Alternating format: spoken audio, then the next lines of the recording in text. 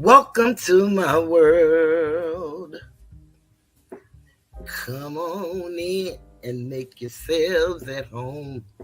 Welcome to my life. I know everything's gonna be all right. Welcome to my world. Oh, won't you come on in? Welcome to my life. It's known as the Tiger's Den.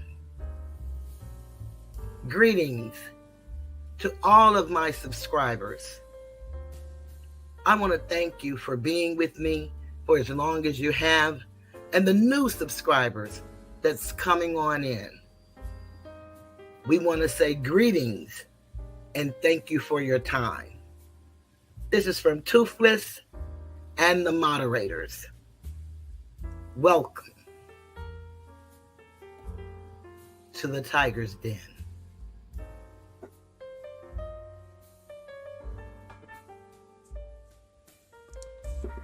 This is the voice of Cheryl, and I am Toothless Tiger, bringing you true stories.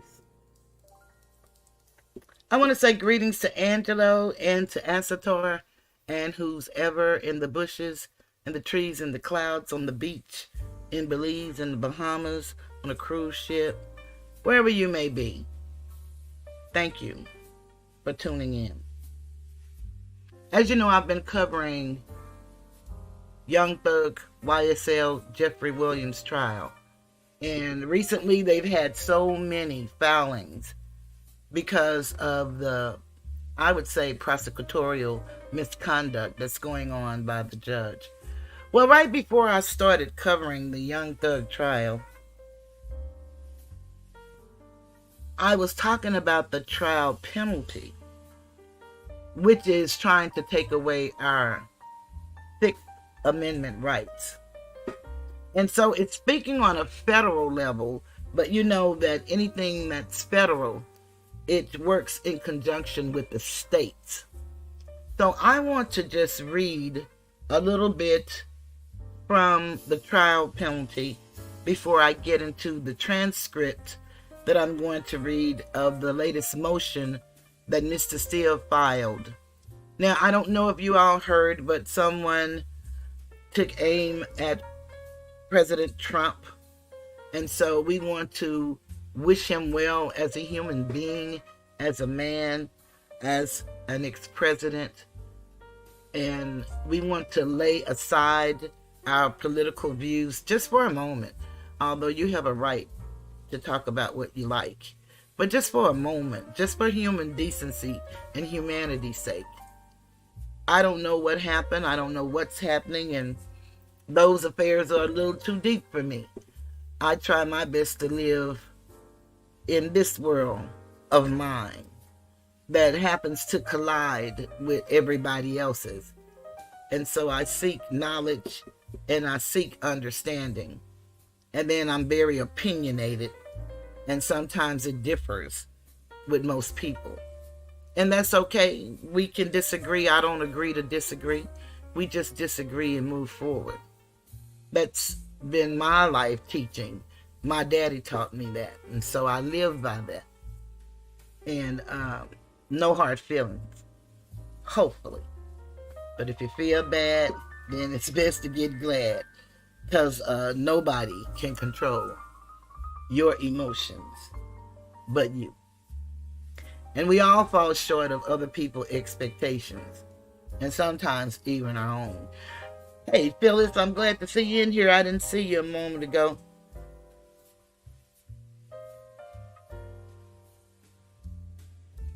So basically, I'm going to kind of sound like I'm all over the place, as you know, I usually am. But I'm going to go to the trial penalty. I was going to talk a little bit about how President Trump and President Lincoln, sometimes they're compared to one another. I'll do that on Wednesday's show. Tonight I'm just going to stick with the trial penalty and Young Thug, if you don't mind. So let me just go to the trial penalty first and read what I wanted to read about it. Because I think it's very interesting to see how laws work. And a lot of times they work against us individuals, the masses, and especially us Asiatics, because of our lack of knowledge. The people are destroyed for the lack of knowledge. Now, there is a system in place that have found a way to divide us as people, and they do that by skin pigmentation, by nationality, by ethnicity, by territory, jurisdiction, and where you're from. And there's a lot of talk about who's prejudiced and who's racist and who's this and who's that on YouTube. Well, newsflash, no Asiatic can be racist. Matter of fact, no matter how much money they have, no category that's listed as a minority can be racist, because they don't own anything and they don't run anything. It takes a certain person to be racist, and that's the one that controls every area of your life outside of your own breathing. And sometimes they probably control that the way the weather is. Sometimes we find it hard to breathe, and we blame it on sinuses, and we've never had sinuses in our entire lives. So there are ways to do things, but if you don't control people's economics, their education, their entertainment, if you don't control their, I'm going to say, health care, if you don't control their laws, their religion, their sex, their wars, then chances are great you're not racist. And we all have prejudice. We all do. We all call each other names. We all do. It's according to the situation and the circumstance. But I won't sit idly by and hear some man of integrity and honor, and especially one who stood for me, be defamed because someone has a brain so small that they attract flies, and flies like manure. And so you allow that to be, because you can't control other people and other things, other places. That's not my issue. But I will let the world know that Asator Bulgarian, the man who stood for me side by side without a show, and would stand for me in a heartbeat with a show, is an honorable, integral Armenian. Matter of fact, my first Armenian nephew. Then I have two little great nephews, and they're mixed with Italian and I don't know if they call themselves Spanish, Latino, or Mexican, but they're mixed. So, with all of that being said, I want to just go into this true story, because that was a true story, but the true story that you may have tuned into. And that's the one I'm going to start out like I stated, because we're talking about fairness and prosecutorial misconduct. One thing we don't understand as a people, we need to learn our state constitutions. And I don't mean you need to learn the articles, each individual one word for word. I mean, you need to put it in your favorites and go read it, so you can kind of every now and then just know where your laws come from and how they're enforced.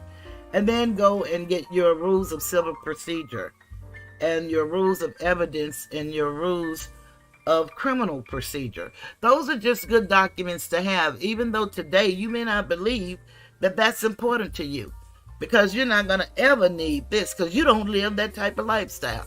But you never know what a day can bring. You never know what lurks in reality.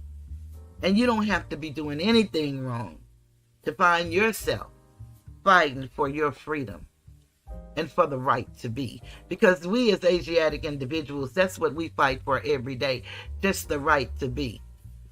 And then everybody say, stop black on black crime.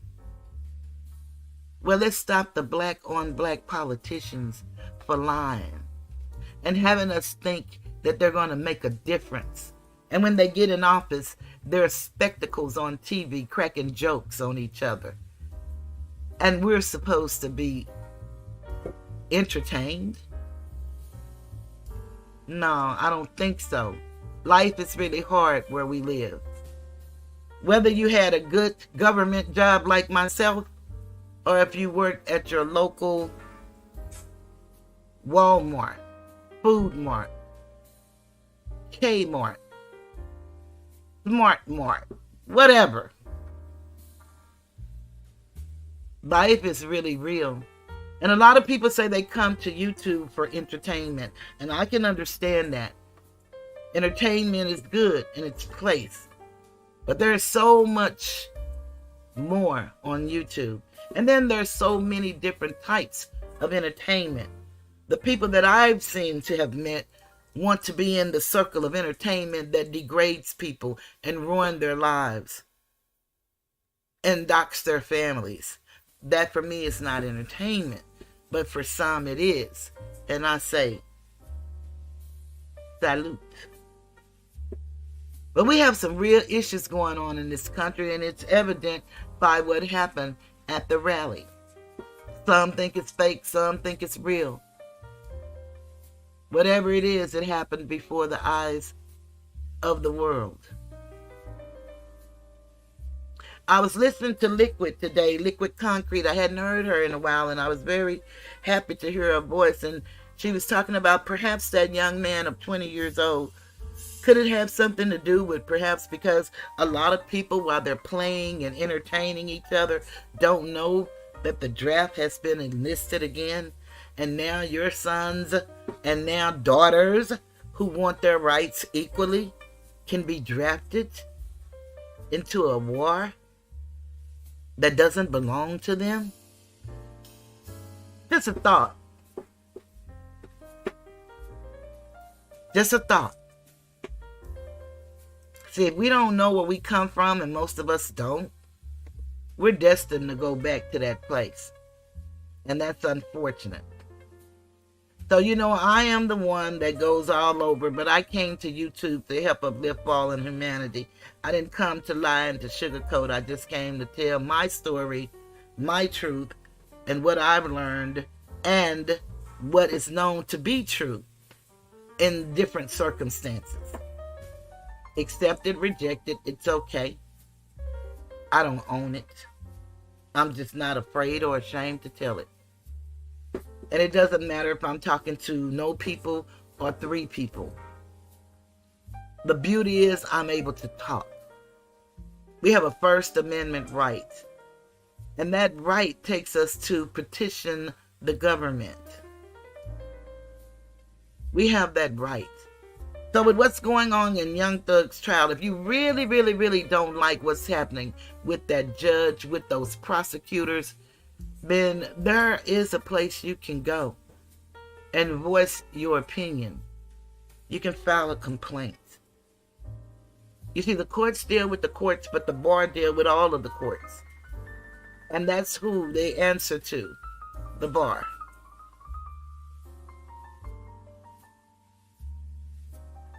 Elected officials answer to the people. But they also have a hierarchy. They have a legislative body. Remember the branches of government? It's on the state level as well as the federal level. In the state, your Senate would be kind of equal to Congress, senators, your House of Representatives, and then in different territories, they call them different things. So I don't know what they call them in your neck of the woods. But it's very important to immerse yourself in the knowledge of politics. because that's what's going on.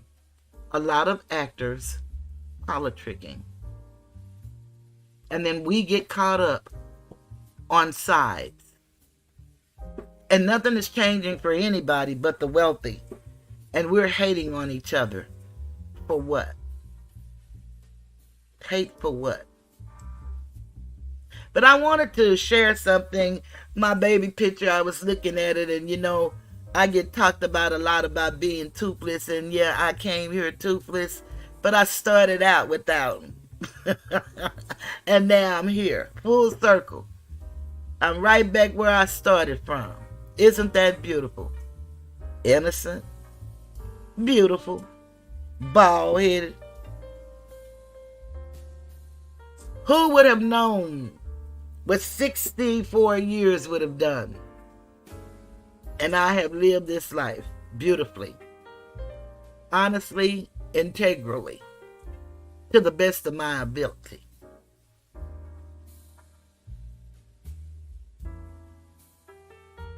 As I bring to you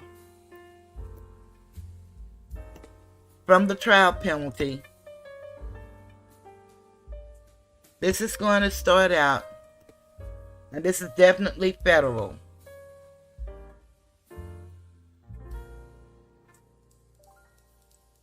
It's called statutory mandatory minimum sentences. Enhancements exacerbate already out of control guideline sentences. And again, I'm just going to read a little of this, and I'm going to read a story that will take us back to Young Thug, and then we're going to go back to Thug's story. But I kind of thought about this as I was I look at this young man called Posted, and he has E-Band Films, and he is awesome, in my opinion.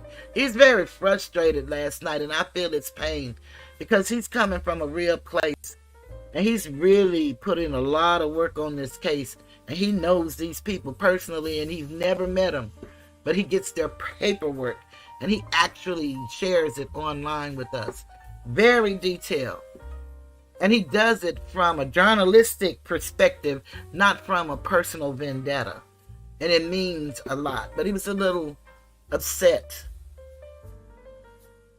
And I felt his pain. You feel like that when you give what you give, and seems no one really is interested or care. But yet you do what you do because of who you are. And you have to keep doing what you do because of your purpose. And that's why we do what we do. I'm sorry, I don't have a lot of jokes and stuff for you, and I don't dox people. So I don't have any of that to give. But what I do have is knowledge. And if you seek it, you'll find it.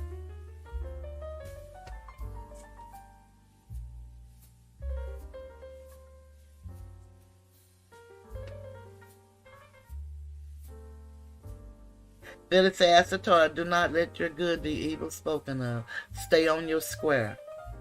Oh my, hut 2, 3, 4, draft is back on. Use your voice. Yeah, we have to use our voice. That's all we have, in all honesty. But 924C, stack penalties for carrying a gun. I thought this was interesting because I know some of the charges that Kenneth Copeland had were gun related. And from reading this and seeing that he's free, it's really strange how that happened. And if you look at Posted, he'll tell you.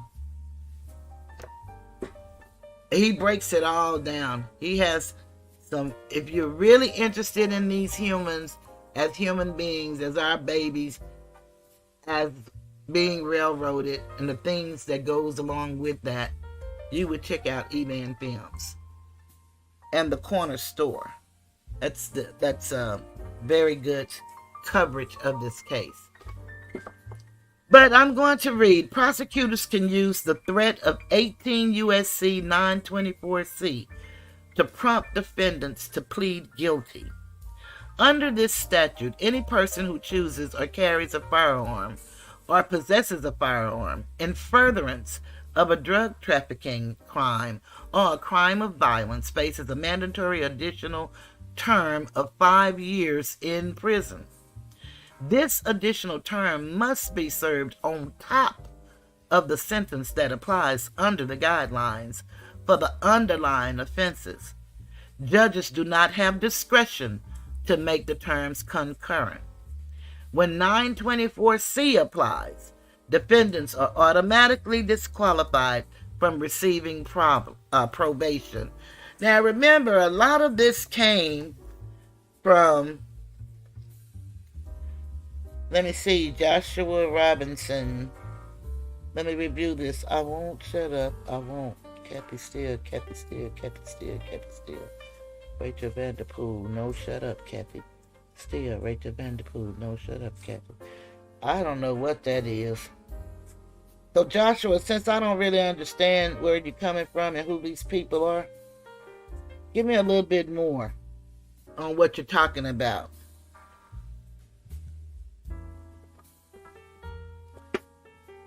Okay. So what we fail to realize is that prosecutors have a lot of power. More power than any of us know. And that's on the federal level as well as the state level.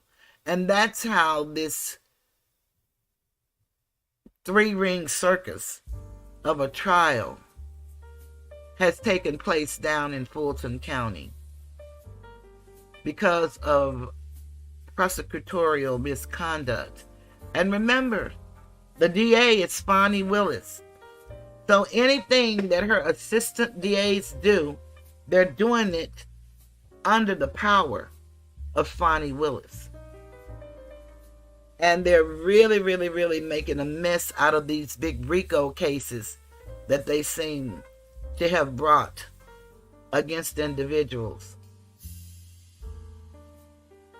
In addition, for every second or subsequent firearms offense, defendants face a 25-year enhancement.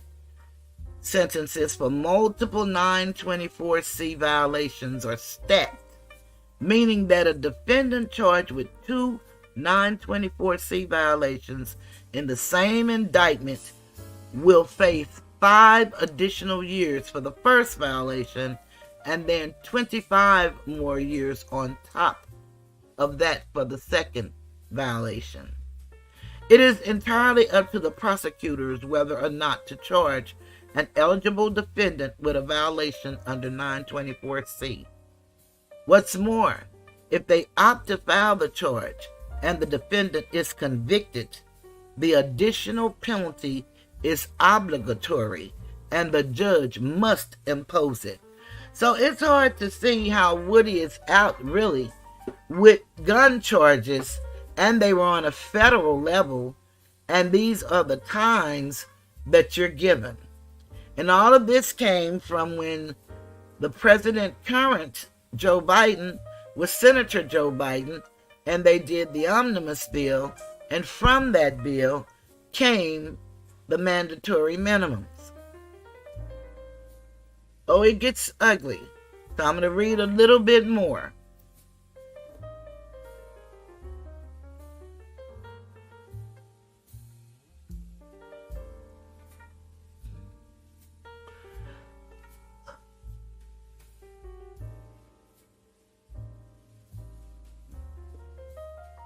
It is entirely up to the prosecutors. I just read that. There has been a barrage of criticism for applying the gun enhancement to drug trafficking crimes because it severely ratchets up sentences even for nonviolent drug offenders. But even in the context of crimes of violence, 924C poses a significant and unwarranted impairment on the free exercise of the right to a trial. The enhancement has the potential to apply in a wide variety of circumstances. Crimes of violence under 924C extend well beyond the traditional notion of violent crime, which includes offenses like unaliving, raping, and assault. For a crime to be violent for purposes of imposing the gun enhancement, it is not necessary that any individual actually have been injured or even that the defendant threatened to injure someone. There simply needs to be a risk that physical force will be used against the person or property of another. Under the broad definition of this so-called residual clause, burglary of an unoccupied home and obstruction of justice may be deemed crimes of violence. Did you hear that? Ain't that strange? The Supreme Court recently overturned a similar definition of violent felony in the Armed Career Offender Act, 18 U.S.C. Sections 924E, because it was unconstitutionally vague.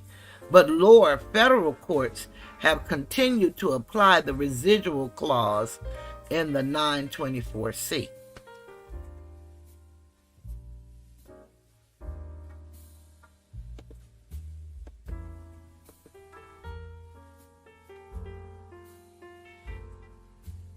Because of their vast discretion in charging, prosecutors can threaten 924C enhancements if defendants refuse to plead guilty.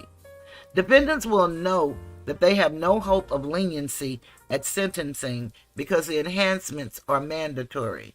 Thus, exercising one's right to trial becomes a treacherous route, and the severity of the consequences can easily sway defendants to plead guilty.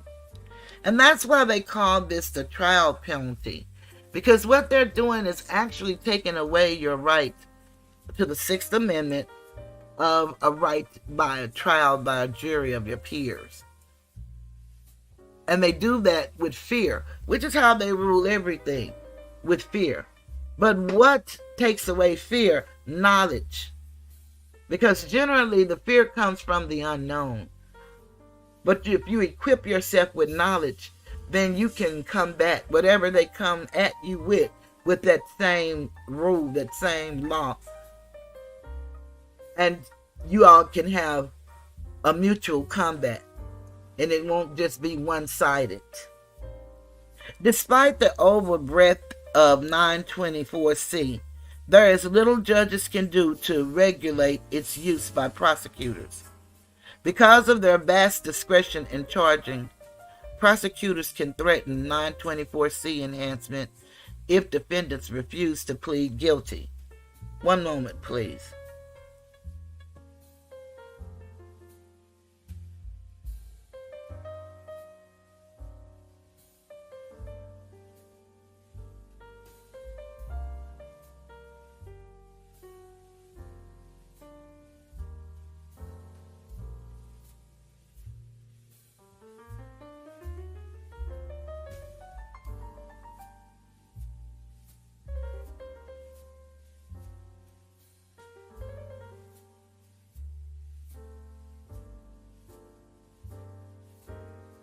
I'm gonna keep.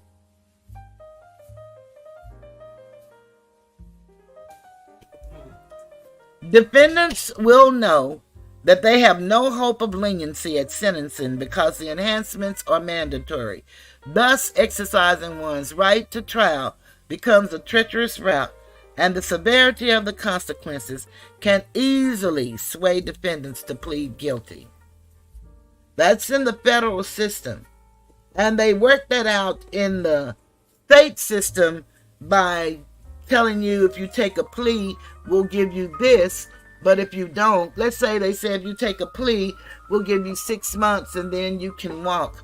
But if you try to take this to trial, we're going to give you 25 to life. Well, how can we go from 6 months and walking to 25 to life? And that's why it's so important for you to put in your favorites the Code of Civil Procedure for your state, criminal procedure, and the rules of evidence. It is very important. Even your appellate procedure, you should save those things because, like I said, today it may be someone else, Young Thug and the guys. Later on today or tomorrow, it could be you. You never know. So it's better to be prepared than to have to prepare, because this is nothing to play with. And a lot of people say, well, the only reason why we can't get any help is because we can't afford attorneys, and we can't, because they put in a lot of work for real. But what you can afford is the mind that you were given. And whatever you ever thought of your ability to learn, I guarantee you, if something that you value, and you have to value yourself first, but if it's something that you value is at stake of someone else just coming up and taking it from you, trust me, you adapt real quickly to knowledge. You get a dictionary, you get this telephone, and if you don't know how to pronounce a word, when you look it up in these dictionaries on the phone, they'll pronounce it for you. And if they don't, then you just go in there and say, pronounce whatever the word is, so you can learn how to pronounce it. Then you want to learn what the word means. And then you want the etymology of the word, the origin of the word, so you'll know when they started using the word. And you want to look for what part of speech that they use the word in, so that you'll know how to have an intelligent conversation with someone who think they hold the key to your future. You got to invest in you. And it's like working for someone else. But when the person that gets the reward is you, boy, that's an awesome, good feeling. Greetings, Kelly G. Good to see you. So, the 3 strikes rules that thus severely punishes defendants for their past conduct without any means to appeal to the sentencing judge for leniency.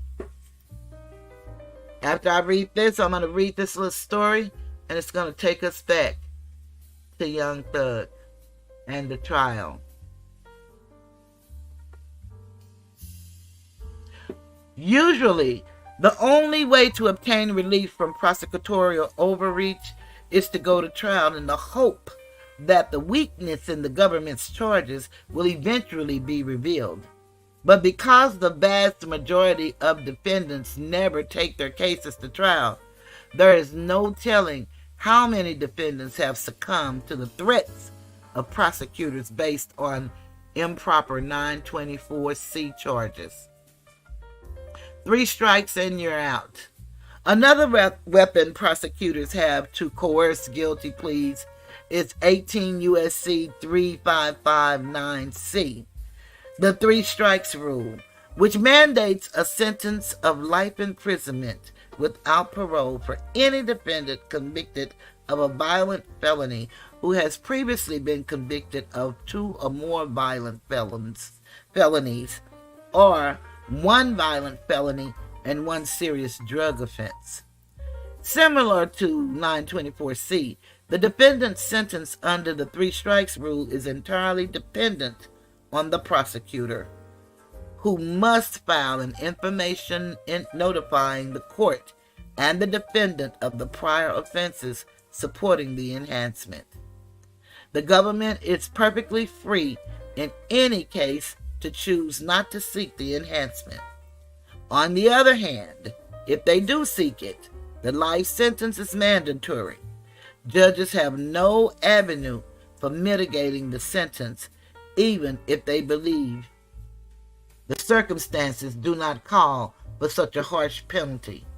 The 3 strikes rule thus severely punishes defendants for their past conduct without any means to appeal to the sentencing judge for leniency.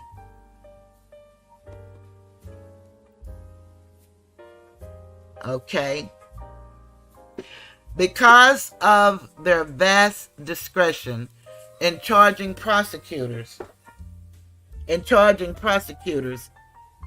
can threaten, hold on one moment.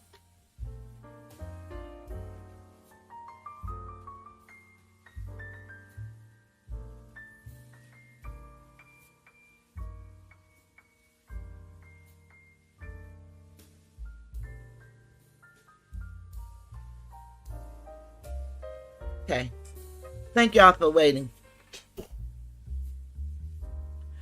Okay. I was getting my cup of coffee. So please forgive me. Now I lost my place. Okay.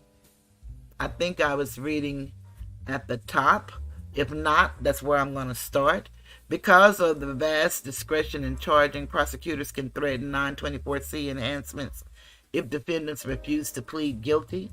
Defendants will know that they have no hope of leniency at sentencing because the enhancements are mandatory. Thus, exercising one's right to trial becomes a treacherous route, and the severity of the consequences can easily sway defendants to plead guilty. I've already read that, so let's keep going. The 924C enhancement is both vague and overbroad. It goes well beyond addressing the aim of reducing gun violence. For 924C to apply, a defendant only has to carry or possess the gun. He need not ever fire or even brandish it. That means that the defendant will face a firearms enhancement even when the weapon is unconnected to the violent nature of the crime. In fact, one commentator conducted a study in 2000 revealing that only a minority of cases involving 924C convictions were cases where the firearm was actually used. Despite the overbreaded 924C, I read that, I think, there's a little judges can do to relegate its use by prosecutors. Because of their vast discretion in charging, prosecutors can threaten 924C enhancement if defendants refuses to plead guilty. Defendants will know that they have no hope of leniency at sentencing because the enhancements are mandatory. Thus, exercising one's right to trial becomes a treacherous route, and the severity of the consequences can easily sway defendants to plead guilty. The three strikes rule thus severely punishes defendants for their past conduct without any means to appeal to the sentencing judge for leniency. Let me see if this is going to do that. Usually, the only way to obtain relief from prosecutorial overreach is to go to trial in the hope that the weakness in the government's charge will eventually be revealed. But because the vast majority of defendants never take their cases to trial, there is no telling how many defendants have succumbed to the threats of prosecutors based on improper 924 charges.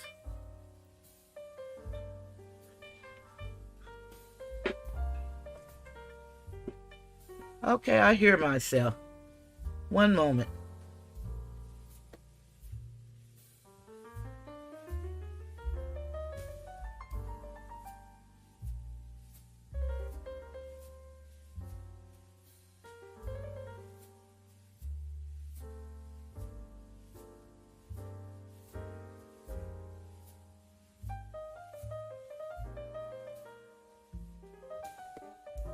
Okay. Thank y'all again. So 3559, 3 strikes and you're out. Another weapon prosecutors have to coerce guilty pleas is 18 U.S.C. 3559C, the 3 strikes rule, which mandates a sentence of life imprisonment without parole for any defendant convicted of a violent felony who has previously been convicted of 2 or more violent felonies or 1 violent felony and 1 serious drug offense.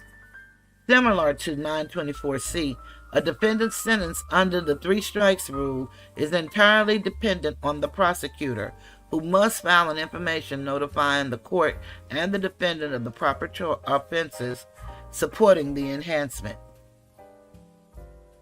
The government is perfectly free in any case to choose not to seek the enhancement. Let me go up some more.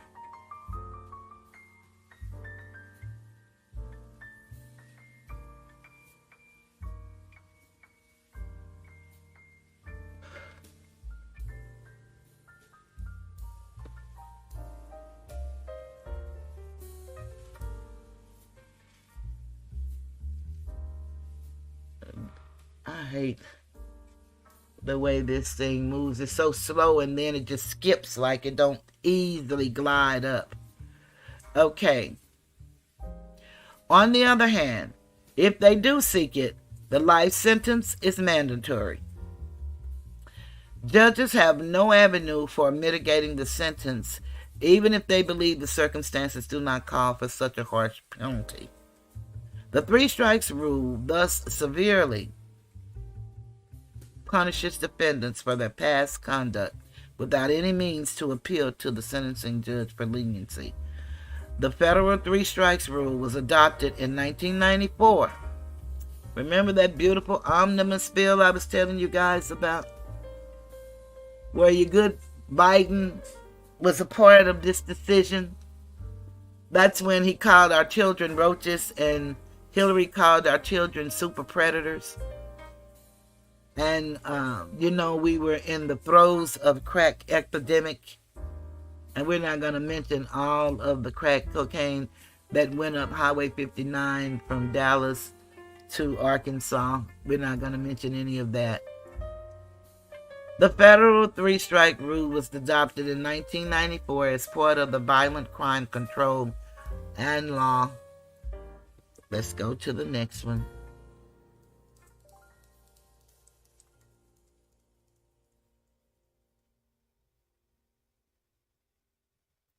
This is a story, but I don't want to read his story. I'm going to read someone else's story.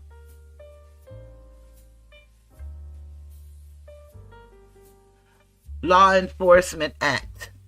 It followed similar laws in Washington and California that were spurred by public outrage over several high-profile unalivings committed by convicted felons shortly after they had been released from prison.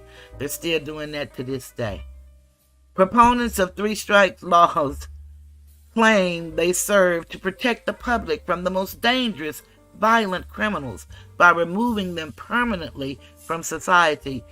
I don't believe that, because we have just here in the case of Young Thug where this lady would not give bond to all 20 however many individuals that were indicted. But 7 months later, she gave 8 violent offenders who committed some heinous crimes plea deals with time served. If that's not prosecutorial misconduct, I don't know what is. But let's keep reading.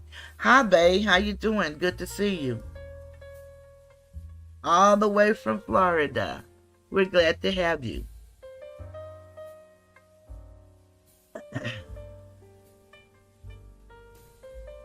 But like 24C, the three strikes rule broadly defines violent felony. It is not limited to crimes involving serious injury or unaliving. Defendants can face a mandatory life sentence as long as each of their three strikes involves a mere risk that physical force will be used. A group of current and former prosecutors who publicly opposed Washington's version of the three strikes rule provided this hypothetical scenario to illustrate that law's overreach. An 18-year-old high school senior pushes a classmate down to steal his Michael Jordan $150 sneakers. Strike one. He gets out of jail and shoplifts a jacket from Bon March, pushing aside the clerk as he runs out of the store. Strike two. He gets out of jail, straightens out, and 9 years later gets in a fight in a bar and intentionally hits someone, breaking his nose. Criminal behavior, to be sure, but hardly the crime of the century. Yet, it is strike three. He is sent to prison for the rest of his life. That's how serious it is. And we playing Dachshund on YouTube. That's how serious it is. This is what we're leaving for our children. Instead of getting in here and learning these laws and learning who's representing us as we vote them in office. And I'm talking about our local offices. because our local offices determine who we send to Congress and determines how many we send to Congress. Although harsher penalties may be justified for certain habitual offenders, in most cases, imprisonment for life with no opportunity for parole is extreme. The sentencing guidelines already contemplate higher sentences for those defendants with a history of criminal conduct. Indeed, the guidelines consider the defendant's criminal history before calculating the appropriate sentencing range in every case. And they specifically provide for increased sentences for career offenders, including those offenders convicted of 3 or more violent crimes. But at least the guidelines attempt to tailor sentences for career offenders to their individual conduct and circumstances. The Sentencing Commission recently reported that defendants accused of 3 or more crimes of violence under the career offender guideline received on average a sentence of about 15 years, which for the most defendants is nowhere near a life sentence. Moreover, the Sentencing Commission has now revised its definition of crime of violence to remove the residual clause for crimes that involve a mere risk of physical force. But that vague and overbroad language remains applicable under the 3 strikes rule. Also, under the career offender guideline, the judge always retains the authority to depart upward or downward if the circumstances warrant a harsher or more lenient sentence.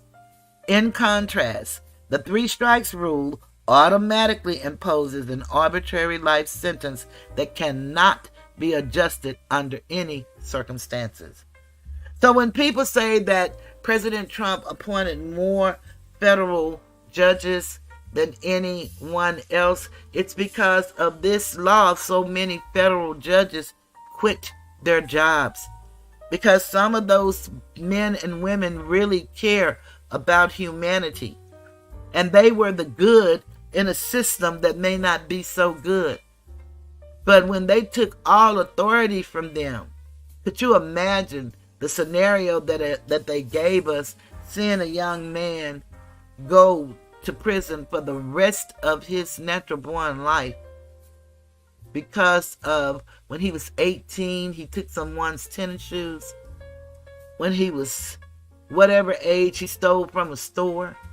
And now he's in a bar minding his own business, and somebody walk up to him and wants to throw hands, and he get busy with him, and now he's a 3-strike felon. It's not right. Even when prosecutors do not believe a life sentence is truly warranted, there is nothing preventing them from threatening to apply the 3 strikes rule if the defendant insists on going to trial. What they want to get us from is going to trial. They don't want to work. They just want us to cop out. And a lot of people do. And many people say there is no innocent people in prison. If you only knew. If you only knew. Because repeat offenders already face substantial penalties under the guidelines and other statutory enhancements, likely keeping them in prison well into middle age, there seems little added benefit to perpetual incarceration. Most violent crime is committed by young men, and recidivism rates, in general, drop steadily and significantly after age 25. On the other hand, the expense of incarceration rises precipitously as prisoners age. The 3 strikes rule thus imposes significant cost on the government by keeping habitual offenders in prison long after they have ceased to be a threat to society. Hey, Ryan, how's it going? Good to see you. Recent data published by a sentencing commission suggests that in many cases, even prosecutors do not support the imposition of a life sentence. Nonetheless, the 3 strike rule can be a powerful tool for securing guilty pleas.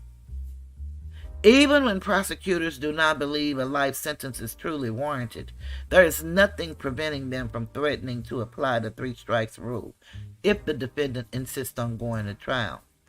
They're trying to take away our Sixth Amendment right. And if you listen to them, actually, they're taking away each amendment one by one. You know, the first 10 amendments comprises the Bill of Rights, and they really don't have use for the other amendments, to be honest. And I know the sixth is in the first 10, so thank goodness for that. But honestly, they really don't care about all these other amendments. And we can tell by the way they treat us as a people. 13 and 14, 15 and 19, when we all started voting, we can tell. If we pay attention and teach ourselves and our children the truth.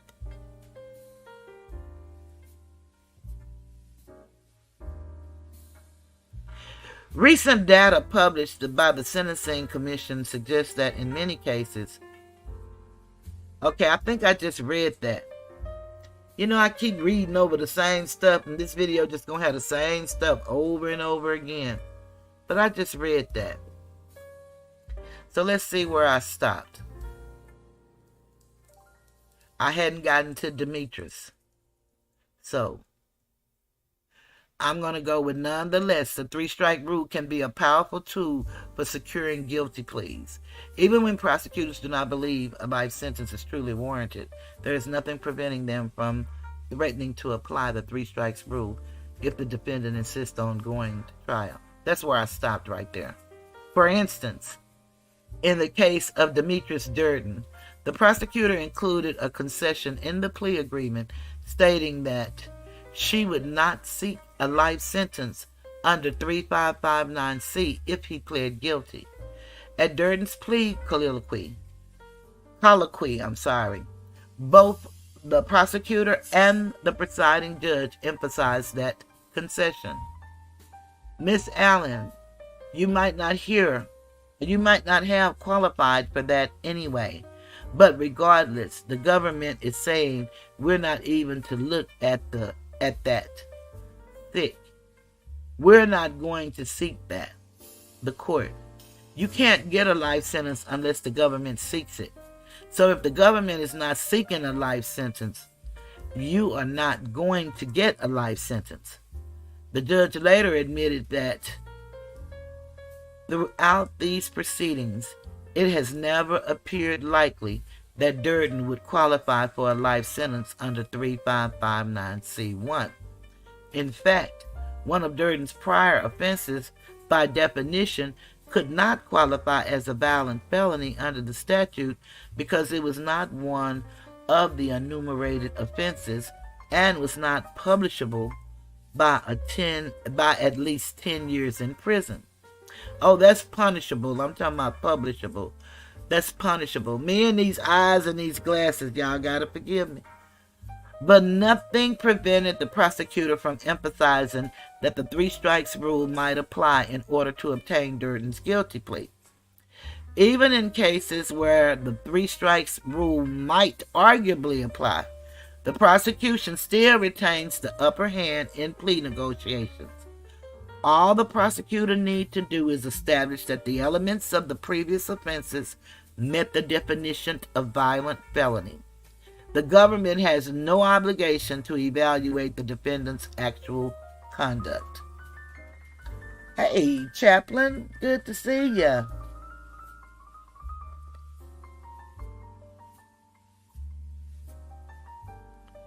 Okay. Hear me in my good, beautiful eyes. I know the last word I said was conduct.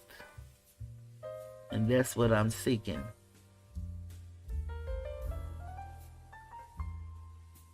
Arguably, previously meant felony. There it is. But if the defendant wants to rebut that argument, he must prove with clear and convincing evidence that there was no serious threat of harm to any person. And now I'm at Indeed. So let me go up some, y'all.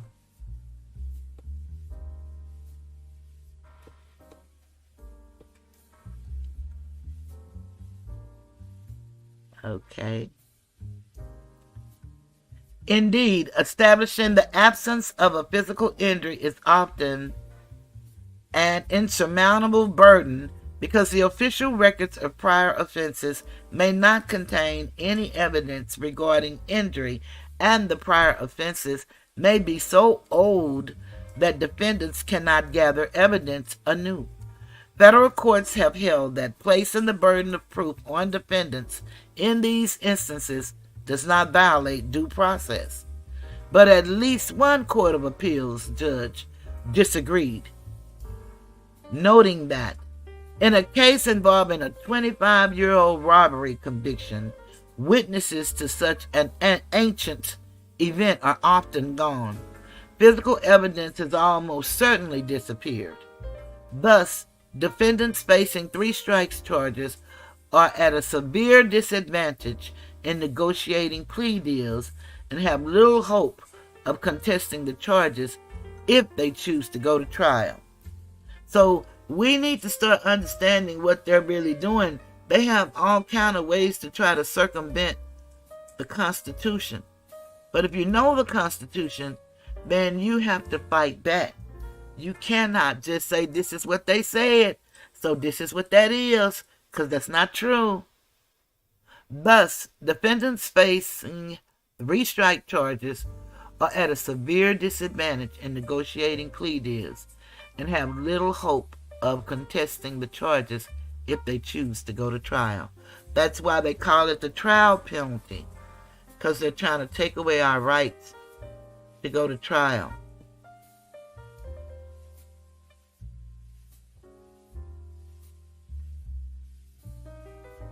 Now, this is the case that I wanted to read, and then I'm going to stop, and we're going to go to Mr. Steele. Donatius Watson and the trial penalty. And I want us to listen to this good because it really affects some of us or people that we know. Donatius Watson grew up in an environment of great deprivation and neglect. His father was unalived by a police officer under the influence of alcohol, but subsequently watched his mother endure years of physical and verbal abuse at the hands of his stepfather. As his defense counsel explained, he hasn't been shown any human kindness by anybody in his entire life. Dealing with depression, he dropped out of school, turned to alcohol and drugs, and embraced the streets. How many of us know somebody like that? Perhaps it wasn't the police that unalived their loved one, their parent, but it happened in the streets nonetheless. Oftentimes we look at people and we don't know their circumstances. And people always make these little cute sayings. And all they are is just cute sayings. Because inside they're really dying. But they will say, it's good, I don't look like what I've been through. Sometimes you look worse. And you yourself don't realize it. Because you're still going through. And you're masking for the public. That's what I find a lot on this YouTube. There's no way these men can be so treacherous and horrible, and these women can laugh and say they have children and spouses at home and be a part of the degradation of women, which are the givers of life. And it's funny, and it's okay. Even though we all laughed at some ugly jokes. Jokes are jokes. But when we start crossing the line, it's unbelievable. And we don't know what children are going through. Some of them we can physically see. We can even smell them. And we laugh and kiki and click up. But time is too far spent. And it's time for us to do something a little bit different. You don't have to do what I do, but you should find somewhere in you that is something that you don't like what you see and you want to contribute some type of way. And I wouldn't say just giving out to all of these organizations, because many of the organizations hold the 501c3 exempt organizations and exempt from federal taxes. And a lot of them are not doing the right thing. Some are. There are some great ones out there. But I can't tell you which one is and which one is not. You have to do your own research on that. But back to the story.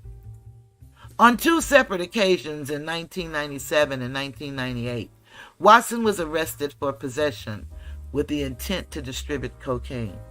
He allegedly assaulted the arresting officers during the first offense, and he was accused of carrying a firearm during both offenses. In each instance, he pled guilty. Several years later, he was arrested again in connection with an armed robbery at a restaurant. In their pursuit of the robbers, a few of the arresting officers sustained minor injuries. During plea negotiations for the robbery, the prosecution offered to recommend a sentence of 15 years and a downward departure if Watson cooperated in the investigation of his co-defendants. But they threatened to seek the 3559C enhancement if he insisted on going to trial. Watson's two co-conspirators, who also had criminal records, pled guilty and were each sentenced to 22 years in prison. When Watson ultimately chose to exercise his right to a trial, the prosecution followed through on their threat and filed an information seeking to impose a life sentence. Although Watson objected that one of his prior convictions had been obtained through an invalid guilty plea, the sentencing judge did not believe he had the authority to reconsider that conviction, even for the purposes of sentencing Watson's most recent offense. Now, he didn't believe, but he didn't research to find out either. You have to become the judge, the jury, the prosecutor. You have to do it all. And at least you have to have some knowledge of it. You don't have to know it all.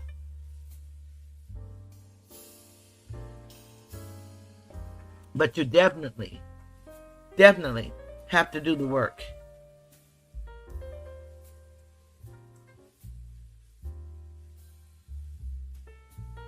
Okay. When Watson ultimately chose, I just read that. Because the judge was bound by the prosecution's decision to seek the 3 strikes enhancement, he had no choice but to sentence Watson to life in prison. The only way Watson could have avoided that sentence was to give up his constitutional right to a trial. So y'all see how serious it is. It's very serious. And we'll go back to this another day. But I thought it was real interesting after I seen Woody's record, Kenneth Copeland's record, and all of the gun charges and federal charges. I wonder, how is he on the streets today? Because it is impossible with all of this that I'm reading. But some people believe with God, nothing is impossible. And then I say it's according to who God is. If you're talking about the government ordinance department, I'm sure you're telling the truth when they hold the key to the cells in which they're going to sentence you to. If you're talking about the one in the sky, I hope that that's true for you. And it works. And then some people say, well, you must be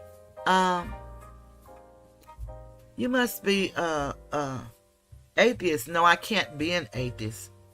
No way on earth.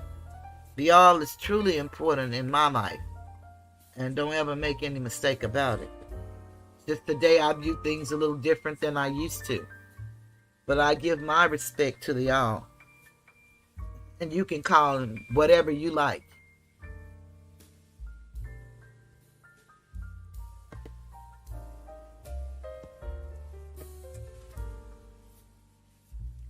So, going with Young Thug, if anybody knows anything about that trial, they know that it's been a lot of prosecutorial misconduct. Just the way we see Fonnie Willis, we see her office operating the same way in this courtroom. It is really atrocious, the things that are going on, and certainly outrageous.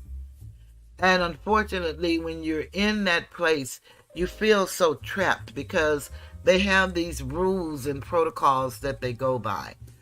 I'd like to take this time to, before I segue into Young Thug, is to thank everybody for being here in the chat. If you're not a member of my membership, I'd like for you to consider becoming a member.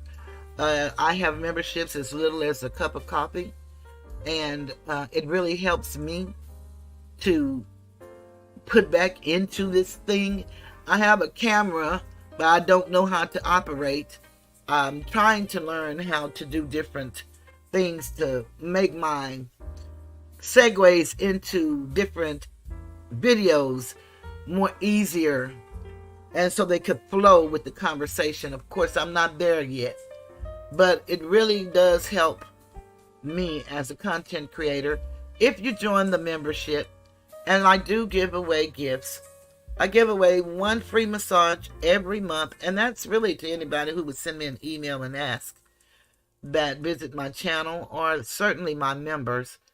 If you have a massage in your town, then it's only an email away. I can only give away one a month. Also give discounts on my merchandise. I have t-shirts, coffee mugs, journals, ink pens, keychains, cups. I have them all. Even baseball caps. So that's something to consider. If you have not subscribed to the channel, consider subscribing to the channel. And thank you for the engagement into the chat, because that's what it's all about these days, is engagement. That's what YouTube looks at. The numbers are great, and congratulations to everybody that have them. And I certainly want to thank all of my new subscribers. It's all about engagement and participating, letting them know that what I'm doing or saying is of importance to you.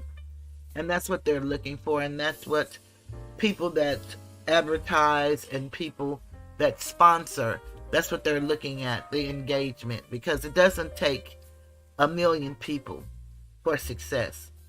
Just take a few good people believing in what you do and supporting you as you go along. And so, for that reason, feel free to hit the Cash App, the Super Chat. Feel free.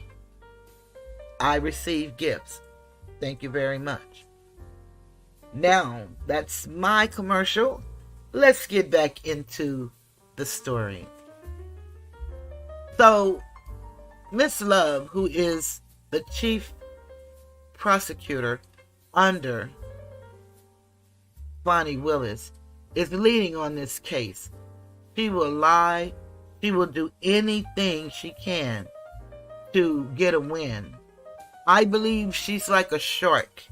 And she ran for district attorney in the town in which I guess she lives when Fonnie Willis ran for DA. And that was back in when the 2020 election was on. They both ran for DA, and Fonnie won and she didn't. So Fonnie brought her on as her deputy. Now, I think they both have worked in the DA's office before, but they both had left also because they wanted to run for these offices, and they had to be practicing law for 3 years consistently before they could run for those positions. Those kind of things are the things you need to know about people. You need to know that people are not supposed to take an oath of office and have 2 different oaths at the same time operating under those oaths. It's a conflict. Those are the kind of things that we need to know so that we can hold people accountable. They so bank on us not caring and not knowing, and then they grin in our face because they look like us and they tell us that they're for us, but all the while they're doing the very same thing that they swore If they were given an opportunity to get in these positions, life for their people would be different. And trust me, it is different. Now we have Asiatic politicians. They call it black, so I'm going to call it black. Black on black crime by our political gangbangers. The very thing they're accusing Young Thug and his boyhood friends of, who committed their crimes on their own. Hey, Maria, it's good to see you. On their own. It is really amazing how they're doing the same thing that they're calling in their however many page indictment. It's unbelievable. But it is real. This is a true story. So they had what you call an ex parte meeting, meaning one side. And they had it with a sworn witness. And they did it for the sole purpose, in my opinion, to sway him to testify. Now, he's one with the record that's longer than any long street that's in your town. But he's under no charges, they say. No charges.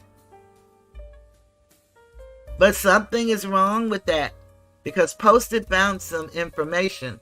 And again, if you go look at E-Man Films, I promise you, if you want to know in depth this case, you will hear in depth this case. I've seen nobody cover this story like he does. Nobody. And I think I'm kind of good. Now, I do know that I'm not a lawyer, but she does a very good commentating. And all she does is just hit points. She doesn't give opinion and extra conversation. She just pick out points. So she's excellent with that. Liquid Concrete is excellent. And she covers a plethora of topics like myself. So, there are people out here that's doing this job every day. And they're doing great. They have a great following and a great, support system. So it's a lot of attorneys that's good, and they weigh in on it from a legal perspective. So they're not going to give too much personal opinion, and they're not going to answer things that we would answer or that we would make comment on. They don't do that. But it's some good people that's covering this story. But I wish we had more people that looked like us covering this story. I really wish we did. Because this is really, if you would watch this story, it would remind you of the stories that you heard about the slave days. If you really looked at what was happening, it would remind you about the 40s and the 50s before they sold us a hill of beans, talking about a civil rights in 64. It's so vicious. And these are women that look like their mothers that's doing this to them. And these young men, the majority of the witnesses that got up there, they all had drug issues. They all started out in special education classes. They all, at some point or another, were taking medication. And once removed, they start self-medicating. But it was something inside of them, as we are as a people, brilliant as we may be. Something inside would not stay dormant. And it arose up out of their bellies.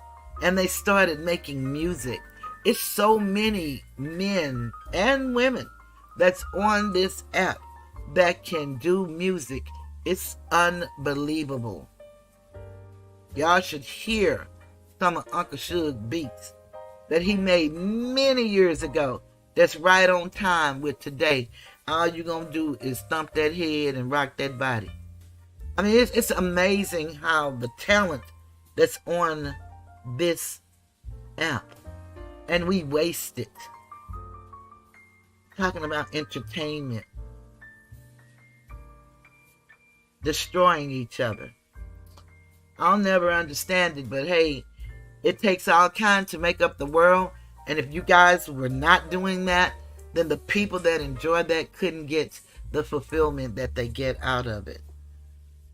But we definitely, truly need more educators of our history and of what's happening in the world around us and the laws that govern us.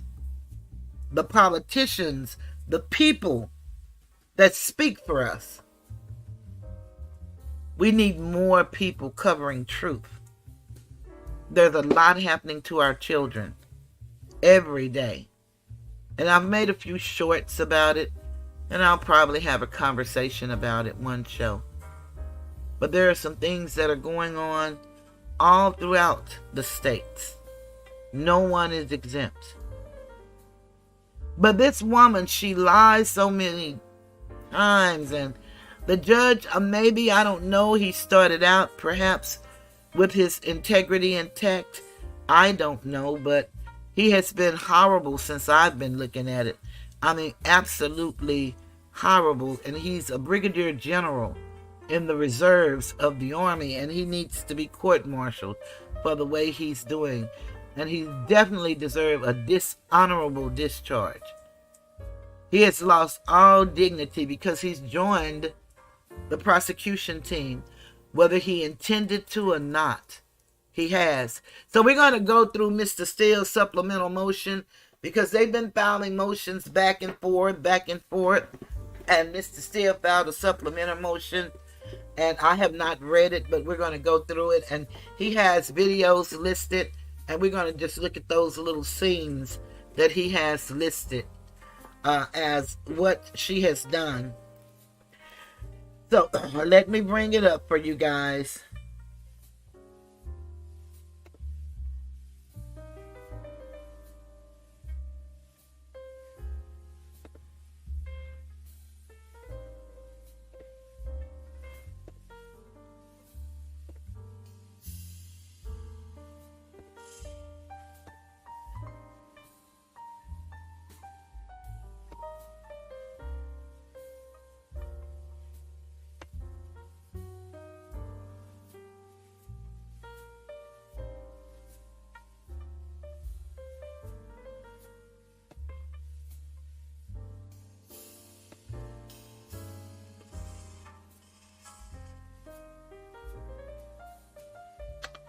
Okay, I can't have it on big because it's not letting me get to my document because I have it side by side.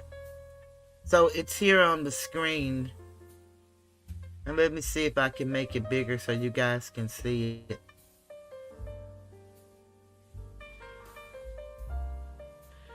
Child, now what is this? Okay, yeah, I don't know what that was. I don't think y'all can see it no better. But anywho, there it is on the screen. Let me go to reading. In the Superior Court of the Fulton County, State of Georgia, the State of Georgia, and they give the indictment number 22SC 183572. Jeffrey Williams, the state versus Jeffrey Williams, defendant, Judge Glanville. They called him Biasville, and so I've changed his name to Judge Biasville. That's my favorite saying for him, because he's shown enormous bias toward the prosecutors. One moment, please.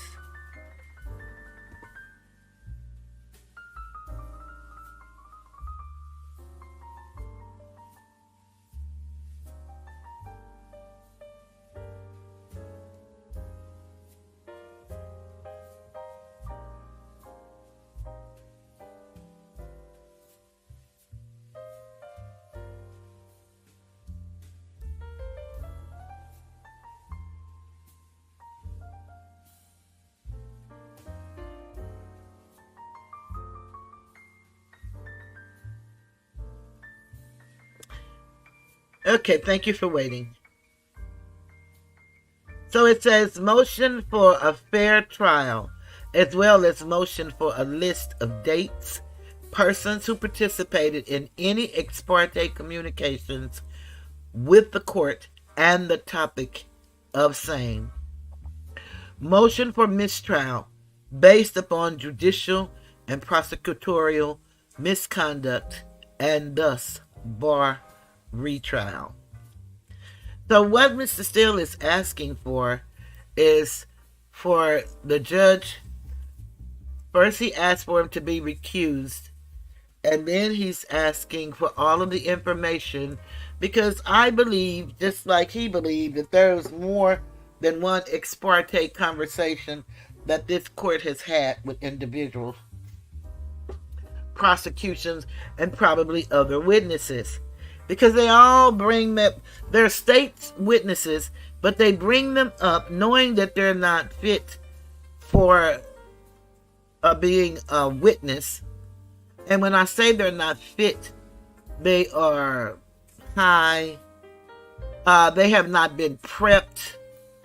They may not remember, because this stuff was over 10 years old.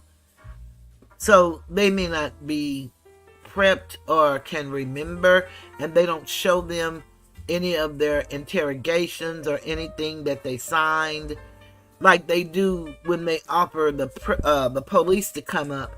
They give them refreshers, but they don't help these young men and women, and they ask them questions as if they just did it 5 minutes ago, and as if they can recall it. Honestly.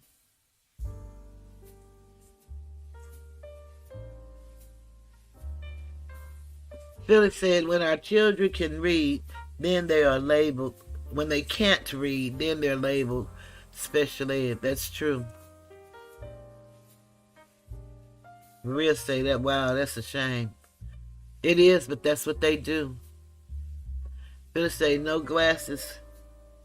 Our children is called special ed when they can articulate at an early age. I guess she meant articulate. I don't know what she just spelled.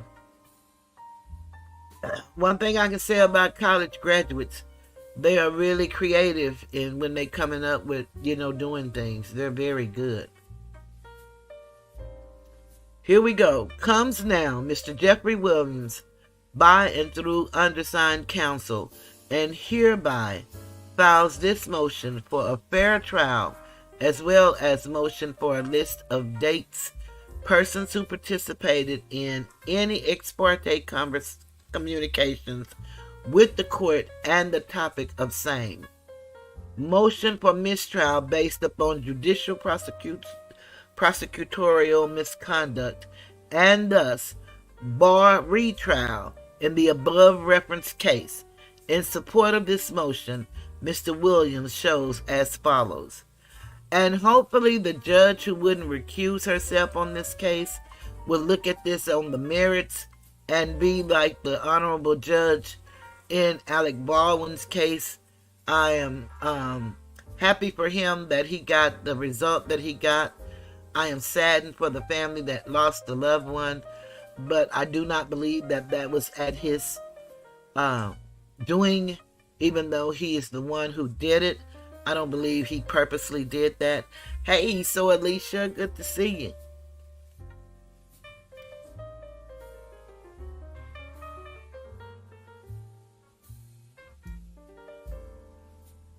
So,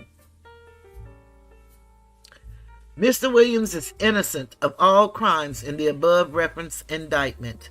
Number 2, from the inception, this trial has been constitutionally unfair, as this court has failed to be impartial to Mr. Williams and or his counsel, and has been objectively biased in favor of the prosecution. Some examples of same include, but are not limited to, below. Number 1, prior to opening statements, this court ordered all parties to share with each other.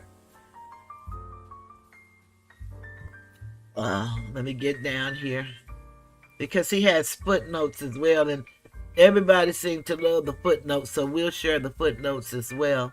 But let me finish this line.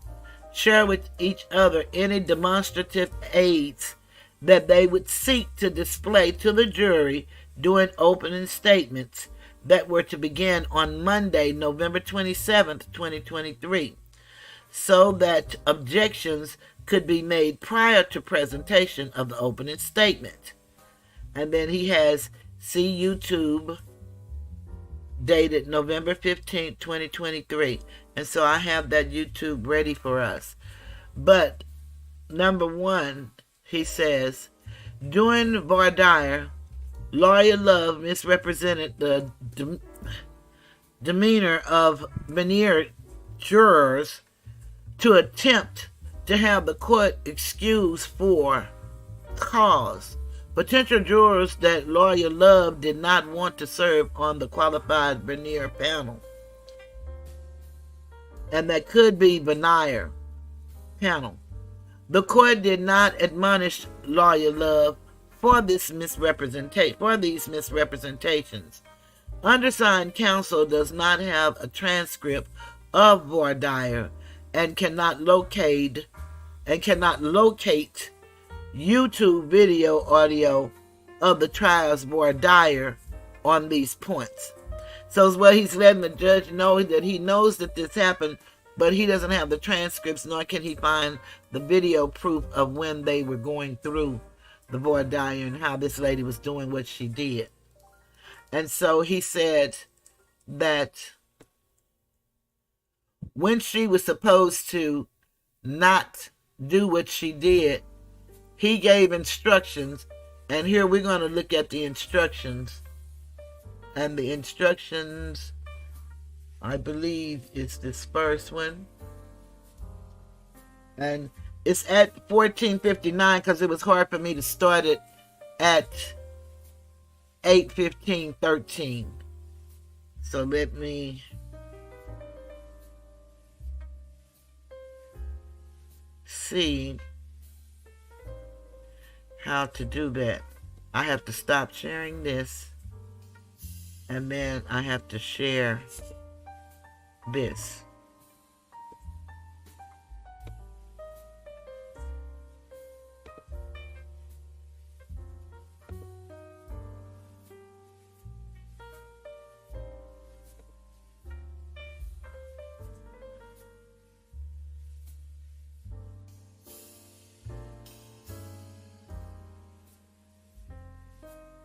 Evidence, but it's the evidence that they can watch. But if you say, don't let your witnesses watch statements, I'm going to tell them that. Usually before we begin opening statements, I'll ask about the rule, invoke the rule.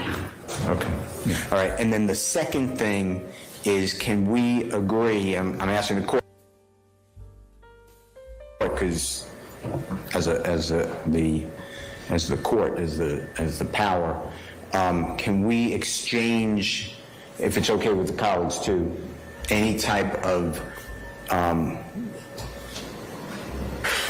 exhibit that we plan on using in opening, so we don't have to delay the jury? Because yes, that would be wonderful, because then we won't have objections and other things that would be otherwise disruptive. I mean, I think that the smoother your presentation is, the better off you'll be.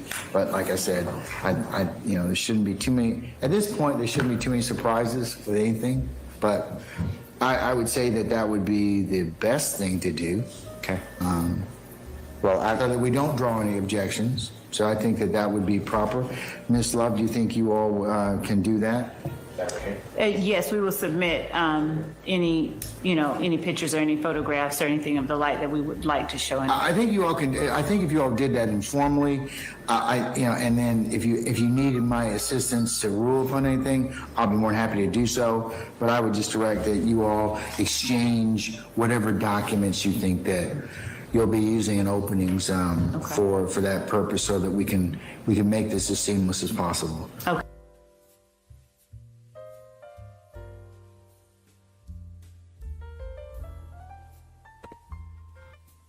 Okay, now that's what she agreed to, which of course we know that's not what he did.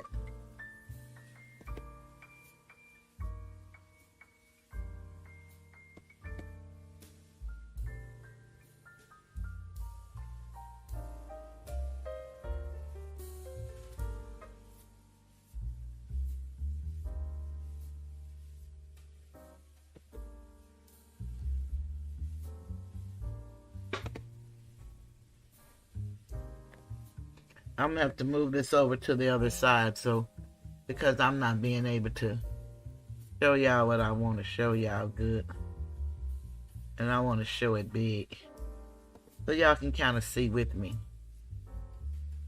Hopefully that helps. Okay, so that was the video that we just seen. That first video was from one. We got a few more seconds. It was from 8:15:13 to 8:16:52. So you can. I'm gonna play it so you can hear it.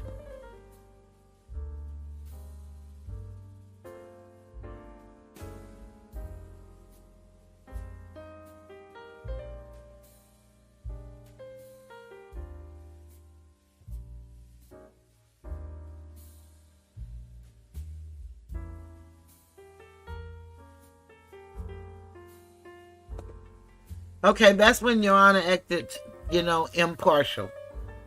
Oh, Kelly, you so sweet. Thank you so very much.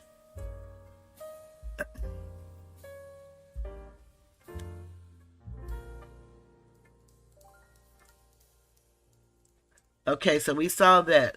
Lawyer Love shared her purported demonstrative and via email doing opening statements. However, Lawyer Love showed a completely different, never before seen demonstrative aid, which was in clear violation of the court's order.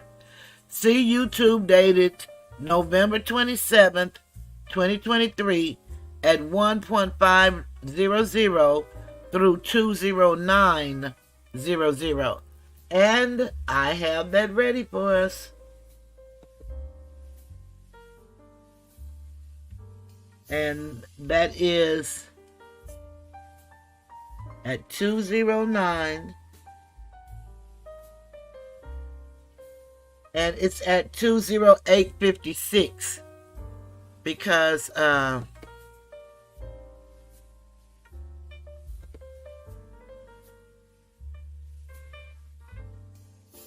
thought it was going to let me do it like that, but I'm going to have to take this down and do it back, invite it back. So give me a moment. I'm always trying to figure out something, but it don't always work in my favor, but it's okay. I'm going to learn this stuff, y'all.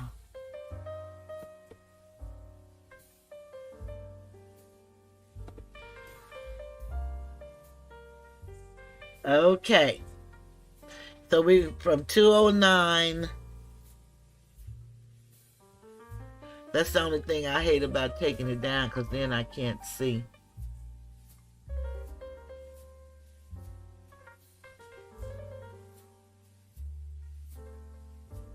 I had it all wrote down, but I, of course, can't find the paper that I wrote it down on. Because I don't want us to look too long. I want us to go by what it says. So hold on, let me see.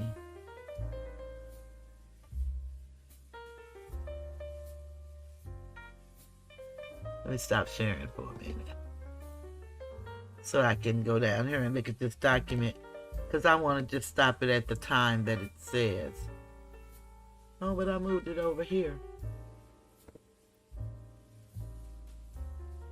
Okay, but I don't see it. There it is. Nope, that's not it. Where did my motion go?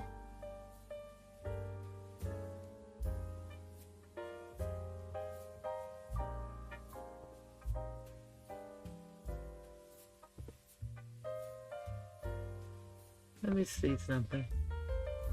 I don't even see my little motion.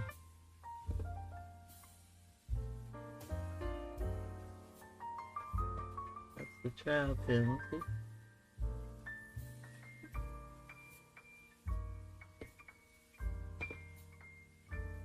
Okay, there's my motion right there. Okay, it's going to be from what time to what time? It's going to be from 209, no, to 159 to 209. 159 to 209.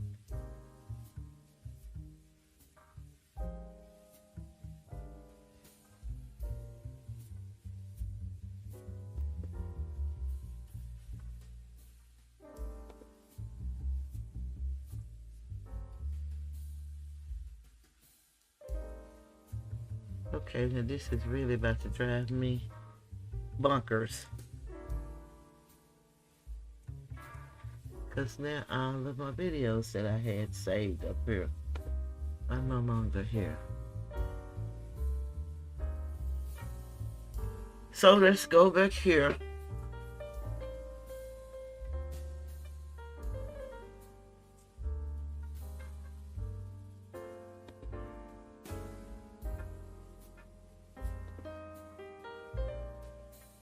Okay, good people.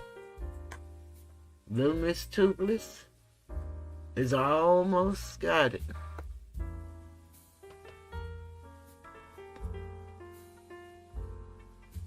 That's my second video that I had sitting here waiting. You know, I thought I was really doing good. I always had this stuff.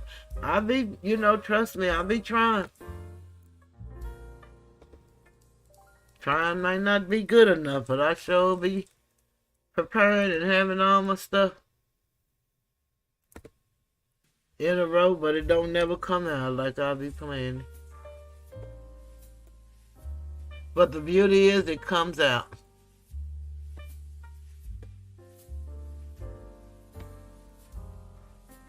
And I appreciate you guys for being here.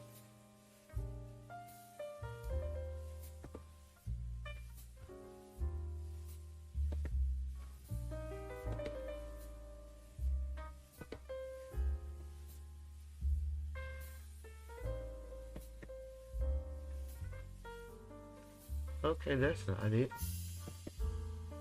What is this? I don't know what that is. Let me go back and try this again.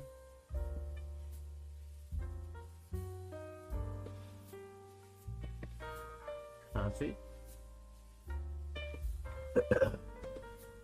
And let's do paste.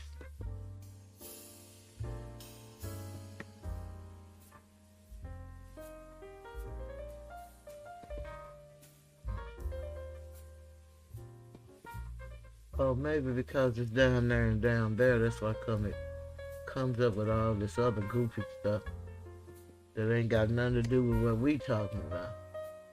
Here we go. Let me get that out y'all ear. I'm gonna go on mute so y'all don't have to hear all of that stuff in your ear.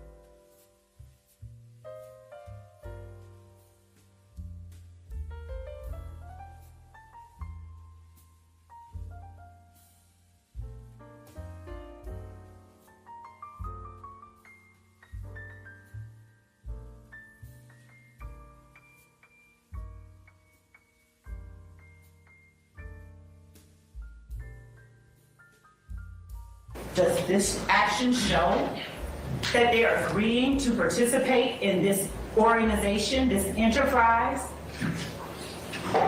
through racketeering activity? You'll see evidence, as I stated, of not just drug sales, trap houses, drug houses, whole houses out of which drug sales were conducted, where they held long-arm guns by the door, where they stood ready to act on command if either one of their number calls.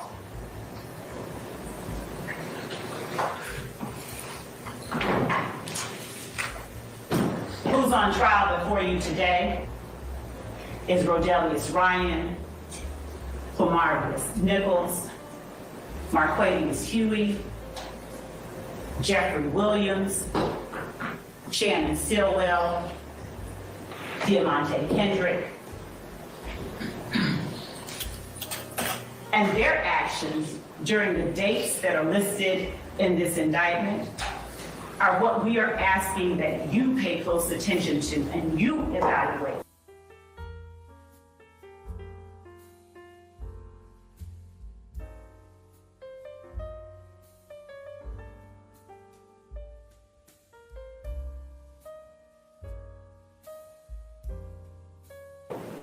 Your Honor.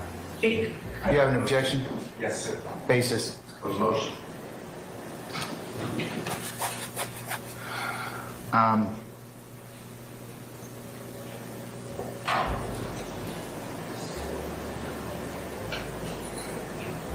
right. Ladies and gentlemen, this is one of our breaks. I'm going to need to probably ask you to retire to your headquarters at your deliberation room, and we'll call you back in just a minute, okay, when we finish up our business, all right?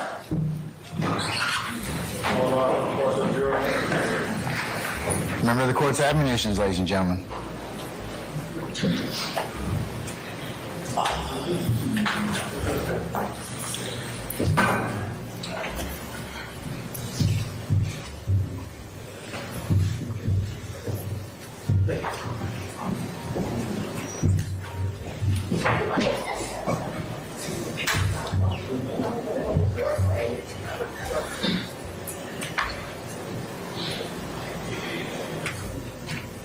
All right, please be seated. Our jury has left us.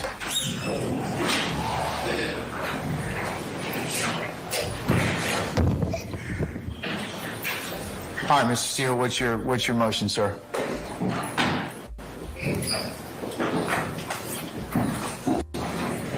Good morning again, Your Honor.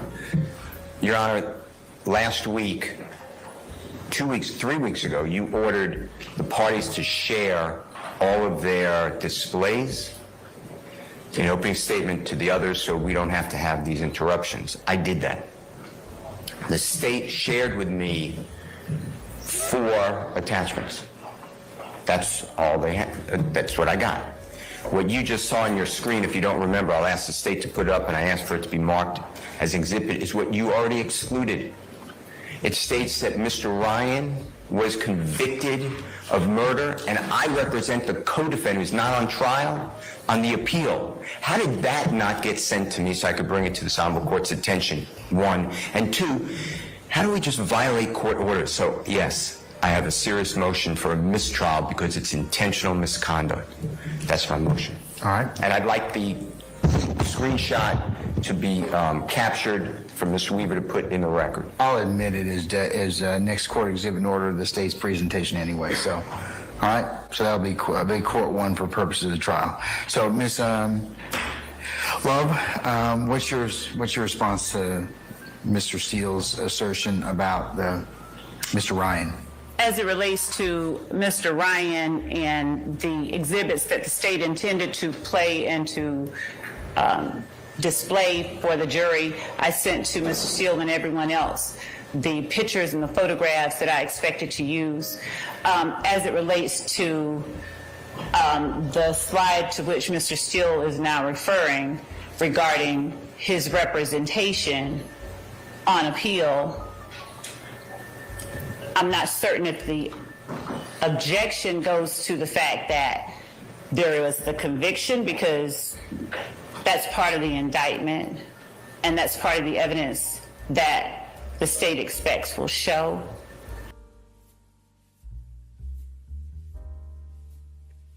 I'm sorry, y'all. I can't stand this woman's voice. I don't know if that's supposed to be her sexy voice. That's part of the indictment. I don't know what she's doing, but it's very irritating, and she's gonna go on for about 6 minutes. We gotta listen to her.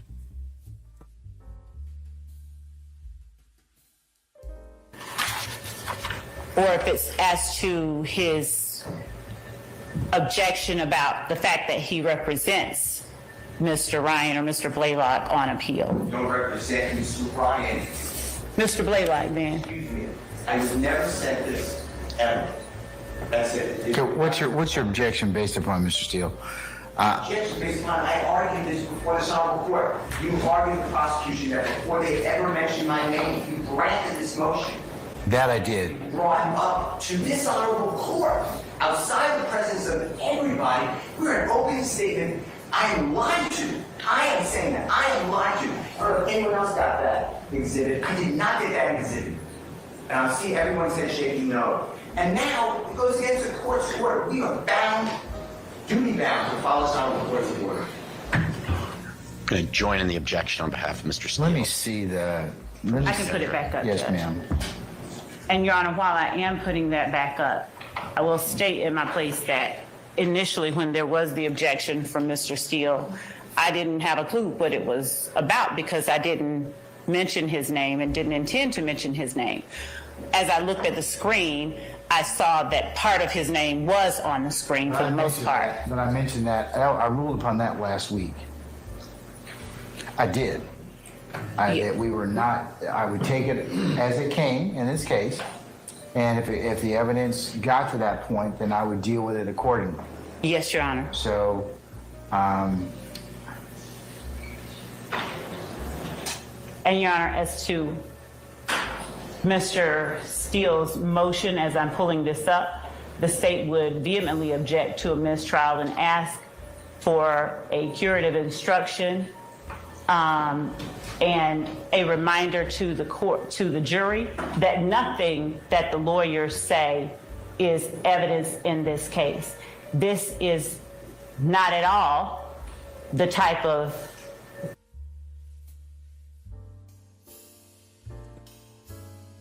So there she takes no responsibility as to what she's done, and you're just supposed to give an instruction that nothing that the lawyer says is considered evidence, yet she's testifying. And she's out of order because he ruled against this. And then she's willing to fight a mistrial. So we see from the onset of this trial that we're not getting, this is the very beginning, day one, we're not getting the justice that Alec Baldwin received. Has nothing to do with, you can't say black and white, because these are truly Asiatic people against Asiatic people, and those were European people with European people. But look at the difference in how the law is being applied and how this judge immediately jumps to the prosecution's defense. Just check it out. thing that rises to the level of mandating a mistrial. Certainly not. It just isn't. I have all right. the slide. Pull up now. I have it now. I'm Court about to adds share. court one for purposes of the motion for mistrial.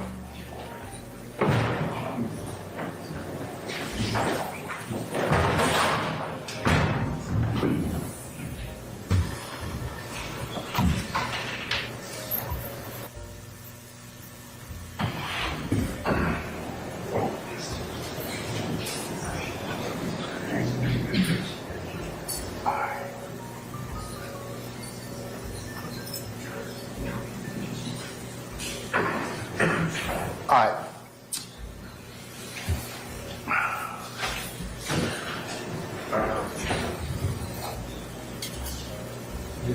Okay, on slide 11 of 65, that I see where you have that at the bottom, represented by Brian Steele. So we can leave that for the time being. Leave it for the time being because it is what was it was up. I'm going to deny the motion for mistrial, Mr. Steele, but I will go ahead and give a curative instruction to our jurors at this point in time. So Your Honor, I'm supposed to ask for a re-occurrence report for my mistrial before the next process goes on. I'd like you to do me a courtesy, if you would, and allow me to do that now and preserve the motion for mistrial.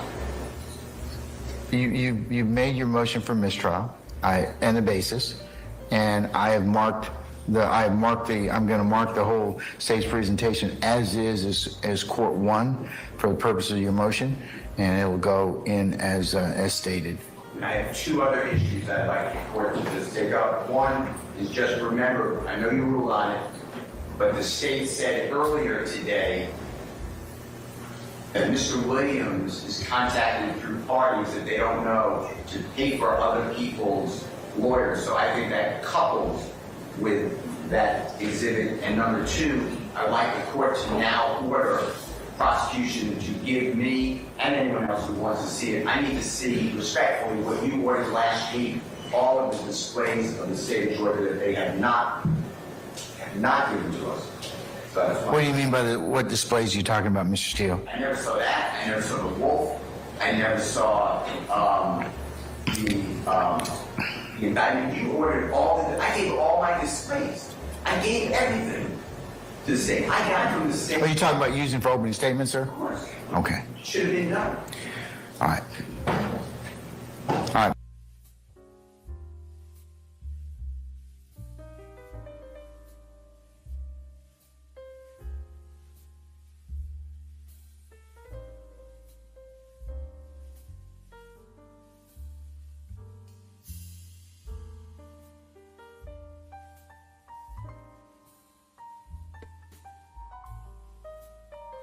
Okay, y'all couldn't hear for a minute.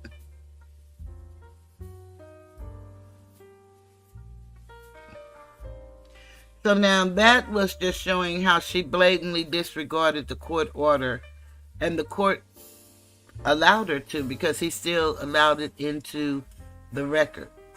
And this is what Mr. Steele has been putting up with up until now. That's why you see this order that he has now.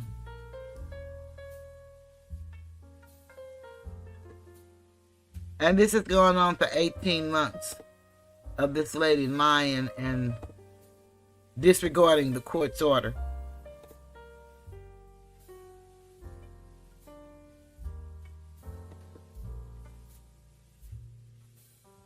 Let me see what they say before I start that reading. She said, take care, good evening, and stay positive. We have some difficult days ahead. FCDA is a RICO itself. Yes. So vicious. All to get AA RICO on teachers, Trump, and YSL. Ain't that sad?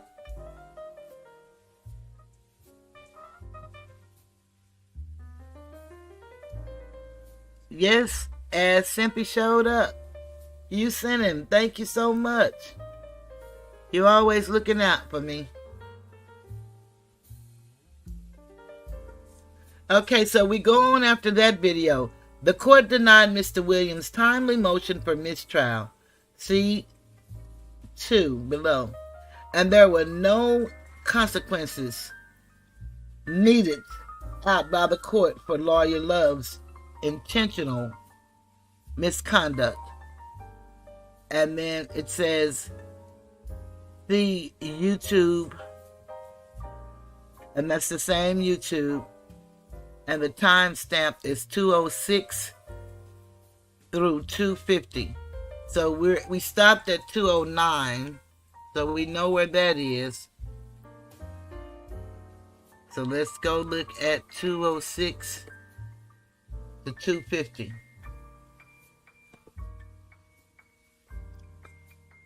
So we're going to just start back going.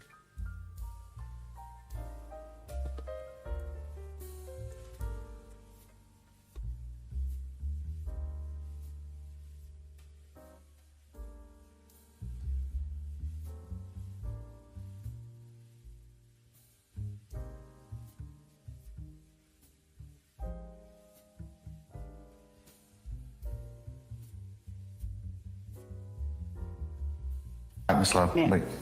Thank you, Your Honor. 2 matters, Your Honor. One, The first thing that Mr. Steele has requested of the court regarding the representation that the state made about other YSL members contacting Jeffrey Williams for representation is absolutely and has always been a part of what the state expects will show at trial. I'm going to deny that portion, but to Mr. Steele's point, I'd already made that issue in terms of his particular involvement, and anything you need to let me know prior to that, and I need to rule upon it, and also subject to foundation. And just like this, so I assume that what you told our jurors is what you expect the evidence to show? Yes? Yes, All right, definitely. so I'm gonna overrule that part of his objection. What about the last thing you mentioned? And Your Honor, as to the court's directive that we turn over anything or any exhibits or photographs, that was my understanding of the court's directive, that we expect to show an opening statement. As a matter of course, I can again reiterate the fact that it was an inadvertent omission to leave Mr. Steele, at least part of his name on here. I got that, but he's talking about, is there anything else you're going to use in open you haven't shown to defense counsel? He's telling us. Well, I said that. I told you to do that a week ago. Your Honor, because here's what I told you was going to happen. I've got a jury that's out right now that's being interrupted. And Ms. D. Williams, you should have made your motion or should have told me about that an hour ago or when you found out about it. Not hijack me at the bench. Now look how Miss Love did wrong, but he's screaming and hollering at Miss D. Williams, talking about he's hijacked at the bench. He is pitiful.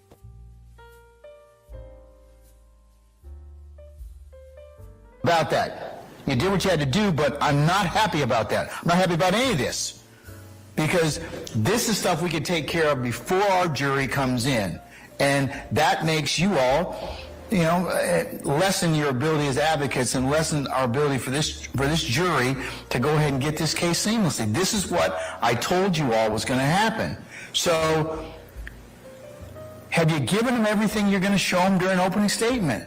Your Honor, I haven't given them all of the word slides. I did give to them what Mr. Williams objected to. I had given that to them previously. I will give them or share with them the things that have been added. Now, why he didn't holler at her for not giving it to him? She just openly admitted that she didn't give it to him on the record. But he said nothing, but he just took Miss D. Williams' head off.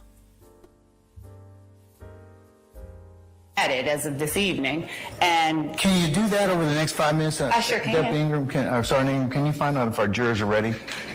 Are they with them? Are they ready? Are they still using the restroom? I'll send that to them right now as we're waiting. Your Honor,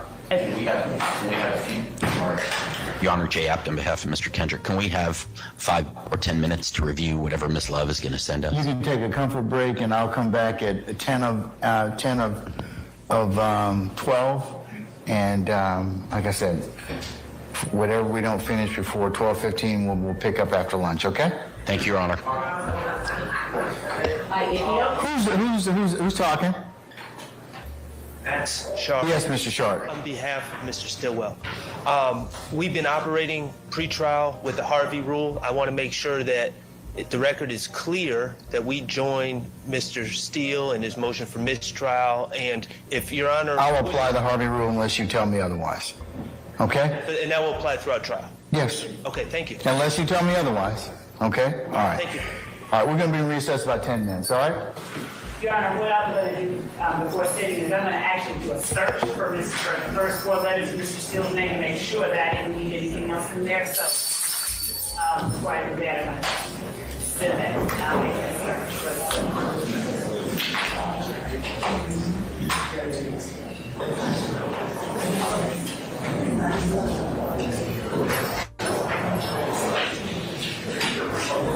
search.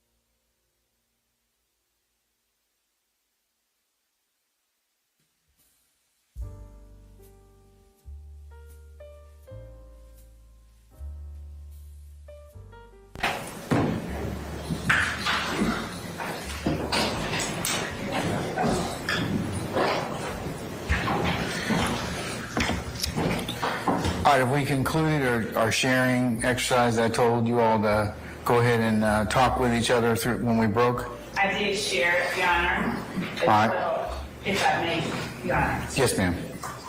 Regarding the court's earlier concern brought to the court's attention by Mr. Williams, Ms. Hilton shared with me what was said on the bench.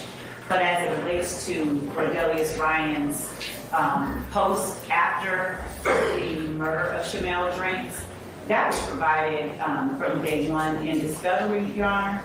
And it is not a crime that he is alleged to have committed. We may have put that on a list, out of including things, but, Your Honor, that is not an intrinsic act in the sense of it being a crime or criminal act.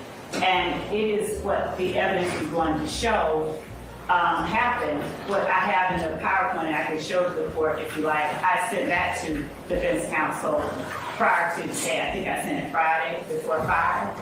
But what I have said is that on the day that Shamel Drinks was, I'm sorry, Jamari Holmes, my apologies to the court and to the family members here. What I said was that on the date that Mr. Holmes was gunned down, 12 hours after that murder, Mr. Ryan posted on his Instagram account, I bet YSL makes the news. And what I endeavored to say to the jury that the evidence will show is just that they were advertising and representing and boasting on behalf of the gang itself immediately after the murder occurred. And these are elements that the court, I believe, will hear from detectives and evidence. These are the things that the courts have said jurors and the courts should look to in determining whether something is done in furtherance of a gang. And so I would ask the court, I didn't take it out as the court instructed. I would ask that the court allow me to make reference to it. And thank you, Your Honor, for your time. All right, Mr. Williams. Oh, sit down, Mr. Adams. You can just wait a minute. All right, Mr. Williams. What's your response, madam? That the court already ruled on that, saying that you would bring it up as it comes forth. You stated that they couldn't use it in the opening, and I would just ask that the court use their instruction and make the state follow the instruction that the court already gave. Okay, but it may not be what I think that Ms. Love is saying, Mr. Williams, is that the evidence may not necessarily be intrinsic. That's when he started practicing from the bench, when he started interpreting English for her. And everybody in the room comprehended what was said.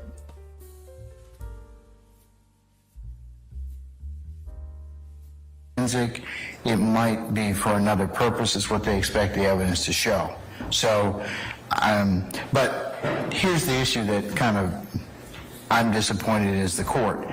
You all could, we've had months and months and months. We could have taken this up before. I could have made it very clear. I don't need to take it up right on the eve of our jury sitting in the box. That's why is he not saying that to the person who caused the problem, which is Miss Love? These people can't know what she's going to do before she does it. I don't get this man. what I'm kind of more annoyed with than anything else. If you had clarity or wanted to seek clarity on that, I'm more than happy to rule on it, but I needed to go ahead and have some ability to do so. So I don't think it's intrinsic. It may be for other purposes, and I'll let the state reference that if they have a good faith basis to, that if they believe that's what the evidence will show. Okay? They put it in their motion as... Say again, madam, I'm sorry. They put it in their motion as intrinsic evidence, though. So they shouldn't have put it in their motion if they were going to... Yes, ma'am, I would probably agree with you, but So did I ever rule on that issue? You said that you would do it later as it came Okay, up. well, here's the thing. Later is now. I got a jury in the box, so you could have asked me that an hour. I mean, we had time this morning. I could have gone through that this morning and made clarity on it. Again, I would tell that judge, now I know we got respect factors, but you don't have another time to holler at me for something Miss Love did. Not one. For both sides. But Do you have any other basis for the ruling? For my ruling now, any other argument? No, just I wish that the court would just follow their own instruction. Well, I'll follow my instructions when you all bring to my attention what you need to in a timely manner, okay? And give me the full breadth of, so I can rule upon it accordingly.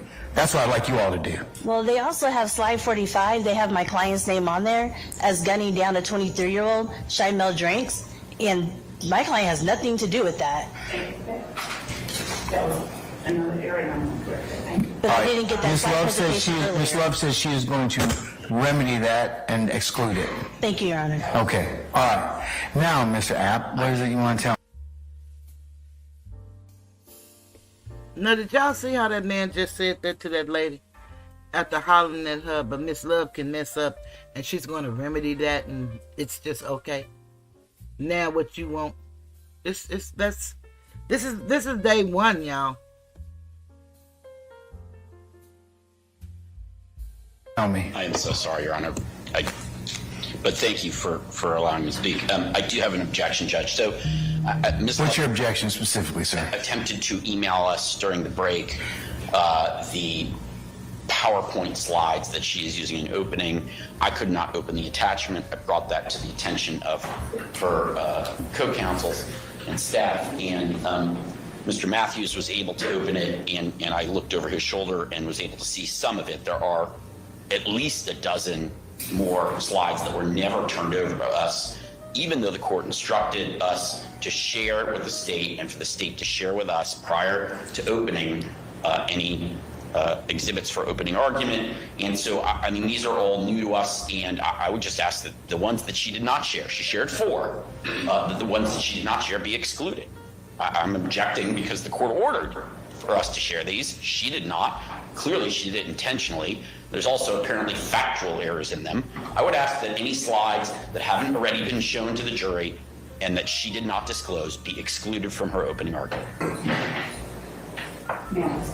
Yes, ma'am, and then I'll go on to the next person. Thank you, Judge. Yes.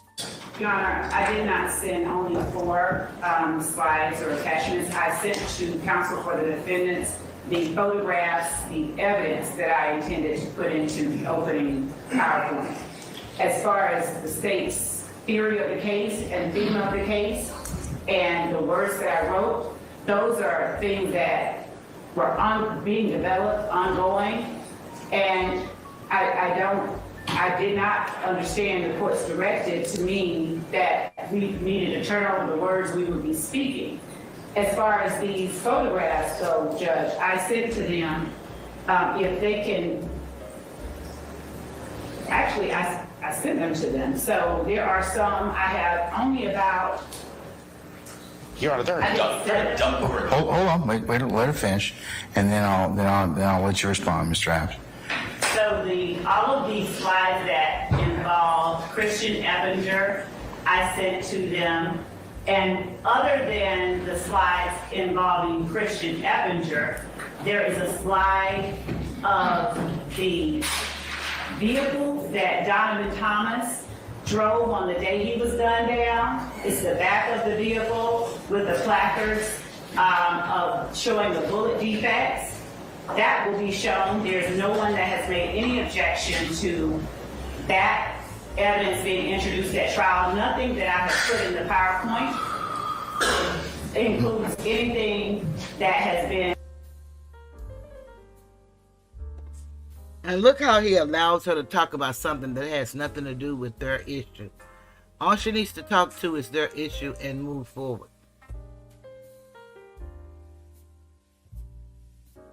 And objected to as being admissible at trial.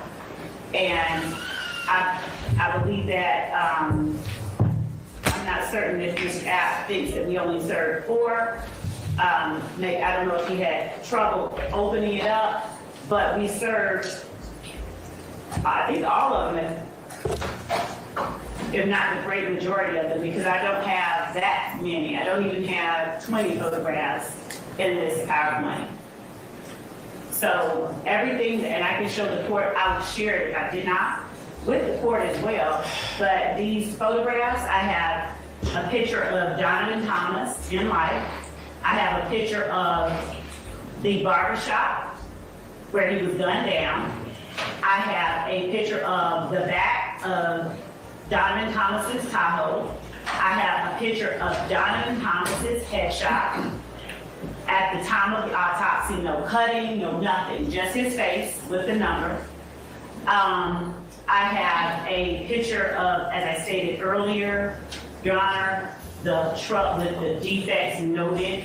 And then I have pictures of Christian Eppinger, all of which were provided, and that's the extent of it.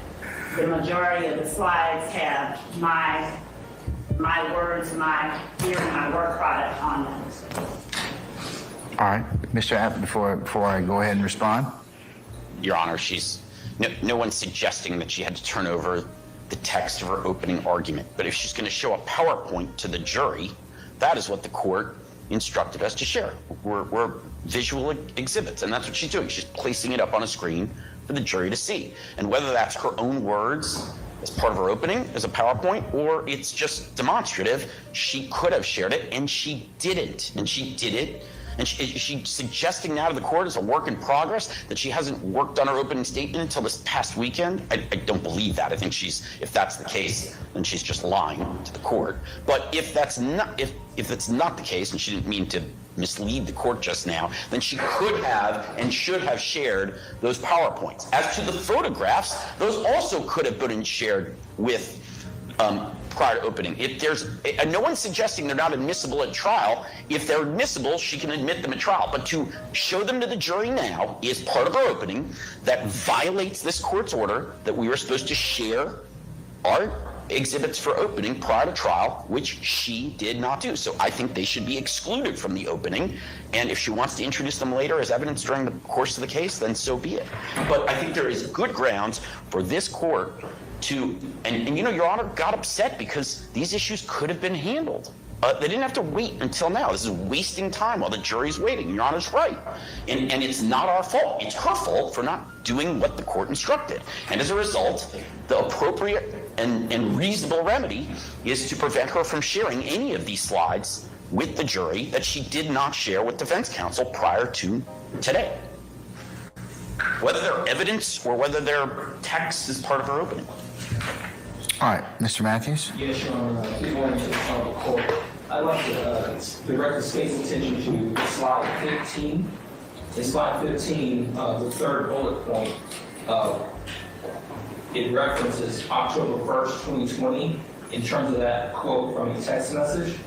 In the indictment, Your Honor, if you look at Overt Act 102, that's where that particular quote comes from, Overt Act 102. In Overt Act 102, the date of that alleged text message was March 12th, 2020, not October 1st, 2020, as in the PowerPoint presentation. That's number one. Number two, the quote in the indictment is different from the quote in the PowerPoint. So that's two errors in slide 15 pertaining to Marquavius Hugh. And then you go to slide 16. Slide 16 is an overt act that is alleged in the indictment as Overt Act 123. In the state's opening presentation, the date they have is October 1, 2020. But in the indictment, that particular overt act is November 16, 2020.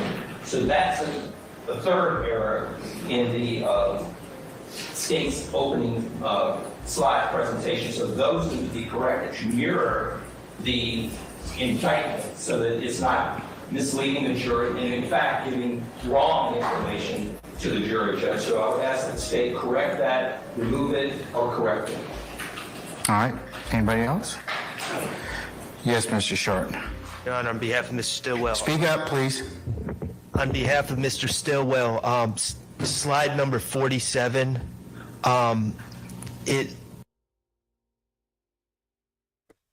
Now look how rude he was to Mr. Short.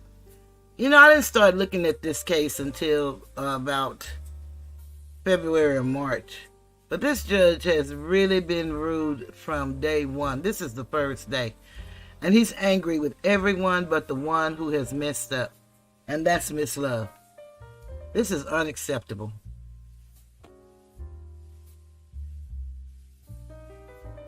Suggests that Mr. Stillwell is still committing crimes on behalf of the gang even after being indicted on these charges. We began to discuss intrinsic acts and other unindicted allegations last week, but we did not get through it. And my understanding was that anything that you had not ruled upon, we were not supposed to reference or discuss in opening statements. So those are clear references to unindicted charges that we did not get a ruling on its admissibility yet, and I would ask that that just be taken out of the presentation and no mention be made of those. Anybody else? Yes, Mr. Steele. Thank you, sir. If you would look at also I'm looking at now, 48, 49, 53, 54, and 55. That's your prerogative. That's within your zone. That's law. Would the court allow Mr. Steele to repeat those slide numbers? Because what I think that he's referring to is something that I placed in here that the court said during its preliminary instructions to the jury. And it was regarding the court, as a matter of fact, it was the last thing that the court said. And all that I did was put on the slide, judge's law.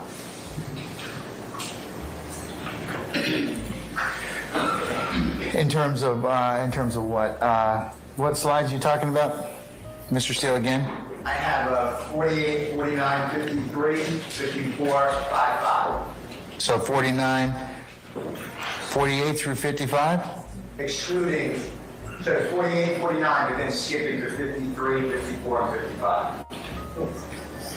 48 and 49. Your Honor, may I share via Zoom the slides that Mr. Steele? I would, yes, please. Thank you. And you said, Mr. Steele, you said 45? Just share the presentation, please. Yes, Your Honor.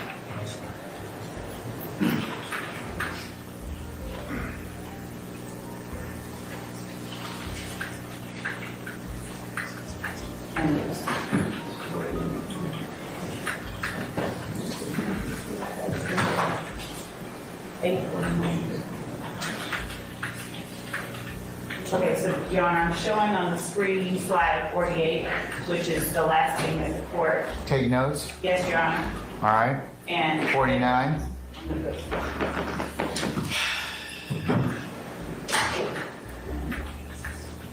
that was directly from what the court just said. All right. 50. And 50, It's not 50, sir, 53. 53. Okay, let's get down to 53. And 53 is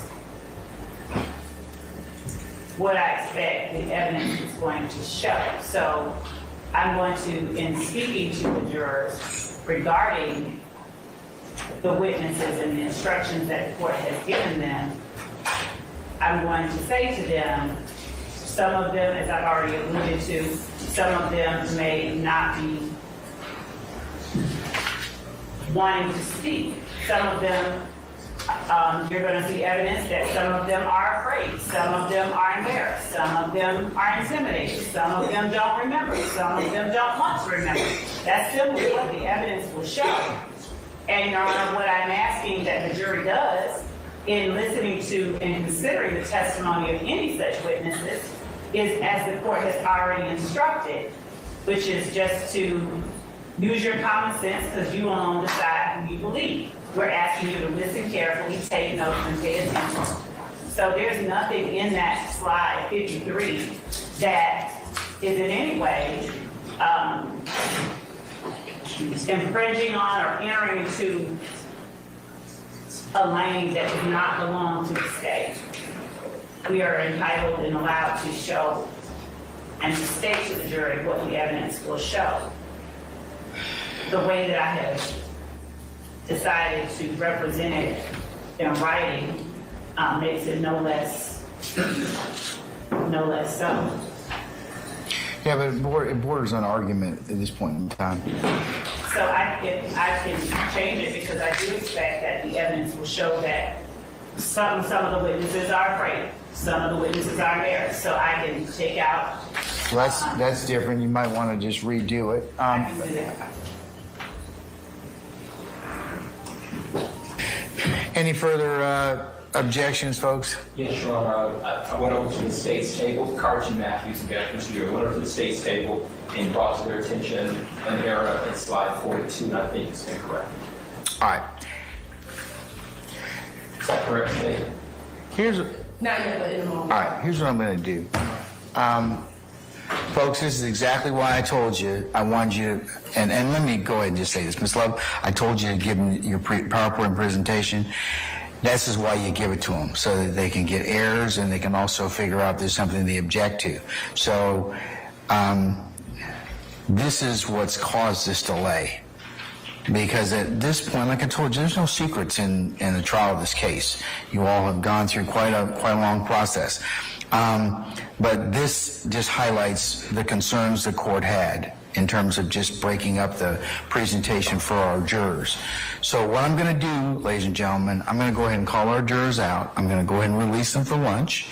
I'm going to tell them they're going to be at lunch until 1:30. During the lunch hour, Ms. Love, I want you to play or the slides that you have that otherwise have not been shown. You need to show them to the defense counsel and make sure they're correct. In the absence of them being corrected, I'm going to exclude your presentation. They have the presentation. But it needs to be correct. I don't want, if I get another objection about an error, I'm going to exclude it for the purposes of the opening statement because you didn't follow my instructions. This is why I told everyone. And the defendants needed to give you their opening statements and the things they wish to use during their openings as well, because we're having interruptions and delay, and that's what I wanted to avoid for our jurors. That was the reasons I told you all to do that. So, Your Honor, as far as any typographical errors. I'm not worried about that. But I'm not worried about that. But the errors that Mr. Matthews and Mr. Shaw have made are errors, and Ms. D. Williams need to be corrected. Okay? Yes, Your Honor, I will, of course, do it for it. And but everyone else needs to see it so they can be comfortable and make sure that you represented something that what you expect the evidence to show to be correct. Okay? Thank you, Judge. Will do. And Your Honor, I also wanted to point out to the court that even if I misspoke, the court has already.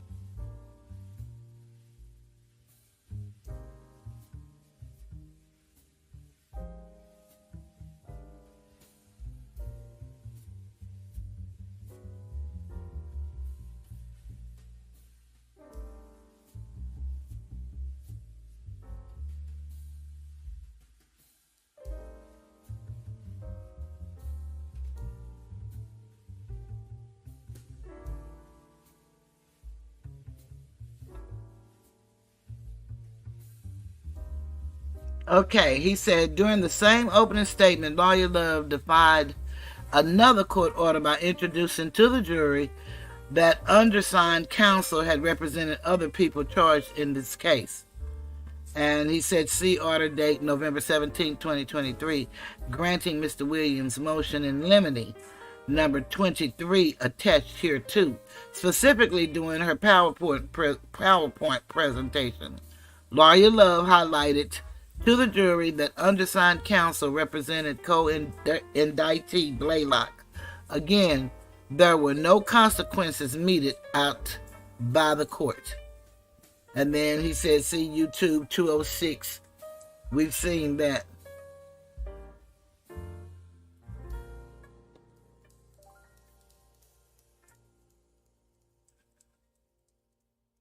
And then number 2, all YouTube links containing video audio are also included on a thumb drive being filed with the Fulton County Clerk of Court and provided to the court reporter and the prosecution as well. And then he said the 206 to the 237.45 through 250.26, which we've seen all of those. Lawyer Love accused undersigned counsel of knowingly and intelligently misrepresenting to the jury that witness Mr. Bean was taken to Grady Hospital by police directly from the scene of the arrest on September 11, 2013, at a bench conference. Lawyer Love falsely stated that she had evidence on her table to prove that undersigned counsel fabricated evidence, as Mr. Bean never went to Grady Hospital on September 11, 2013.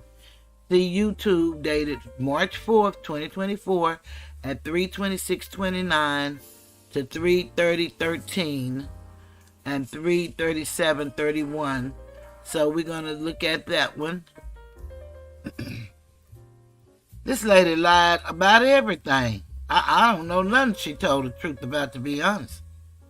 Hold on, let me come over here and get this YouTube.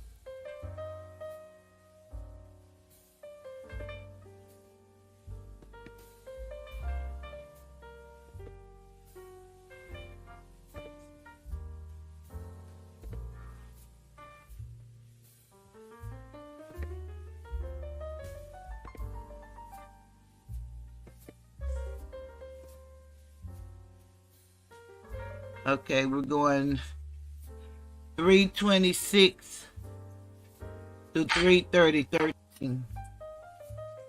So let me cut this off.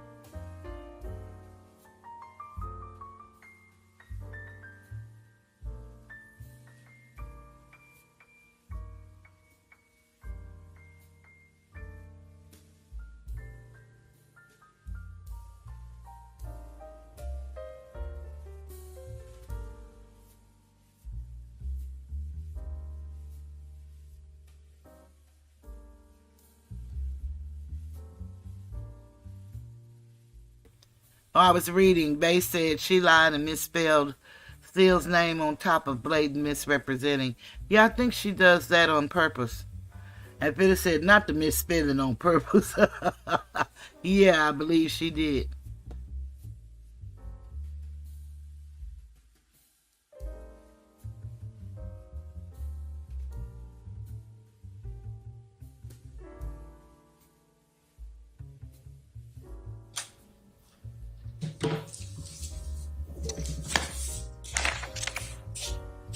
Your Honor, I'd like to object to this, and I'd like to approach.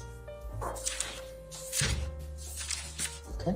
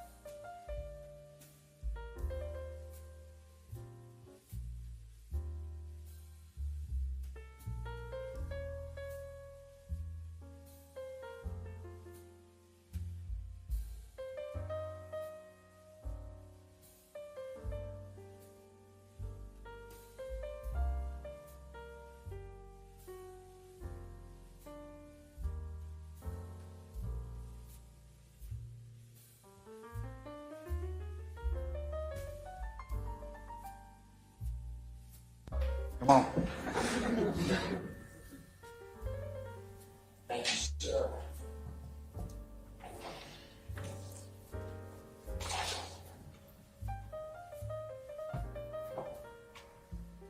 Your Honor, may I approach Mr. B? You may. May I approach you, sir? Sir. Say yes. Yes, sir. I'm showing you what I've marked in today's date, Mr. Williams, exhibit number 200. Take a look at that. Tell me if you recognize what is in Mr. Williams number 200.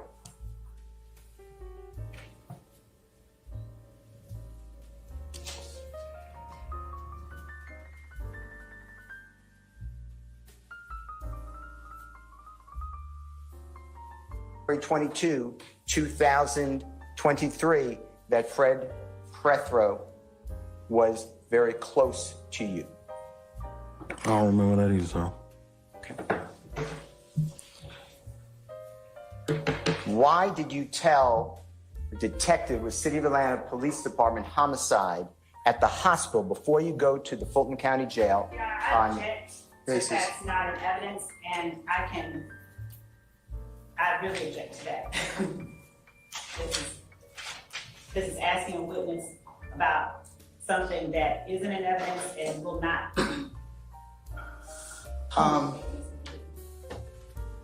It's his statement, Your Honor. Your Honor. I'm There's, going to overrule the objection. But let me ask the question, okay? We'll see where it goes from there. Why did you tell the detective at the hospital, Grady Hospital, on September 11th, 2013, that it was not you, but your dear friend driving that Nissan vehicle? there are no facts that are in evidence. There will be no statement put in evidence. That, So I object to facts not in Did evidence. he make the statement, Mr. Steele? yes. Mr. Steele does not have any such statement. And there is no evidence that will say this. Can I see it? Yes, sir. Let me ask it this way. Do you have a good faith basis? Yes, sir. All right, I'm going to overrule the objection.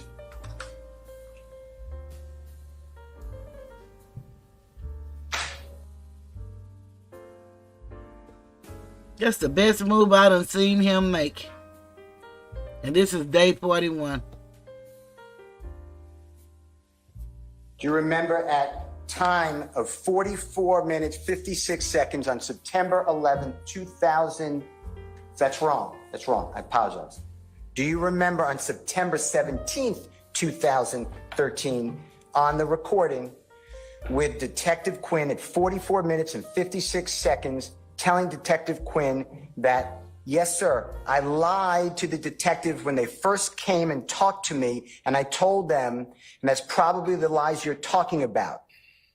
I told them Big Fred was driving, and I was the driver. Big Fred was the passenger. Do you remember saying that?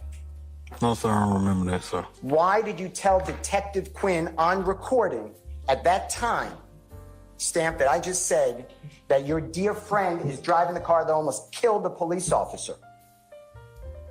I don't recall that, sir. Why did you tell Detective Quinn that you typically use your cousin's name when getting arrested so you don't get arrested and they pull up your history? I don't recall that either, sir. Why would you use a cousin or any other person's name so you could get out of trouble but get them into trouble? Why would you do that? I don't recall that either. When at the hospital, Your Honor, I object to the hospital statement because that is the part that is not in evidence that will not come into evidence.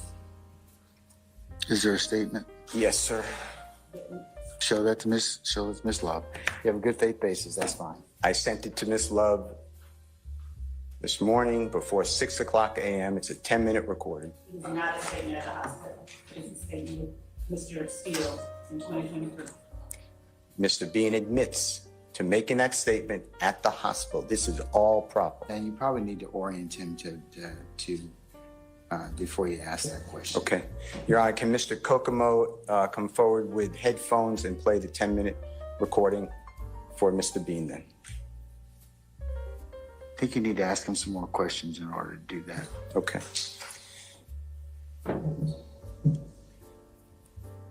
Do you, Why would you need to ask him some more questions when the man said he don't recall nothing, and that would refresh his memory hearing himself, whether he remember or not? This man is playing into this woman's hand, and she's really upset, and he's trying to give her what she wants, but he knows it looks just utterly ridiculous. So here we go.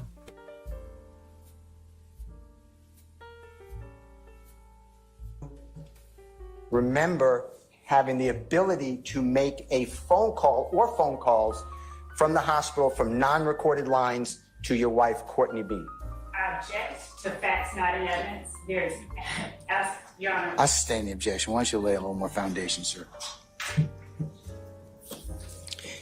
Have you, when you were prosecuted for this case that you're here about driving the, that you pled guilty about driving the, you pled guilty under Alford for driving the vehicle, almost striking the police officers. We discussed that in 157C, State's Exhibit. That's what I'm talking about, okay? Yeah, that's what. You You understand? have to answer for the record, okay? Yeah, I'm All out. right. You Yeah, understand? I seen some on paper, but I don't remember. Okay.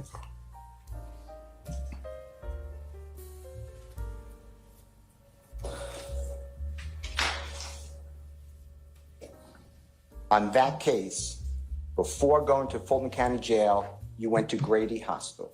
Remember telling me that? And Jimmy Martin Jr. on recording? I don't remember in the conversation we had, Mr. Steele. And it's me. I'm confident it's not you, so I apologize, but I can't hear you. I know you said you can't remember, but then there were other words. Can you repeat What was your name? Mr. Steele, right? Yeah. Yeah, that's what I said. What did you say, though? I don't remember any conversation that me and you even had, sir. Okay. Okay.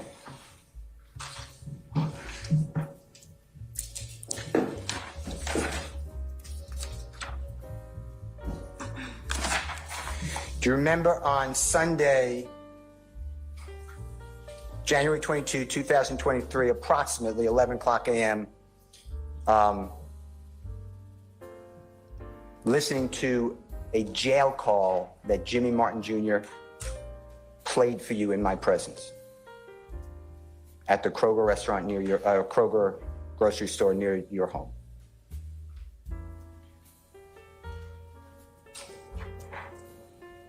I don't remember any conversations I had with you, Mr. Steele. Do you remember at that Kroger restaurant, Kroger grocery store near your home on the same date? You're all going to be the same date. Sunday, January 22, 2023, approximately 11 a.m.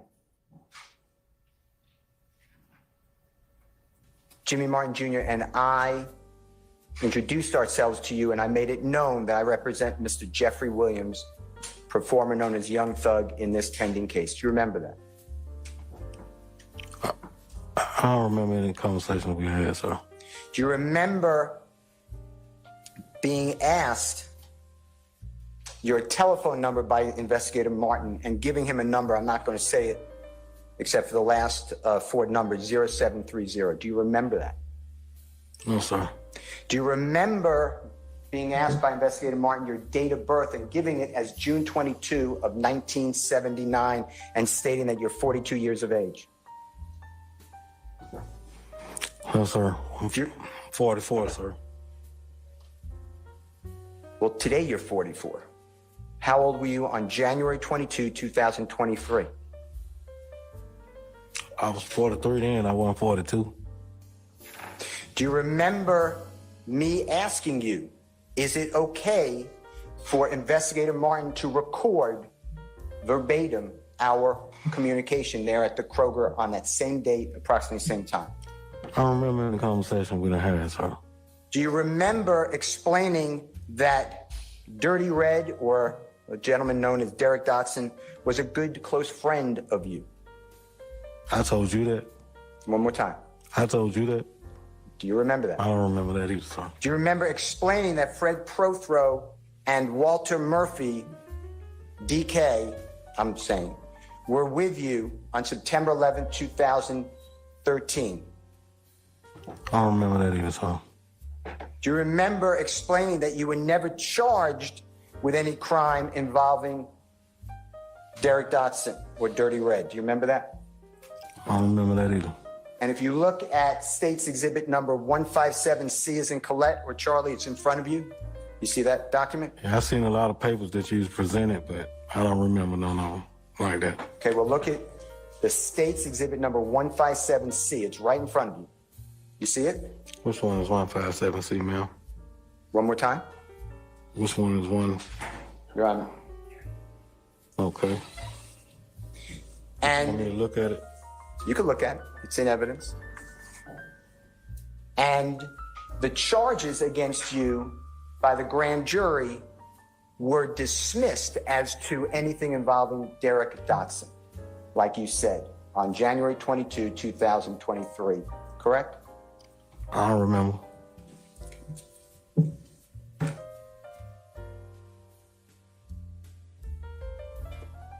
Did y'all catch his eyes when he looked straight over there at Miss Love?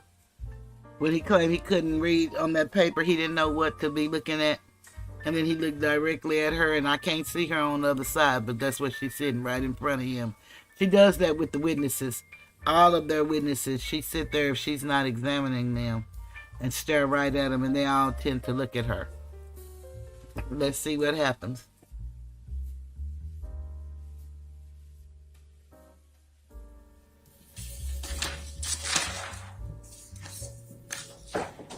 Do you remember explaining when talking about that entire incident involving Derek Dotson,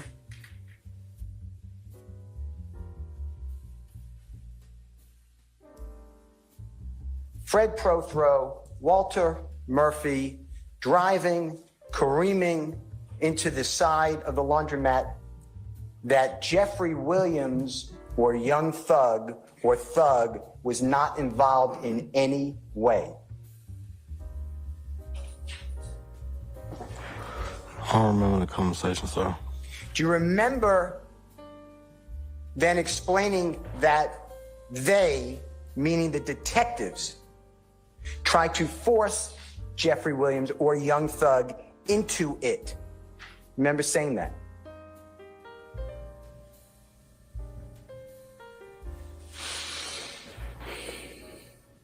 I think that was something you said, right? No. I don't remember that. Okay. Do you remember explaining that the police wanted Thug? He don't remember no conversation with him, but he think it's something he said. And then he looked over at Love. Amazing. In it, and there was a lot of, quote, hype on the street. I don't remember, sir. Do you remember, again, emphasizing that Jeffrey Williams or Thug or Young Thug was not involved in any way on September 11, 2013?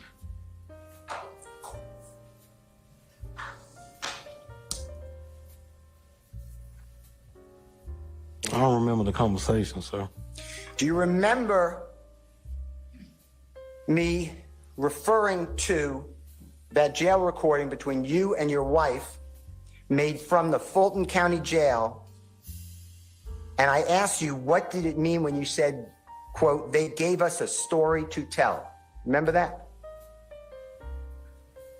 No, sir. Do you remember explaining that what you were referring to is that at the hospital, the police were telling us to lie, put Young Thug in on it, or face a lot of time in prison? Remember saying that? I don't remember the conversation. Do you remember explaining that you were the driver of that 2004 Nissan Altima vehicle, red vehicle, on September 11, 2013? I don't recall. But explaining that the police wanted you to make Young Thug the driver. You remember that? I don't remember, sir.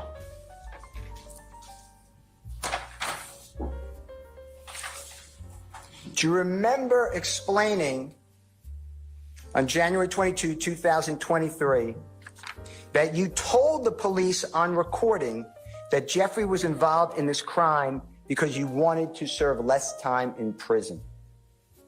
No, sir. Do you recall explaining that you made calls from the Fulton County Jail that you knew were being recorded to support your lie to the police that Jeffrey was involved on September 11, 2013? No, sir. Do you remember again emphasizing that Jeffrey Williams, I call him Jeffrey Williams, thug, whatever you call him, was not involved at all with this crime? I don't remember, sir. Do you remember explaining that Derek Dotson died, God forbid, before your case came to the court, and therefore all the cases involving Derek Dotson were completely dismissed as to you? Remember that? I don't remember, sir. Do you remember explaining that you got 3 years to serve in prison for shooting 2 people in addition to this case? I don't remember the conversation. Do you remember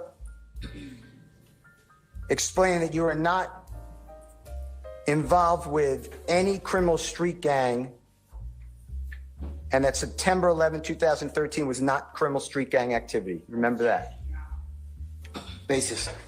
Assuming that's not an evidence in the state cases. That's what he said on recording. I'll rule the objection. Do you remember saying that? I don't remember still.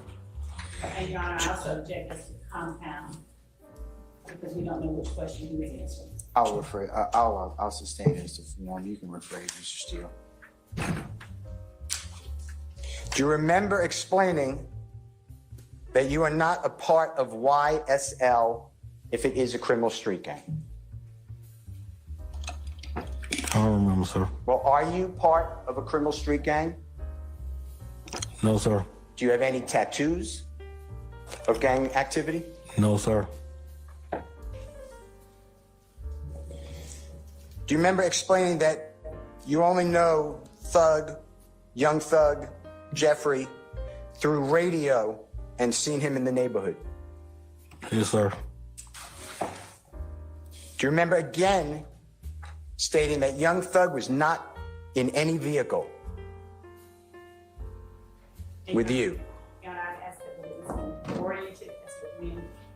And So what's the objection? Objection is to form the question. All right, I'll sustain the objection. You can rephrase, sir. Do you remember explaining again on January 22, 2023, on recording to Investigator Martin and myself at the Kroger's near your home that Young Thug was not in any vehicle on September 11, 2013 with you? I may have. I don't remember the conversation, though, still. Do you remember explaining that Young Thug, who I call Jeffrey Williams, never directed you to commit any criminal activity? I don't remember. Do you remember explaining that on the street, everybody wants to go against the man? They want to go against Young Thug. He's got the money. Remember saying that? Your Honor, I object and ask that he bring in witnesses. I sustain this form.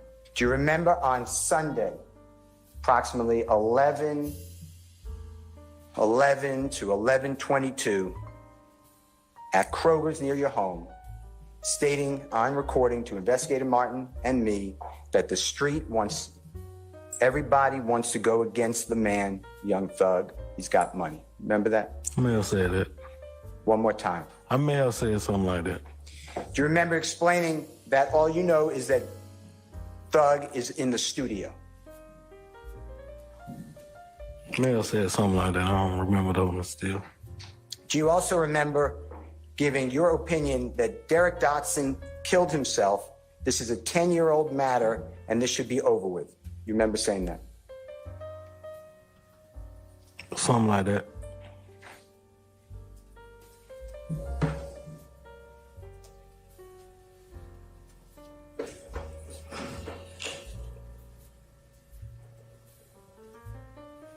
When you were prosecuted for what's in State's Exhibit number 157C is in Colette with Charlie. When that case was prosecuted, you received what's called a sharing of information or discovery, you and your lawyer, from the state of Georgia. Remember that? Never received one, sir. Okay. Do you know whether your lawyer received one? Objection is speculation. If you know. I'll overrule the objection. I never seen a discovery. I cannot hear you. I never seen or had a discovery. Have you ever seen any of the memorandum, recording, note of your meeting with the detective at the hospital on September 11, 2013? Objection, assuming facts that are not in evidence. There's no good faith basis for that. There's no such interview. You all come on up. Come on.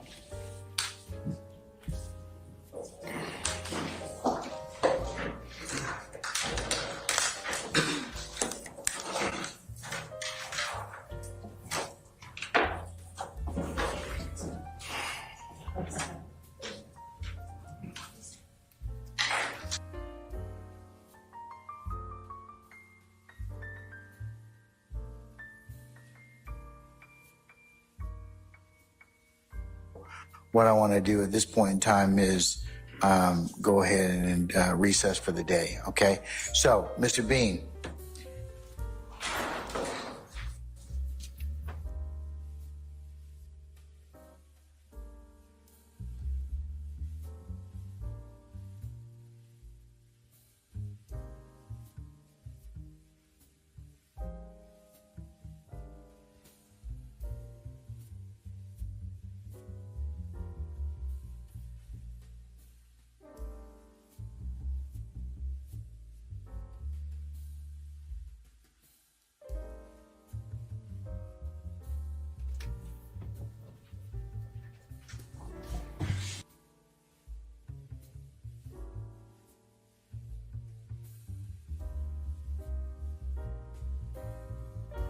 All right, as to the ministerial.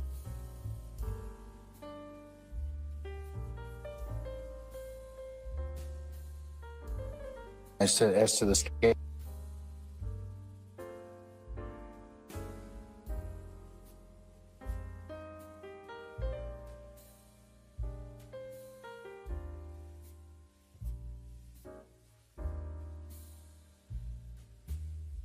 Us and it's advocates and clients and the court. The last thing that we were talking about at the bench was in reference to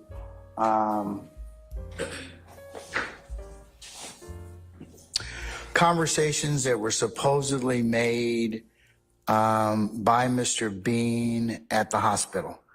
And I believe that we are in disagreement as to a couple of things. One, whether or not the statement was made referencing an event at the hospital. So I want to say that in order to seek ground zero on that,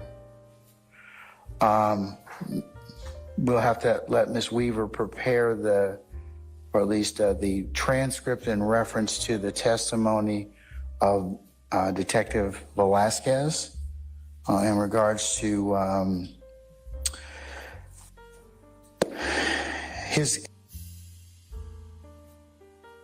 his testimony on this particular statement made by Mr.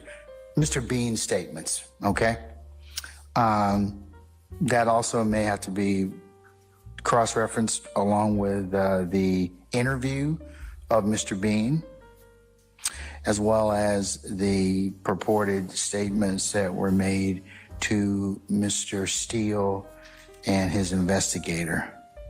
So, counsels, I'm going to let you all kind of take a look at those three sources and be prepared to kind of talk about those when they come back on the 13th to see whether or not, in fact, that is,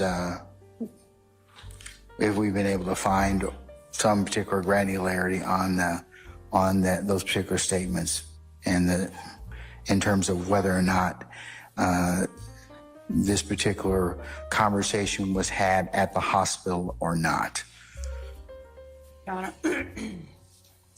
And Your Honor, I have, if we will address this on the 13th, we can do that. I will be presenting to the court the statements that were made by Detective Lewis, and of course, we'll wait. Detective who? Well, Detective Lewis stated that when she went to the hospital, there were 2 males there. Okay, so we'll need her testimony as well. Right. I can give the court the statement that she gave. Oh, I'll the statement or the transcript, the testimony. She has not testified yet. Okay, She has all not right. testified. But Detective Velasquez Referenced her. referenced her going to speak to Frederick Prothro and Walter Murphy. And then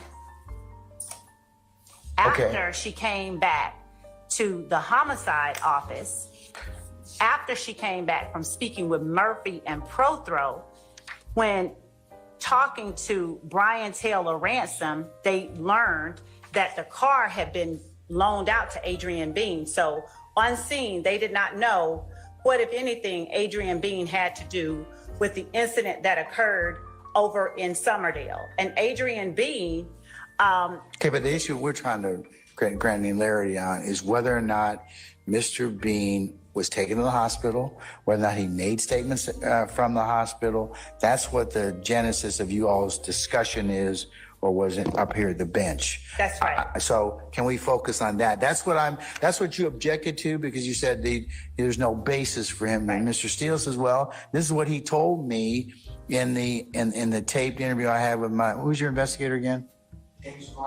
Mr. James Martin Jr. So that's what the contention is. That's the base, and that is the basis for the objection, because Adrian Bean never went to the hospital, and I was only Okay, well, he might have lied. I mean, to them, yes. yeah, I mean, and that might be the truth. I mean, he lied about it. So, but whether or not that happened or not, I mean, I want you all to, I mean, I know Mr. Steele wants to know whether or not that is true or not, because he certainly doesn't want to present any untrue testimony to the tribunal. But if he has another good faith basis that he was actually at the hospital, that's what I want you all to find out. Yes. Mr. Steele, I think you need to find that out, sir. Whether or not he did, in fact, because you can't also, I know you would never do this. You cannot tell a witness something that you know is not true either. So, and I know you wouldn't do that. But I think that since this has been made an issue, let's just find out. Because if, I mean, there's any number, a couple scenarios that might have occurred in this situation. So I'll let you all figure them out. Yes, Okay. Your Honor. Thank you. right. Yes, Your Honor. Thank you. Okay. Mr. Steele, want to add anything? No, sir. All right.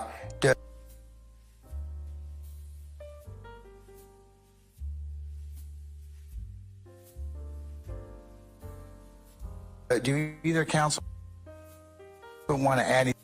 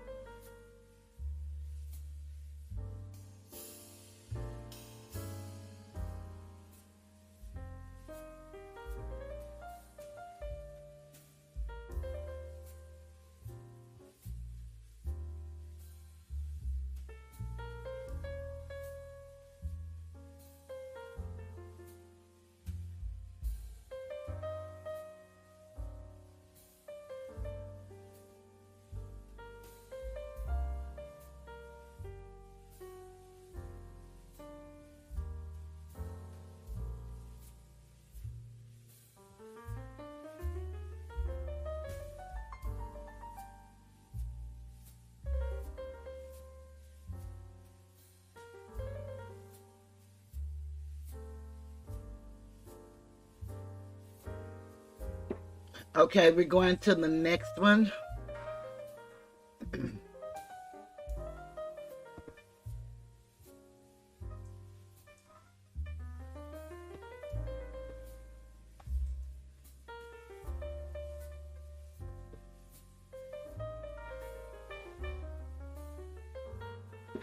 I'm trying to find my document that just so happened to go away.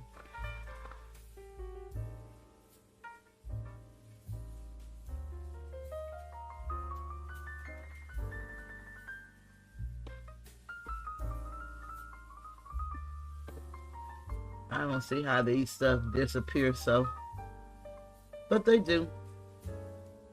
So just bear with me.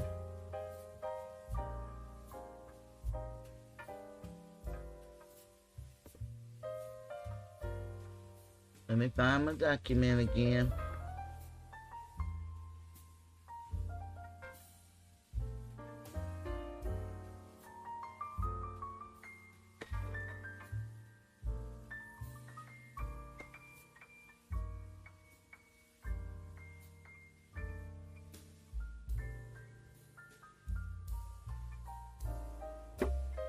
Don't tell me I done lost my document.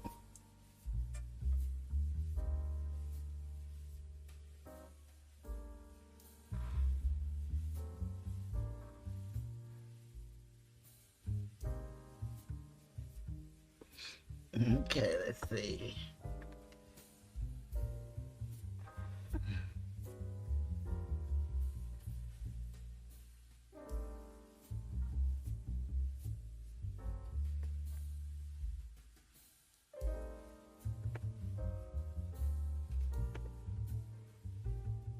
Okay.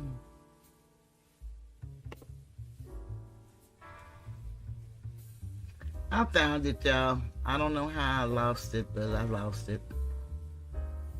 I found it. It's opening up.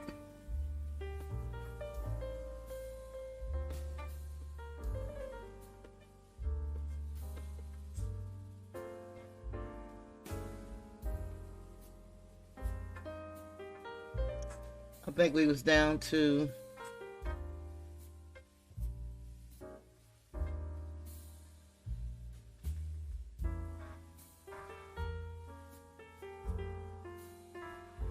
it's supposed to be the supplement. It doesn't look like it's got the same stuff in it. This may be the original. Yeah, this is like the original one. This is not the one that we were looking at a moment ago. So let me see. Because that one had quite a few, and we were down to one video I was about to show, but I got to find the part to read to go to it, because she was about to tell another lie.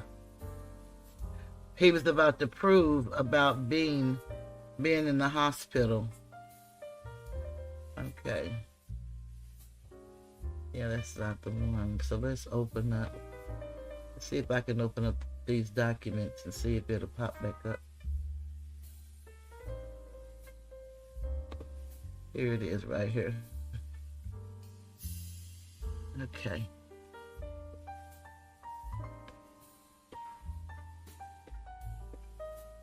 I thank y'all for y'all patience with me.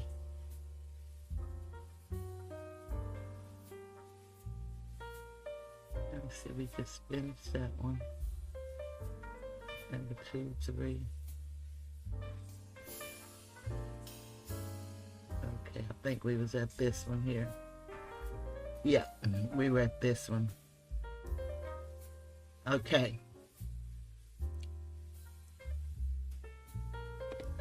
So the document says,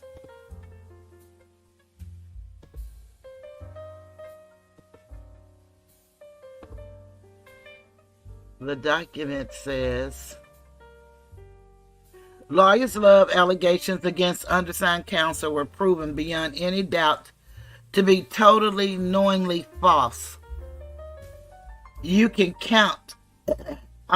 Yet the court did not admonish Lawyer Love et al. For falsely accusing another member of the bar of being unfaithful. See YouTube dated March 14th, 2024 at 2:29:45 through 2:32:27, and then 2:38:35 through 2:50:11, and then 4:26:40 through 4:50, 5:01 through 5:10. And then he gave another YouTube video, and he said, over Mr. Williams' objection, when the state was attempting to introduce the January 26, 2015 social media posting from co-indictee Garlington's account during the testimony of Detective Gaither, Lawyer Love told the court that only Mr. Williams' voice could be heard on his audio, except for one other voice saying words like "yeah" in the background. Undersigned counsel told the court that Lawyer Love was incorrect and that several persons' voices were audible on the social media posting. Lawyer Love continued. Let me see, Lawyer Love continued to falsely accuse undersigned counsel of misrepresenting facts to the court. Of course, Lawyer Love was proven to be untruthful in her false allegations of wrongdoing against undersigned counsel, although it was objectively proven that Lawyer Love falsely accused another member of the bar of misconduct to the court did nothing to admonish Lawyer Love. This pattern of permitting prosecutorial misconduct illustrates that the court wrongly favors Lawyer Love and the state of Georgia in this case. See YouTube April 24th, 2024 at 4:17:47 through 4:27:14, and we'll take a look at that. But let's go back up here and show where Lawyer Love lied, and it came out that she lied and he did nothing about it, which is what he has a habit of doing. So it should start at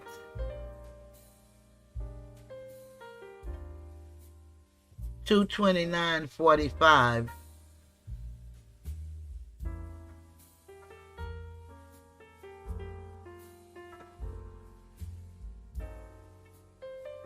And openings for that purpose, so that we can. Not that one. It's here. 2:29.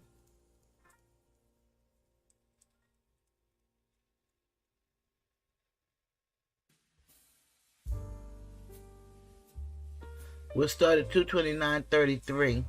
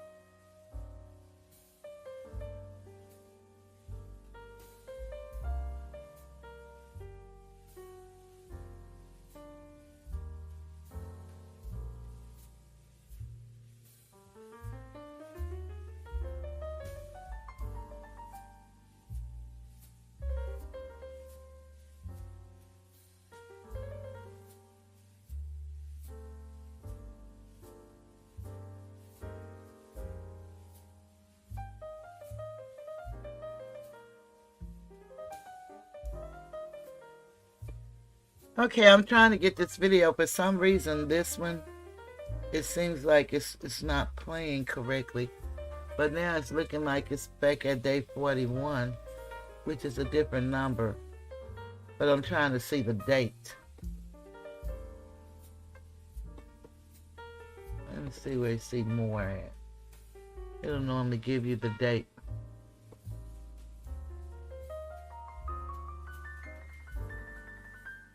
Because he has the date on him.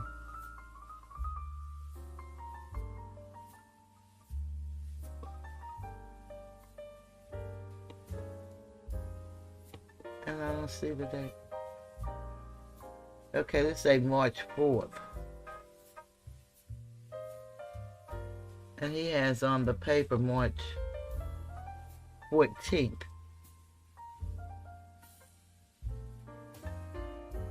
So I don't know if this is the right number.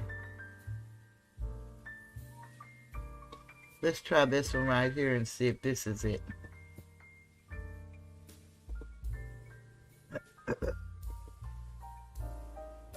Let's try this one and see if this is it.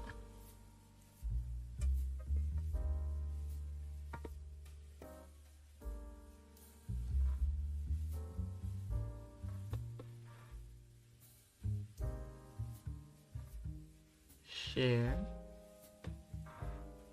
Let's see what date this say this one is. Okay, this says March 14th, so maybe this is the correct date. The one I'm looking for, 2/29.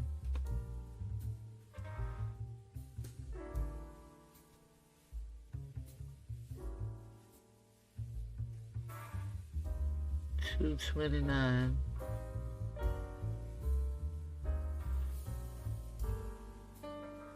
Let's see what happens here, y'all. Okay, it is something here.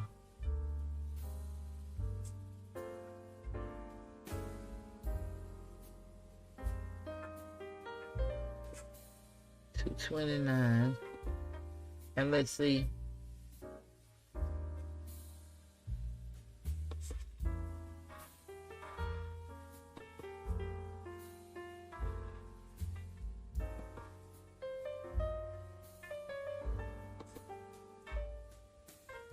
$2.29. Hold on 1 second.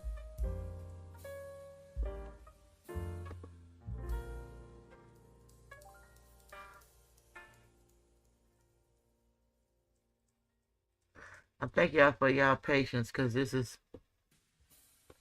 with this video not coming up, I don't know if we off or what, but we're gonna see what part this is. It's gonna be some machito. Let's see.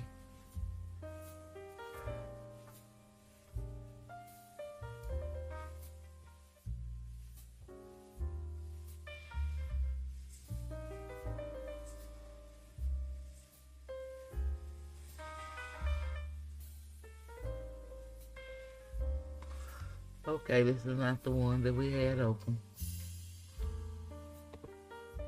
Gotta go back. Look down here, and here it is.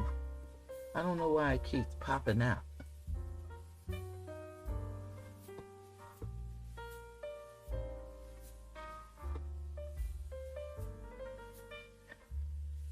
Okay, let's see if we can get this date right.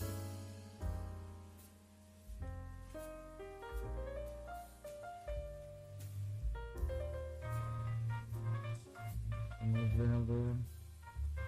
We had March 14th.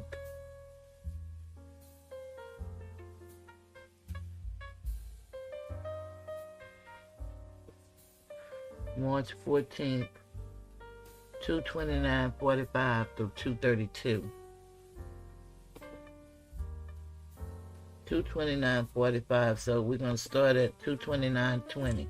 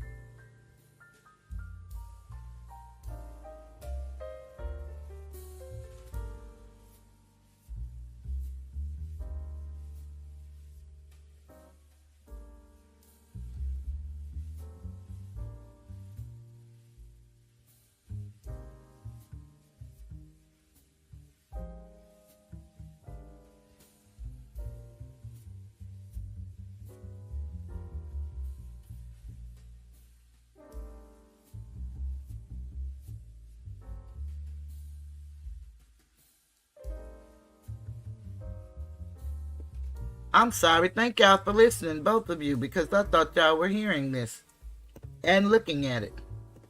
I realized I wasn't sharing it. So thank you so much for hanging in there with me. Knowing she know not what she do. Now y'all heard her go ahead and mention before she said he lied to them. He wasn't incarcerated. Now he was incarcerated at the hospital. She just breezed over that.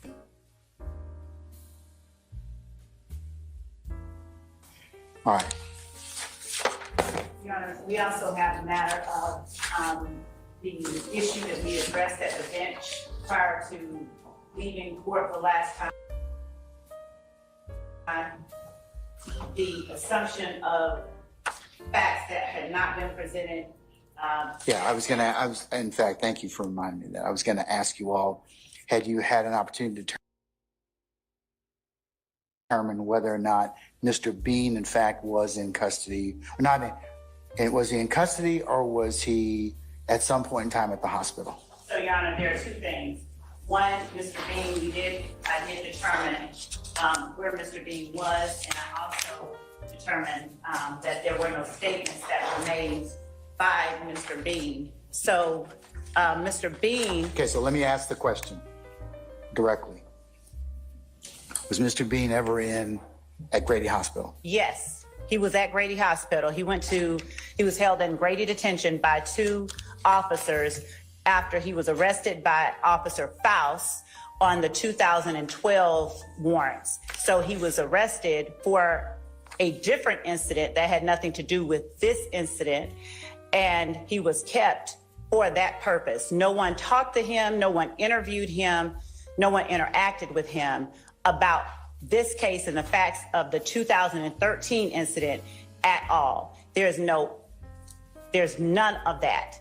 Mr. Steele told the court that he had a good faith basis for asking the questions that he did, when in fact, the questions that he asked assumed and in fact put in the jury's mind that there was evidence that does not exist. So at this point, the jury will be looking for a statement from the hospital when there was not one made. No one questioned Mr. Bean at the hospital about this incident. So then how was he at Grady medical detention? Was that a different incident, or was he actually at Grady? He went to Grady detention. He was taken there by Officer Faust. Okay, and is Grady detention at or on the campus of Grady Hospital? Yes, it is a part of Grady Hospital. And what Mr. Steele represented to the court was that Detective Velazquez testified that... Hold on 1 second, please.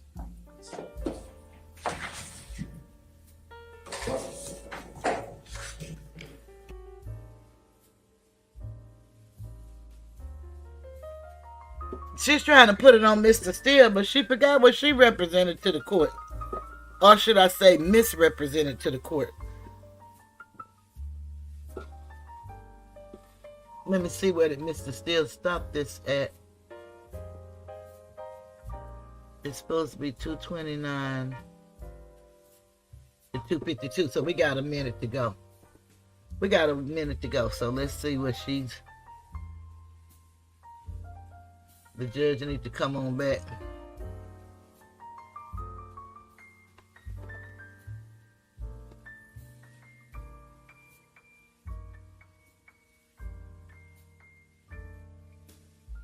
Lewis at the hospital.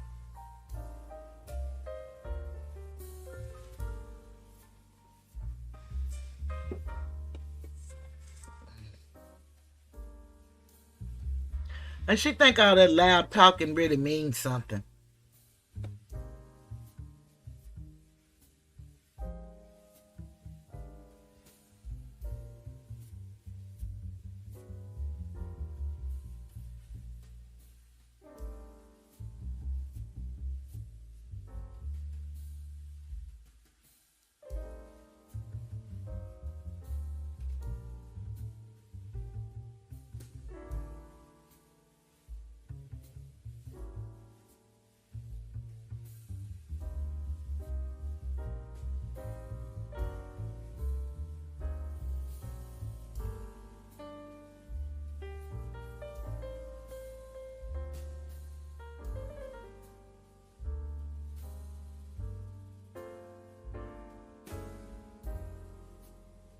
All right. So we were talking about Mr. Bean, and there's a detention facility that's actually at Grady Hospital, correct? There he is. All right. Is that what Mr. Steele was referring to, or could it be that he's referring to that? Your Honor, this is the issue that I have with what Mr. Steele is doing, and this is what 24-1-103 prohibits. Specifically, 24-1-103, as the court is aware, states that jury proceedings shall be conducted to the extent practicable so as to present inadmissible evidence from being suggested to the jury by any means, including but not limited to making statements or offers of proof or asking questions in the hearing of the jury. So when the state has been making the objection that the questions Mr. Steele is putting upon the witness assumes facts that are not in evidence, Mr. Steele has responded by saying he has a good faith basis, but instead what he is the court doing, asked him that, and he can ask the question if he has a good faith basis, meaning that he cannot misrepresent or lie to the court about Mr. Bean's whereabouts. So I wanted to make sure that was kind of not occurring. So I understand what a 103 analysis or inquiry allows the court to do. So is it your opinion? I just want to ask you a question. Sorry to hijack you again. Is it your opinion that the conversation about Grady is not appropriate because it was at Grady detention or in the hospital? No, my assertion is that Mr. Steele's questions go something like this. Why did you tell Detective Lewis at the hospital that you were not driving? He also Is that asked, Grady detention though? Yes. Okay. But wait a minute, Your Honor. This is just it. His question, why did you do that, assumes that the witness did that. And there is no evidence that the witness did that. Well, it needs to be rephrased. And Your Honor, he also 28 times has asked, when you talk to your wife on an unrecorded line at Grady Hospital, there's no evidence that he did that. There's no evidence that will come in, and there's no evidence that Mr. Steele can bring to the court. And if he does, I would ask that he proffer it, because I listened to the information, to the recording that Mr. Steele gave us at 6 o'clock that day that he presented, that he cross-examined Mr. Bean. And he asked a plethora of questions that are nowhere in that recording. And he is doing it on the basis that he is confronting him with his prior statements. But the problem that I have is this. In that recording, Mr. Steele references prior conversations that he has had with Mr. Bean. So in an effort to discern what he's talking about or what information Mr. Steele may have fed Mr. Bean or what happened, I asked the witness, who is also on the recording, I called him up and said, I'm trying to find out how many times you all talked to Mr. Bean, what did you say, and whether there were any other recordings. The witness, Mr. Steele's investigator, told me, I'm not comfortable talking to you without Mr. Steele. I won't talk to you without Mr. Steele. As a matter of fact, no, you may not call him while we're on the phone. I don't want to hang up on you, but I will. And this goes to privilege. I said, I'm just trying to discern how many times you all talked to Adrian Bean, so that I can have information that I'm entitled to. He would not give me any information. So I called Mr. Steele. Mr. Steele didn't answer. So I wrote Mr. Steele asking for how many times you talked to Adrian Bean. Give me the other recordings. Give me what you have. He did not respond. I called Mr. Steele. I said, Mr. Steele, how many times did you talk to Adrian Bean? He tells me, I'm not going to answer that. What you're doing is somehow unethical, and we'll take it up with the court in the morning. I said, okay. So, Your Honor, the problem that I have is, one, Mr. Steele is improperly suggesting to the jury, planting in the jury's mind that this witness made certain statements to the police at the hospital when he did not. Mr. Steele doesn't have any evidence whatsoever, any statement. He doesn't have any recording. He doesn't have anything. He has not asked the witness. He has not done anything to present a statement at the hospital by this witness, and certainly not one to Detective Tracy Lewis. So Mr. Steele tells the court that his good faith basis for asking the questions that he is asking is that he is confronting the witness with the statements that he made during the recording that Mr. Steele provided the state on last Monday. When in fact, the information that he is asking, he is not saying, did you talk to Detective Lewis? Or you talked to Detective Lewis, didn't you? Instead, he's saying, why, when you talked to Detective Lewis, did X, Y, and Z occur? And that in itself is exactly what this rule is designed to prevent, Your Honor. Because unlike asking the question, it's sort of like asking, did you mean to beat up your wife? This lady is just lying and running her mouth because she got caught. She said that he was never at the hospital. He couldn't prove he was at the hospital. And now, all of a sudden, we're going to just forget about the hospital. Ain't that the same way they did the ex parte meeting? Just forget about the hospital. Now, I got to go into whatever Mr. Steele's mind is. This lady is a joke.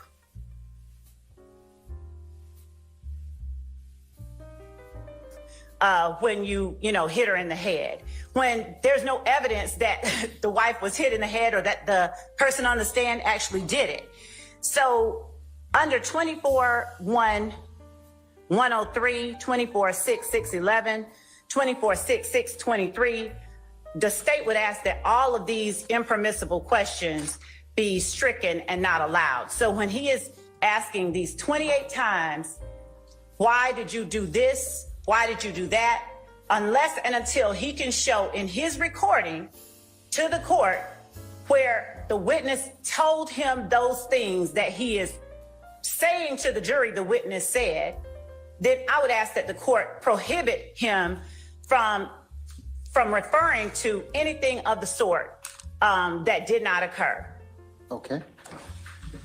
And I would ask that we can go back over it at a later time. For now, I would simply ask that the court prohibit Mr. Steele from presenting to the jury things that he knows aren't in evidence and will not come in evidence. And I would ask that the court require Mr. Steele to turn over to the state if he has some more recordings, or at least tell the court and the state how many times he's talked to the witness, because in a state where we are not only providing to defense counsel unwritten statements that we have or unwritten conversations, we're providing them summaries of conversations. We're turning over at the court's direction information that they normally would not be entitled to. At the very least, if they talked to Adrian Bean a number of times, and to be clear, what Adrian Bean did in the interview with Mr. Steele, in my opinion, Mr. Steele's suggestion is recant and say things wholly favorable to Jeffrey Williams. And Mr. Steele, I guess, doesn't want it to look like he is, Mr. Bean is trying to favor his client. But I ask that the court listen to that 10-minute conversation that Mr. Steele had with Mr. Bean, and then the court will understand why the state is objecting to Mr. Steele's questions. Why did you do this when you gave your statement to the police at the hospital? He knows that Mr. Bean said in his interview with Detective Quinn, when I talked to the first guy, I said X. That was on scene. That was on scene. And Mr. Steele knows that. He knows there's no suggestion that that happened at a hospital. Mr. Bean was transported to the hospital. We have him with Detective Faust, who was there, who arrested him and took him to Fulton County Jail shortly after. The CAD report showed that he was transported to the hospital around 1, and he was taken back to the jail and booked in around 6 o'clock in the evening. And there is Detective Quinn is still on site at the scene during that time. Detective Lewis during that time has gone and spoken only to, I believe it was to Walter Murphy, only to Walter Murphy. She documented it. She documented what Walter Murphy said. Detective Calhoun went and spoke with Frederick Proctor, documented it, documented what he said. So nobody had a conversation with Mr. Bean at Grady? Correct. And if Mr. Steele wants to say that he did, it is his burden once the state has asked the court to determine that so that we can get this issue resolved. He has to show where he's where this statement is. And to sit there and ask for something from the state that he knows there's no record it even exists is disingenuous at the least. All right. So I'm asking that the court disallow these questions that begin with, did you know that? Why, when you talk to so-and-so at the hospital, did you do this? Why did you, when you talk to your wife on an unrecorded line at the hospital, there's no such evidence, nothing like that even exists. It's fabricated evidence. He is trying to fabricate evidence to confuse and mislead the jury so that when the jury hears his question, they already have in his mind, oh, there's an interview at the hospital. Where is it? Why haven't we presented it? Why didn't the state present it? I have no doubt at the end they come up with this, the state didn't show you the interview at the hospital when one doesn't exist.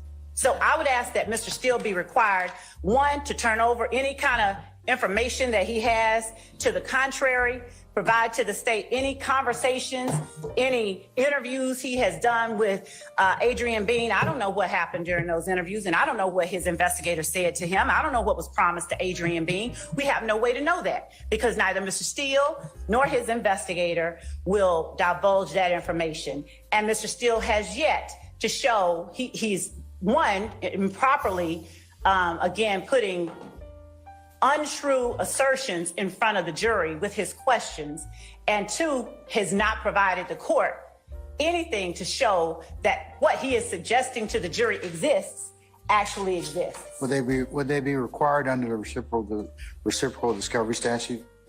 Well, in order to impeach a witness with an inconsistent statement, the party that is using the statement has the obligation to afford the attorney, the other side, to the opportunity to question the witness on those statements. So yes, we are supposed to have those statements and we don't have them.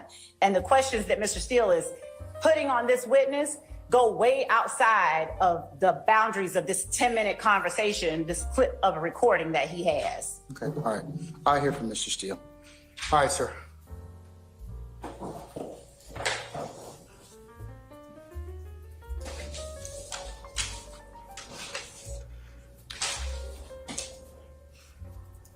Good afternoon, Your Honor. Good afternoon, sir. Good afternoon, everyone. Can I ask you the $64,000 question, Mr. Steele, to begin with? Sure. Is there an interview of Mr. Bean at the hospital or Grady detention facility? Yes, that's what he told Okay, me. can I see it? That's what I've been asking for. No. Do you have it? That's what Do you Mr. have one? No, I've been asking for. Well, okay. Here's our challenge. Unless you know there's one and the state's told you they don't have one, then you don't really have a good faith basis to ask that question. Mr. Bean told me. But now there's come to light that Mr. Bean he's at Grady. He's in Grady detention, but he hasn't made a statement to anybody else, any law enforcement officers. Let me take you back, because that's not the way I understand it. Well, did he interview? Did he have discussions with Detective Faust or Detective Lewis at Grady? I can't tell you which detective. I can tell you that is what he said, and it's backed up. By whom? I'm going to show you, if I may. Your Honor, when you play the recording, it takes 10 minutes. Of Mr. Steele's investigator? Yes. Sure, we can hear, but let me hear from Mr. Steele first. Okay. So what happens here, Your Honor, is last time we were together on March 4th, 2024, the district attorney stopped the cross-examination, approached the bench, and the following occurred. This is an excerpt portion. I'll mark it as Mr. Williams, number.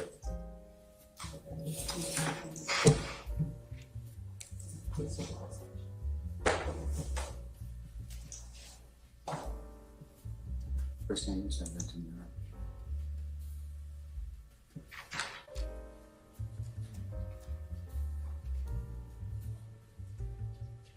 Number B, dated today.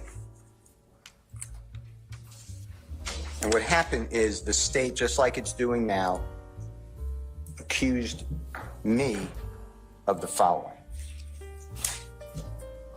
And this is just the context, and then it will get into do exactly what you're asking. It's on page 2, Your Honor. District Attorney Love stated, starting at line 13, that I told the witness what to say, that Mr. Bean was never taken to Grady Hospital. From transfer page 2 to 3, District Attorney Love said Mr. Bean was never interviewed at Grady Hospital. Transfer page 3, lines 3 through 4 and 8 and 9. Mr. Bean went straight from the scene of his arrest to the Fulton County Jail. Page 3, line 18, when this honorable court asked the question, did he, meaning Mr. Bean, go to Grady? Ms. Love stated, and I quote, no, he, meaning Mr. Bean, did not go to Grady. Mr. Steele told you about whatever he's trying to do. You asked me, did he go to Grady? I said, that's what he's saying, or some hospital, yes. Page 3, line 18. 20 to 22. On page 4 through 5 of the same transcript, I asked. I have the transcript. Okay. I asked in lines, it's transcript 4 through 5. I asked for Mr. Bean's statements to police. And he said, this way I understand it, is Jeffrey Williams was not in the vehicle, or he didn't mention him in the vehicle. He put 3 people in the vehicle, and he lied about who was the driver of the vehicle. And I said, it's Brady evidence, I'm entitled to it. Transfer page 5, lines 20. Starting on line 20 through transfer page 6. District Attorney Love answered your question. Nothing shows that Mr. Bean went to the hospital. District Attorney Love on transfer page 5, line 24 through 25. Mr. Steele is misrepresenting that to the court, meaning that he was taken to the hospital. Transfer page 6, lines 1 through 5. District Attorney Love states Mr. Bean went straight to jail and that the district attorney has the documentation, the printout. I asked to see it. I was never shown it because I didn't believe it to be true. And I'm going to tell you why I believed it wasn't true. To answer your question fully. Transcript line 7, page 4 through 5. I have no good faith basis to ask this question. Ask this question is my words. Transcript page 7, lines 6 through 9.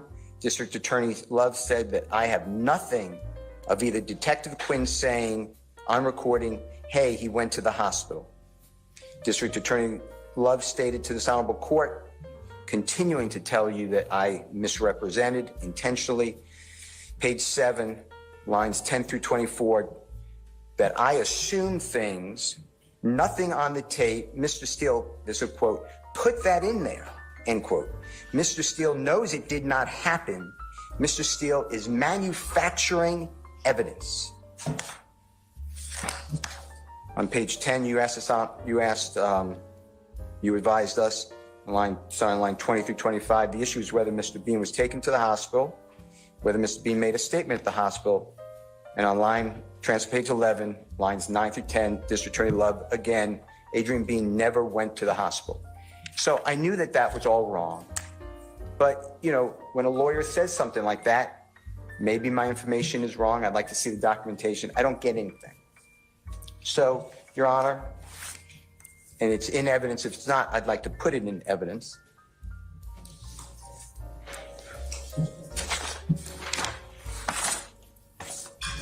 The reason I believe that he went to the jail, not straight to the jail as being told to you, is that in discovery, the following occurs.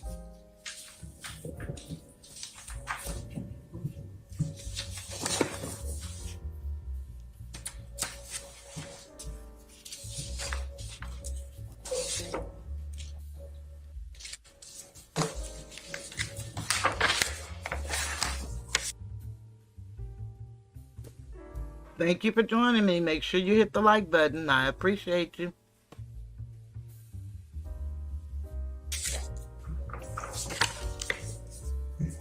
And I'll mark this as Mr. Williams' exhibit number 202 with the court's permission. It can be played for the court. This is the file. It was given in discovery by the state of Georgia to Mr. Williams and all. This is the police radio traffic. You heard some of it during the trial through the witness who identified the radio traffic. It starts at 0054. This is Z radio, 1231 hours through 1300 hours, so 1231 through 1 o'clock. And it reads, down here on Cleveland Avenue, status of 4, that means ambulance, Your Honor. You heard that through the testimony. For a 34-year-old black male with injuries to his shoulders, head, and to his back. If you remember, Mr. Bean was born 6/22/1979. That would make him 34 years old on September 11th, 2013. It says, okay, Cleveland Avenue, Old Hayfield, 122, Cleveland, and that ends at 112. At 1300, Major, where do you want me to bring the bus, meaning the ambulance? Oh, come up here to Cleveland and Old Hayfield. Take a right. I'm standing here. I'll direct you in. That's at 1314. At 1602, 2308, I'm still at Cleveland Avenue, Old Hayfield. I got a perp in the backseat of my car. That's at 1607 it ends. At 2808, 2308, I'm right in the parking lot. Tell him to come down Cleveland Avenue. I'll get him. I'm in the parking lot of the Coin Laundry. All right. Trying to get Grady to find you. Right. Then it says unintelligible for my notes. I'll get out of the car and flag him down. That's at 2028. Then at Mr. Williams, I'll mark it exhibit number 203, Your Honor, for purposes of this, or I'll play it for the jury. File Z radio, it's 1301 hours through 1330. So that's 1:01 in the afternoon to 1:30 in the afternoon. Same date, September 11, 2013, 1842 on the recording. 13 radio, following Grady Unit 320 down to Grady Hospital, 1848. At 2736, are you en route with another victim? We en route with another suspect. The other suspect, okay, I copy that. He's 1050. Also, 1050 is a shot. Says, I don't think so. He's going to be in custody. He's in 83. 83 means another warrant. Mr. Bean at that time had a warrant for the year before for shooting 2 people. You heard that impeachment. He pled guilty to that. He received before the Honorable Judge Downs 15 to do 3. Okay, so why not bring him to Grady? So why not, bring him to Grady? Isn't he injured from the crash? He's probably going to be injured, Sarge. That's why they've taken him to Grady detention, so probably be injured. Okay, copy that. He was the guy that was hit by the car, question mark. I don't know which one the guy he is. This is the one that AC, meaning you heard from AC Booker Higgins, officer, and them got over at the Barber Institute. That is Mr. Bean, in fact. Yeah, that's affirmed at 2836. Then I'll mark it Mr. Williams, Exhibit 204. It's file Z radio. It's 1331 through 1400 hours, so it's now 1:30 to 2 o'clock. 2820, raise 2013 and have them go over. We got the 83, that's Mr. Bean, down here at Grady, and that's at 2827. So I knew he was at Grady when Miss Love was making these representations that I'm misrepresenting. But, you know, I don't find lawyers to do that. Then, Your Honor, there is a recording, and it's at 1949. We can play it for you. It's Detective Quinn and Mr. Bean. So it's 6 days later. So it's now the 17th of September, 2013. And Mr. Bean is being recorded the whole time by Detective Quinn. And Detective Quinn states as follows.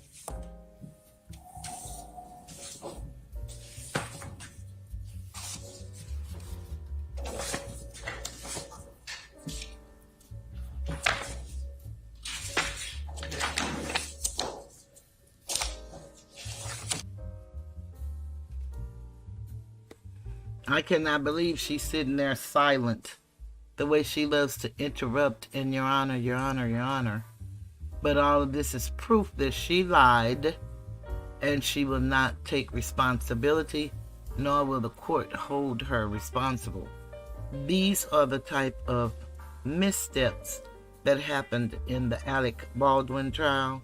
And let's see if Judge Krause will be fair and acknowledge all of these missteps in this trial and see the outcome.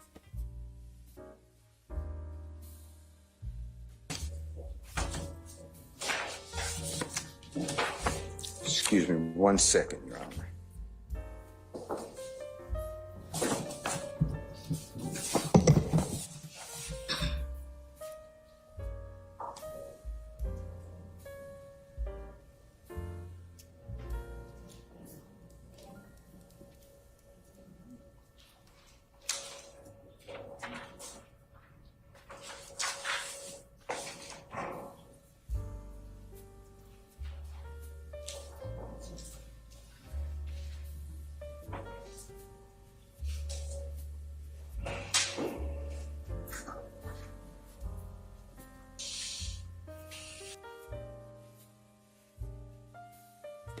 Now, Mr. Steele didn't go this far in his motion as far as the time period, but this is interesting to me.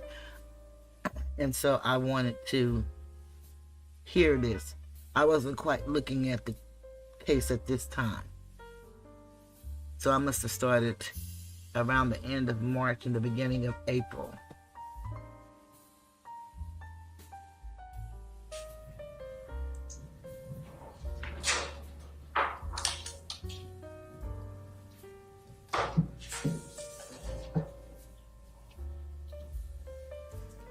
At 44:56, actually. In what, sir? This is September 17, 2013, recorded interrogation, Detective David Quinn, now retired, with Mr. Bean. And I'll play it for you if you'd like, but Adrian Bean states as follows. Yes, sir. I lied to the detectives when they first came and talked to me. And I told them that's probably the lies that you're talking about. Detective Quinn then said, okay, what did you tell them? Adrian Bean, I told them Big Fred was driving. So we're sitting here. I have zero information on when Mr. Bean spoke with detectives. But I do know this. Mr. Bean told me that he spoke to detectives at the hospital. Detective Calhoun testified before the court, went down to the hospital, spoke with, it's on recording, Fred Prethrow. Fred Prethrow was asked, what happened? Who was in the car? Fred Prethrow said, DK, Adrian Bean, and me. Three occupants. It's on recording. Detective Lewis goes and speaks with DK, who is known as Mr. Walter Murphy. I have no recording. I have No recording of whom? Who? Detective Lewis at the hospital, Grady Hospital, September 11, 2013, meets with Walter Murphy. And Your Honor, as my eyes roll out of my head, I'm about to show you why I do not believe the City of Atlanta Police Department at all. This is served in discovery. I will mark it, Mr. Williams, C and D. And then you tell me if I'm supposed to believe the allegations from the state of Georgia. And Your Honor, while Mr. Steele is pulling that up, I am reiterating that his failure to believe or not believe is not a good faith basis for asserting facts that are not in evidence. So let him finish and I can kind of have another conversation with y'all about it, okay?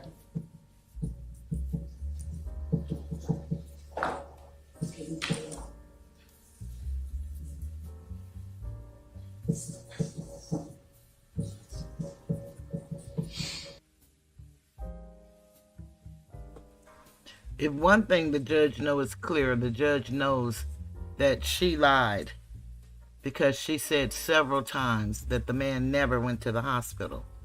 So I don't know the outcome of this. I'm going to hear it to see. But we know that she lied.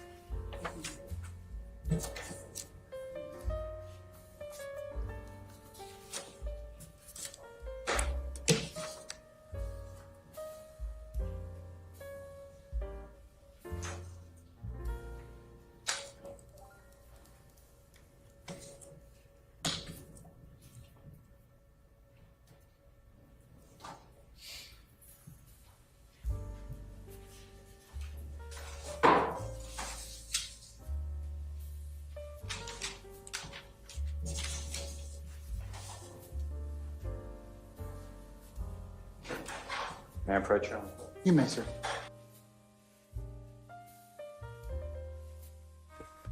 All of these attorneys are phenomenal to be able to sit in here and listen to this lady lie after lie and not get called out on it. And once she's proven to be a lie, the judge doesn't say anything and just keep moving forward. This is so totally unacceptable and so wrong on so many fronts.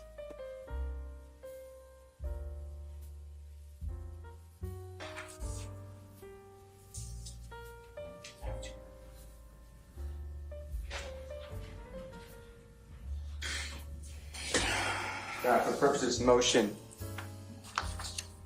I am handing the court what I was provided in discovery by the state of Georgia. I made it for today's date, Mr. Williams, Exhibit C, as in Colette or Charlie, and D as in Delta. And if you will see and take note, on the top, it's the City of Atlanta Department Supplemental Incident Report, narrative only, page 1 of 1 on both C and D. Your Honor, the incident report is exactly the same, 13-254-1308. The complaint name in both are left out. The date of the report is the same, 9/17/13. It says reserved, and nothing's in there. It then has a narrative section with an affidavit. Your Honor, the first paragraph has Detective Lewis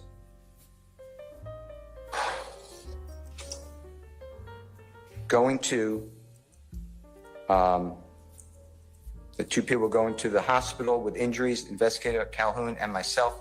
Investigator Lewis went to Grady Hospital. If you remember from the testimony, Investigator Calhoun goes and meets with Mr. Plethro, 3 people in the car. Investigator Lewis goes and meets with Mr. Murphy. Investigator Calhoun recorded it. I have this report on Investigator Lewis. Next paragraph of C and D are identical, Your Honor. Once we arrived at Grady Memorial Hospital, there were 2 males being brought in for gunshot wounds. I was advised by the Grady medical personnel were not life-threatening. We could speak with them once they got stabilized. It's going to be identical. The next paragraph, Your Honor, the first 2 lines. The first line, I spoke with Walter Murphy in C, gives a date of birth, 8/9/91. He had sustained a gunshot wound to the left thigh. It's going to be identical. Then it starts, he advised that. In C is in Colette and Charlie, but in D, it says, he advised me during the. Then D is whited out. The entire part is now vacant. C goes on to say that that the other 3 males, now there's 3 people in the car, one named Bean, drove to the laundromat on Cleveland Avenue to meet up with another male to sell an ounce of marijuana for $450, and it goes on. Your Honor, at the bottom of C, it is signed, same looking signature of Investigator Lewis, I presume, on 7, reporting officer's signature. It is also signed similar on D, Mr. Williams D. The APD number is written in on D, but it's typed in on C, and it's the same ID number, 3081. As far as section 9, which is in the center on the bottom, it says sworn to and subscribed before me the 17th day of September 2013 in type on C. D, it's in writing. And then on the bottom, it says supervisor's signature, and a supervisor actually signed off on C, which is supposedly a complete report, as also D, which is clearly whited out. In addition to that, Your Honor, on both C and D, there is a statement at the very bottom before the signature, above the signature line, the undersigned being duly sworn upon his or her oath deposes and states that the foregoing is true, correct, complete, and legible to the best of his or her knowledge and belief. So when I sit here and I hear Miss Love tell me how diabolical I am and how I don't have a recording or I don't have a statement or I don't have a note or a summary or a writing that Mr. Bean was interviewed at the jail, at the detention center after Miss Love told this honorable court, total misrepresentations. I don't know, I assume that she had a good faith belief because that's just what I do with lawyers. But she attacks me like I'm out of my mind when this is in the discovery. This is all, she knows this. And then I'm giving C and D, which is clearly going to come out before your court, because if the state doesn't call the investigator, I'm calling Investigator Lewis. Because this is what I would say is corruption. Because I don't see this often. Do we know why why one statement is incomplete and the other one is? And why I have no recording. And why I only have this on the 17th day of September. And why Detective Calhoun's is all in recording and a report on that day. And why is it that Adrian Bean tells Detective Quinn, when I first spoke to the detectives, I lied to them about Fred Prethro driving? And why is Adrian Bean telling me, yeah, the police wanted young thug, Jeffrey Williams, whatever the words are, involved in this case? And why is it that Adrian Bean is on a jail call with his wife? It's the next day. It's September 12th of 2013. And his wife says on that jail call, the homicide investigator, it's going to be Detective Quinn, came by a second time yesterday. That's the date of the incident. And he told me that the driver, people think the driver's a woman wearing a wig, but it's really a man. It's a boy. And Detective Quinn is giving this information. And whoever the driver is in big trouble, but if Mr. Bean is a passenger, he may not have any charges. And on that same recording, Adrian Bean is telling his wife, they gave us a story to tell. And Adrian Bean tells me with Investigator Martin that story to tell happened at the hospital. Now, he blames it on Detective Quinn. It's also 10 years before, so maybe it's not Detective Quinn. I'm not saying it's Detective Lewis. My questions were, or some detective. But his point is, it's a detective that introduced Jeffrey Williams to this. And then you could go through the crime, which I'm going to do, the crime scene photographs. There's not room for 4 people in the back of the car. In addition, there's no shooting in that car. Like the police did it and they cleared, and I'm not saying Robert Sinnell was not justified. I am not saying that. But Robert Sinnell discharges firearm multiple times and it crashes through the very rear window on the passenger side of that 2004 Nissan. Those bullets go somewhere. Mr. Murphy is shot twice, one in the lower ankle in his right leg and one in his left leg, upper thigh, which strikes an artery. That's why there's so much blood from him. Fred Prethro is shot through the headrest. Now just imagine a 6'3" young man sitting in the ways of those bullets. They can't get around him. There is no one else in the car. And the state is blaming me for this. This is outrageous. And I can ask every single question the way I ask it, and I ask it properly. And Adrian Bean, for all that he's worth, the jury makes a determination. And what Miss Love is trying to do is obstruct the truth from coming out, because she knows all this. That's why last time I was a fibber for telling the court that he went to Grady Hospital. When she realizes it's patently true, now I'm a fibber because no one spoke with him, and I'm just supposed to believe that these officers took him down and they had him on wraps and no one spoke with Adrian Bean. I apologize to the court. That's also a jury. Juries make those determinations. In addition to that, this case should be dismissed This is outrageous. I'm going to do that once I get it into evidence before the court, but I'll do it now since it came up and Miss Love is attacking me. And this evidence is wrong. I also ask continuously for all these videos. I don't get it. And then months later, I'm getting a video on the shooting at the movie theater, which I know you don't know about yet, but it's about Christmas of 2000 and maybe 15. The point I'm trying to make to you, Your Honor, is this is a moving target by the state of Georgia. And no, to say that I have no good faith belief because I can't show this honorable court where these statements are, that's my point. It's Brady evidence. This is all Brady evidence. And if this happened in another forum, the state bar, I'm not doing that. I don't report people. I believe in people and lawyers.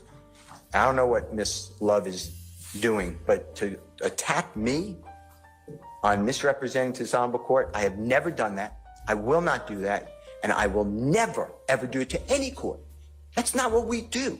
But I also understand my duty is to make this process rigorous, zealous, and I am going to fight for Jeffrey Williams in every lawful and ethical manner the entire time. And that includes destroying Adrian Bean's testimony and revealing the truth.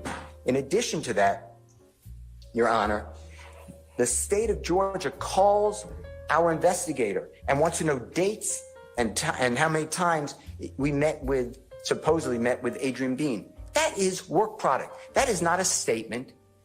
That is not covered in any type of work product, and this is not my witness. So when you ask the court and you never got the answer, but OCGA section 17-6-4B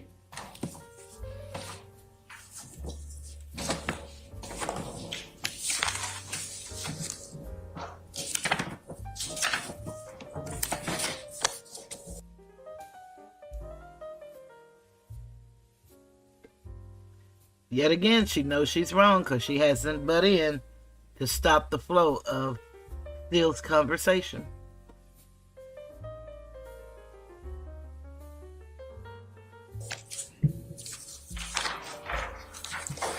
as in Barry, Bravo.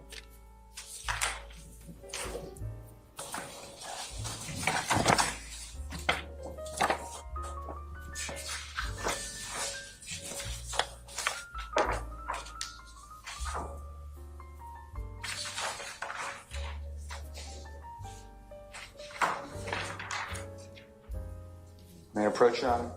You may, sir.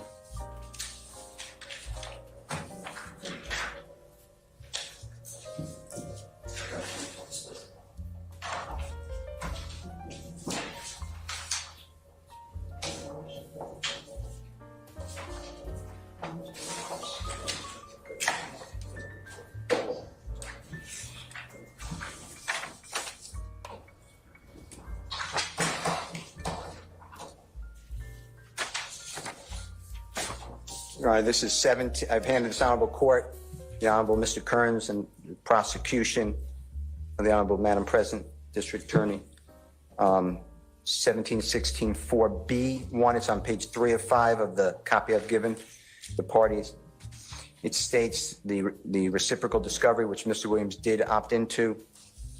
B1 towards the center of the top of the page. It states the defendant, within 10 days of timely compliance by the prosecuting attorney, but no later than 5 days prior to trial, or as otherwise ordered by the court, shall permit the prosecuting attorney at a time agreed to by the parties or as ordered by the honorable court to inspect and copy or photograph books, papers, documents, photographs, tangible objects, audio and videotapes, films and recordings, or copies or portions thereof, and to inspect and photograph buildings and places which are within the possession, custody, or control of the defendant, and this is what I stress, and which the defendant intends to introduce as evidence in the defense's case in chief or rebuttal at trial. I am not in my case in chief.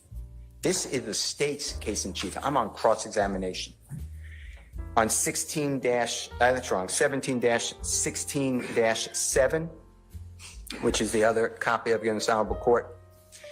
And the parties, our legislature wrote, no later than 10 days prior to trial or at such time as the court permits, or at the time of any post-indictment pretrial evidentiary hearing other than a bond hearing, the prosecution or the defendant shall produce for the opposing party any statement of any witness that is in the possession, custody, or control of the state or prosecution, or in the possession, custody, or control of the defendant or the defendant's counsel that relates to the subject matter concerning the testimony of the witness that the party in possession, custody, or control, and this is what I stress, Your Honor, of the statement intends to call as a witness at trial or at such post-indictment pretrial evidentiary hearing. I am not the person who intended to call as a witness at trial or any such post-indictment pretrial evidentiary hearing, Mr. Bean. The state called him. I don't have to, by law, give anything to the state that I did, and calling a person under the umbrella of the attorney-client privilege and asking to give over information is unethical. When Ms. Love asked me yesterday, I was very polite to her, but I told her I feel like I would be contributing to your unethical and unlawful conduct. I will not speak with you about this. In addition to that, Your Honor, you heard Detective Velasquez testify that he, at times, destroys recordings. I have never heard that before. You heard Detective, who was a female, Benton, say that that is a crime. You heard a witness, Mr.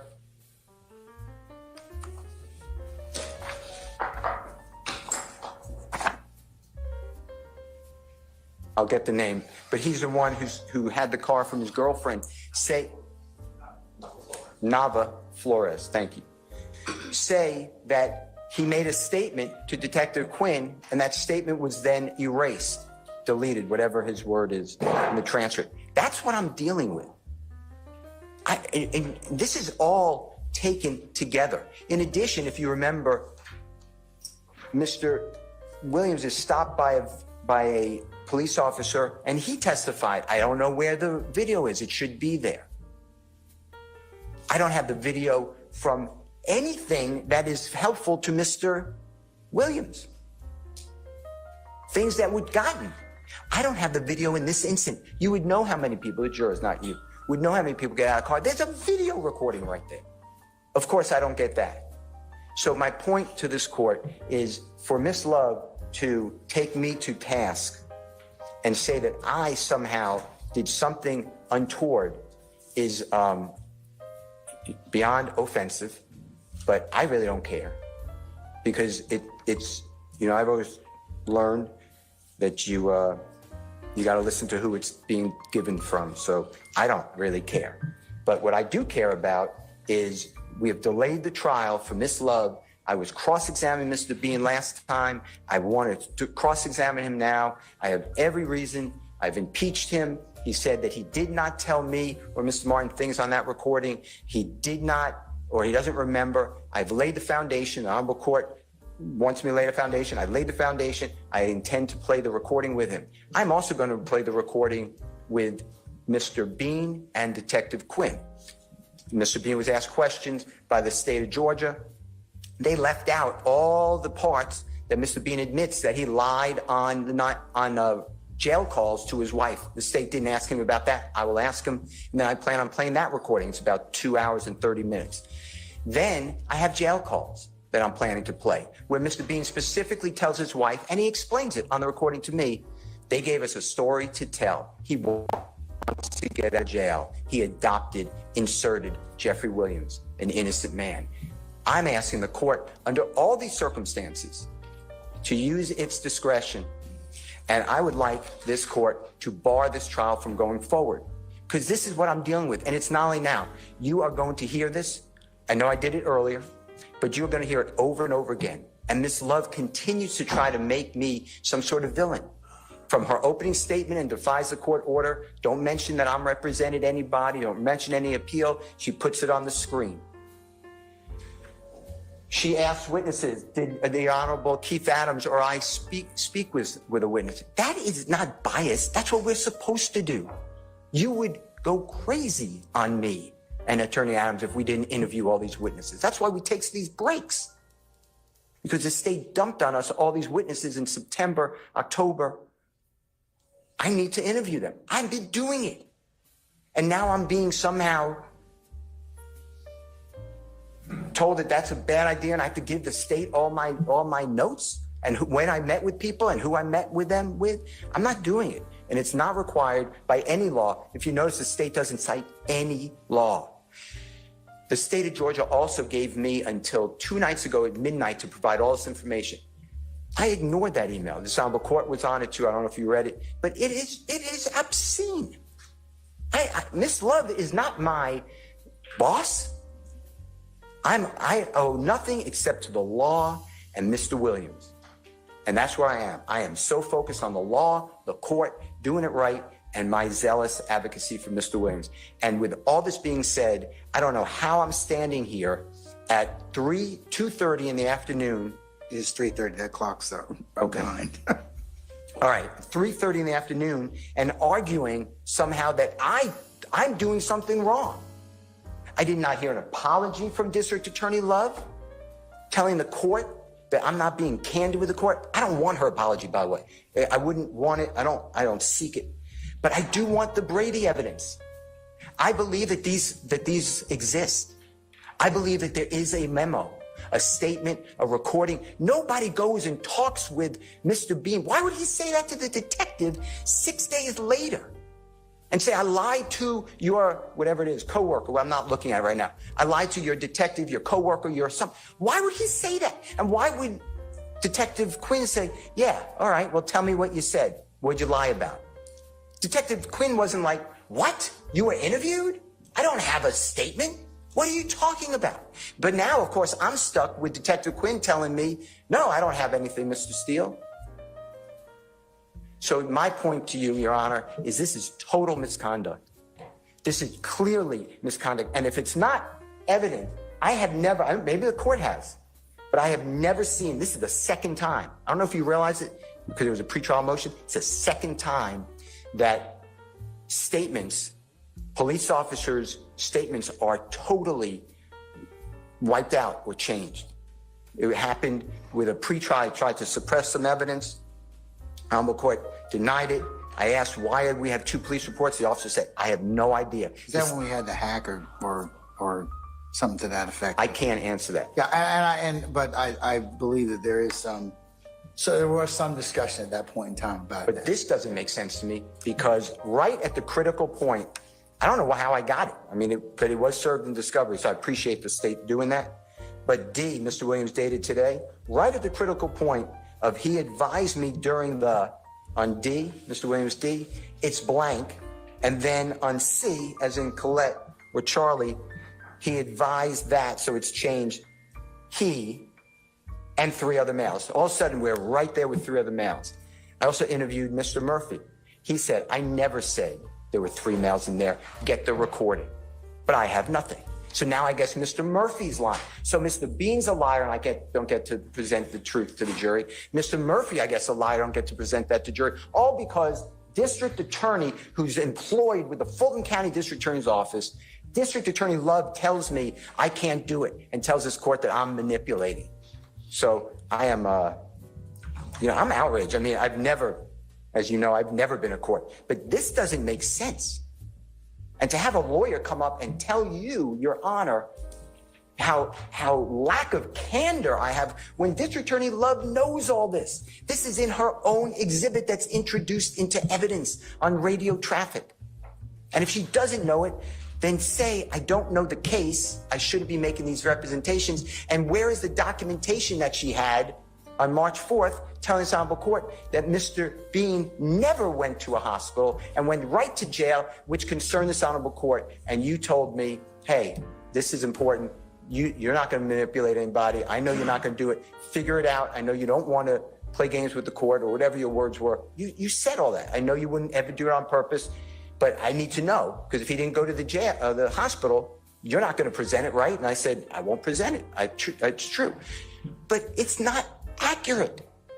And Miss Love just walks away without any type of admonition to say, you got to tone it down. This is a trial. Your court called it Battle of the Titans. The Honorable Judge Tom Davis once told me trials are a collision sport. If they don't like what's coming out, that's for a jury to determine. But the rubber has met the road. I am here, I am prepared, I am focused, and I want to go forward. Well, I'd like you to declare that this case should not go forward, because I don't understand how I don't have this information. And it doesn't make sense that, oh, no one got the surveillance. Are you joking? Did you see how many police officers are there? There is a recording that you heard. They were looking at the surveillance video. You heard that. Mr. Adams played that. Or the state actually played it. Mr. Adams asked them to play it. But I don't get the surveillance video from September 11, 2013. How is this all just no big deal? I think it's a big deal. And I think that this is an unfair, I have to agree with Mr. Steele. It is totally unfair.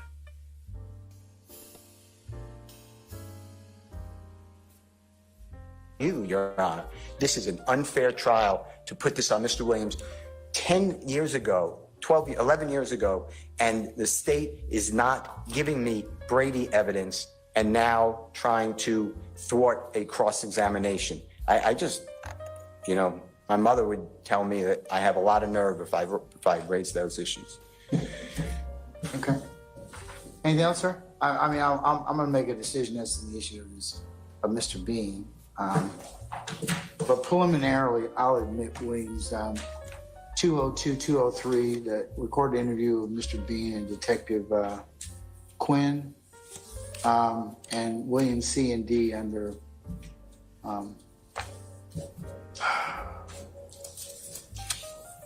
the purposes of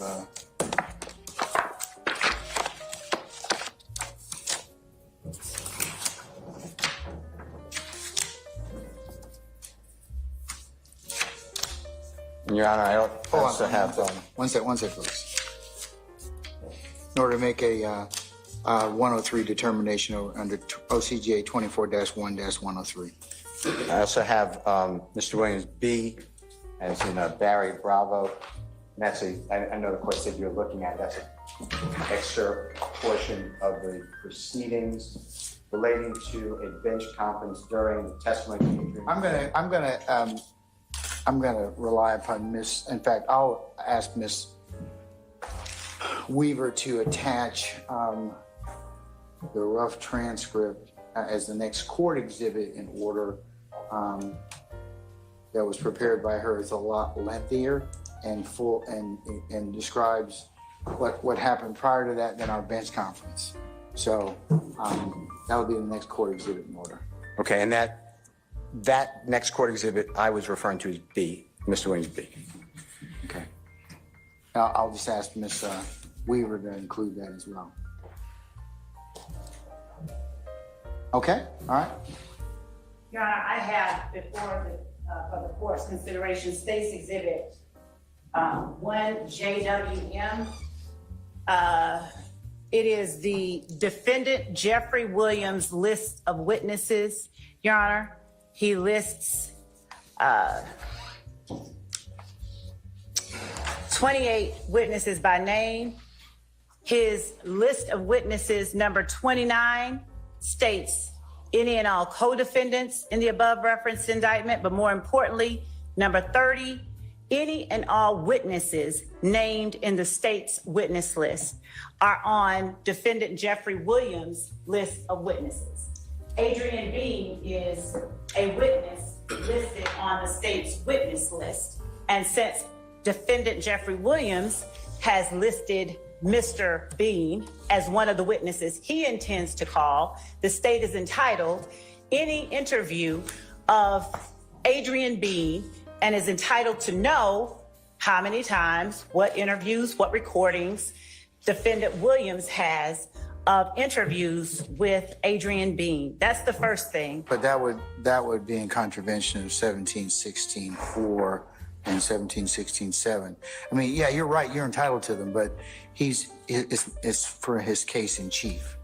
Your Honor, the 1716-7 specifically says any statements of a witness that the defendant intends to call as a witness at trial. And the defendant listed on his list of witnesses that he intends to call. Okay, but it's not his case yet. I understand. And he's no burden to do that. And he may change his mind in that respect. So I'm not even going to consider that until such time as the defendant makes his case in chief. But I agree with you, and I agree with Mr. Steele. It would need to be turned over at that point in time. Your Honor, additionally, Mr. Steele failed to say to the court, point to the court. Instead, he spit out allegations and insults that were meant to, I suppose, take the place of actual evidence.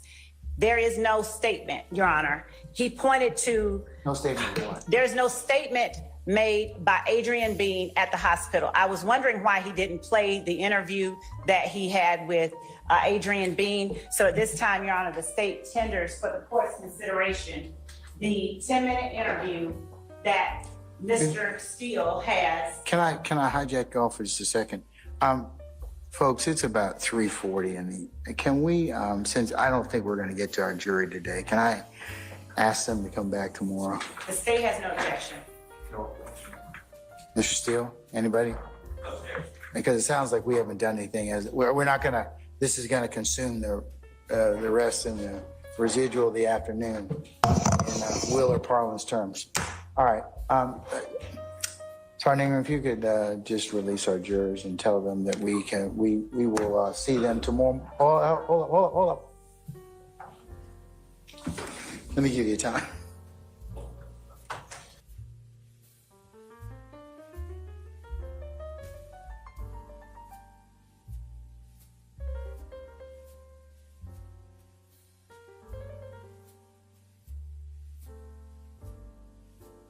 So we see how this lady just la. You know, we could sing her for Christmas.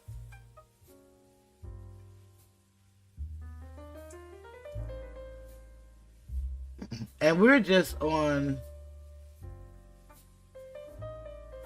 number what?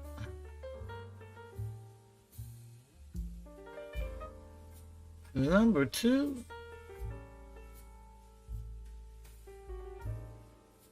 Yeah. We're just on number 2, and there are other videos. So what we will do is, because we've been here for, well, I have at least for 4 hours and 38 minutes, I'm going to get ready to bring this to a close. We saw how she lied about Mr. Bean, and I'm really interested, and that's why I'm kind of looking at these videos, because I was not looking at it from the beginning. And if you came in late to the video, go check the beginning. I talk about the trial penalty, which is basically what I started out talking about before I started covering this case. Little did I know that I was going to be seeing a lot of the things that they talk about in the trial penalty, which is the federal level taking away our Sixth Amendment right to a fair trial. So I try to bring education with a bit of humor, and hopefully it helps somebody. But I'm going to get ready to bring this to a close. I thank you very much, whoever you are, second person, for joining me. And hopefully you hit the like button. And thank you guys for coming. Consider joining and subscribing to my channel. It will be very instrumental and for me, and very informative for you. Also, I have discounts on my product. I do t-shirts and cups, journals, pens, keychains, hats, coffee mugs, memory pillows, things of that nature. So consider joining and subscribing to the channel. Again, I thank you for staying with me. And as you know, I'm getting ready to leave the Tiger's Den. And I believe the children are our future, and that's how I go out. I truly believe that is so much happening to our children today. I have some little shorts that I've done on a couple of women. They're young ladies. One was 17, 18, just graduated high school, and was accosted by the police, treated real terribly on the side of the road. I did one with a little young lady. She's a graduate, and she was yanked out of her vehicle and thrown to the ground. I did one with a family in Chicago, a mother and her children, and they raided their home, and it was the wrong home, and put her 8-year-old son in handcuffs. So it's happening to us all over, and we can't keep talking about teach your kids the conversation. There is no conversation. You just teach your kids to keep their mouths closed and answer no questions. Of course, if you're asked your name, don't give a false name to a policeman. That's considered a felony.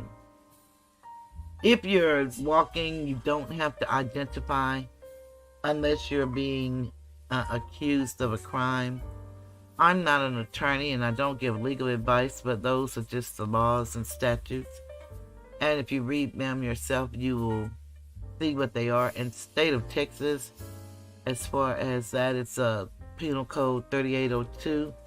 One thing that was added to the state of Texas about 2 years ago is now everyone in the vehicle, used to be you didn't have to show your ID, and you don't have to if in fact you're not accused of committing a crime or being detained.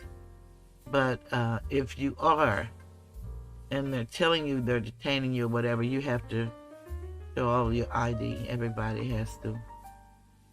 So just remember that. And just ask Google. Google is your friend. And you'll learn a lot of good stuff. So on that note, I'm leaving the Tiger's Den. Goodbye.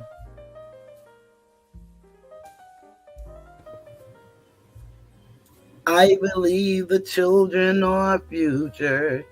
Teach them well and let them lead the way. Show them all the beauty they possess inside. Give them a sense of pride to make it easier. Let the children's laughter remind us who we used to be. Everybody's searching for a hero. People need someone to look up to. I never found anyone to fulfill my needs. A lonely place to be. So I learned to depend on me. I decided long ago never to walk in anyone's shadow. If I failed, if I succeed, at least I'll live as I believe. No matter what they take from me, they can't take away my dignity, because the greatest love of all is happening to me. I found the greatest love of all inside of me. The greatest love of all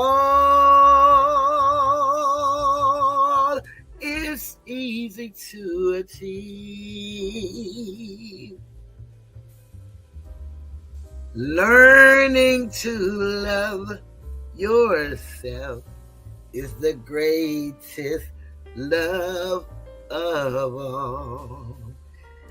And if by chance that special place that you've been dreaming of takes you to a lonely place, find yourself in love.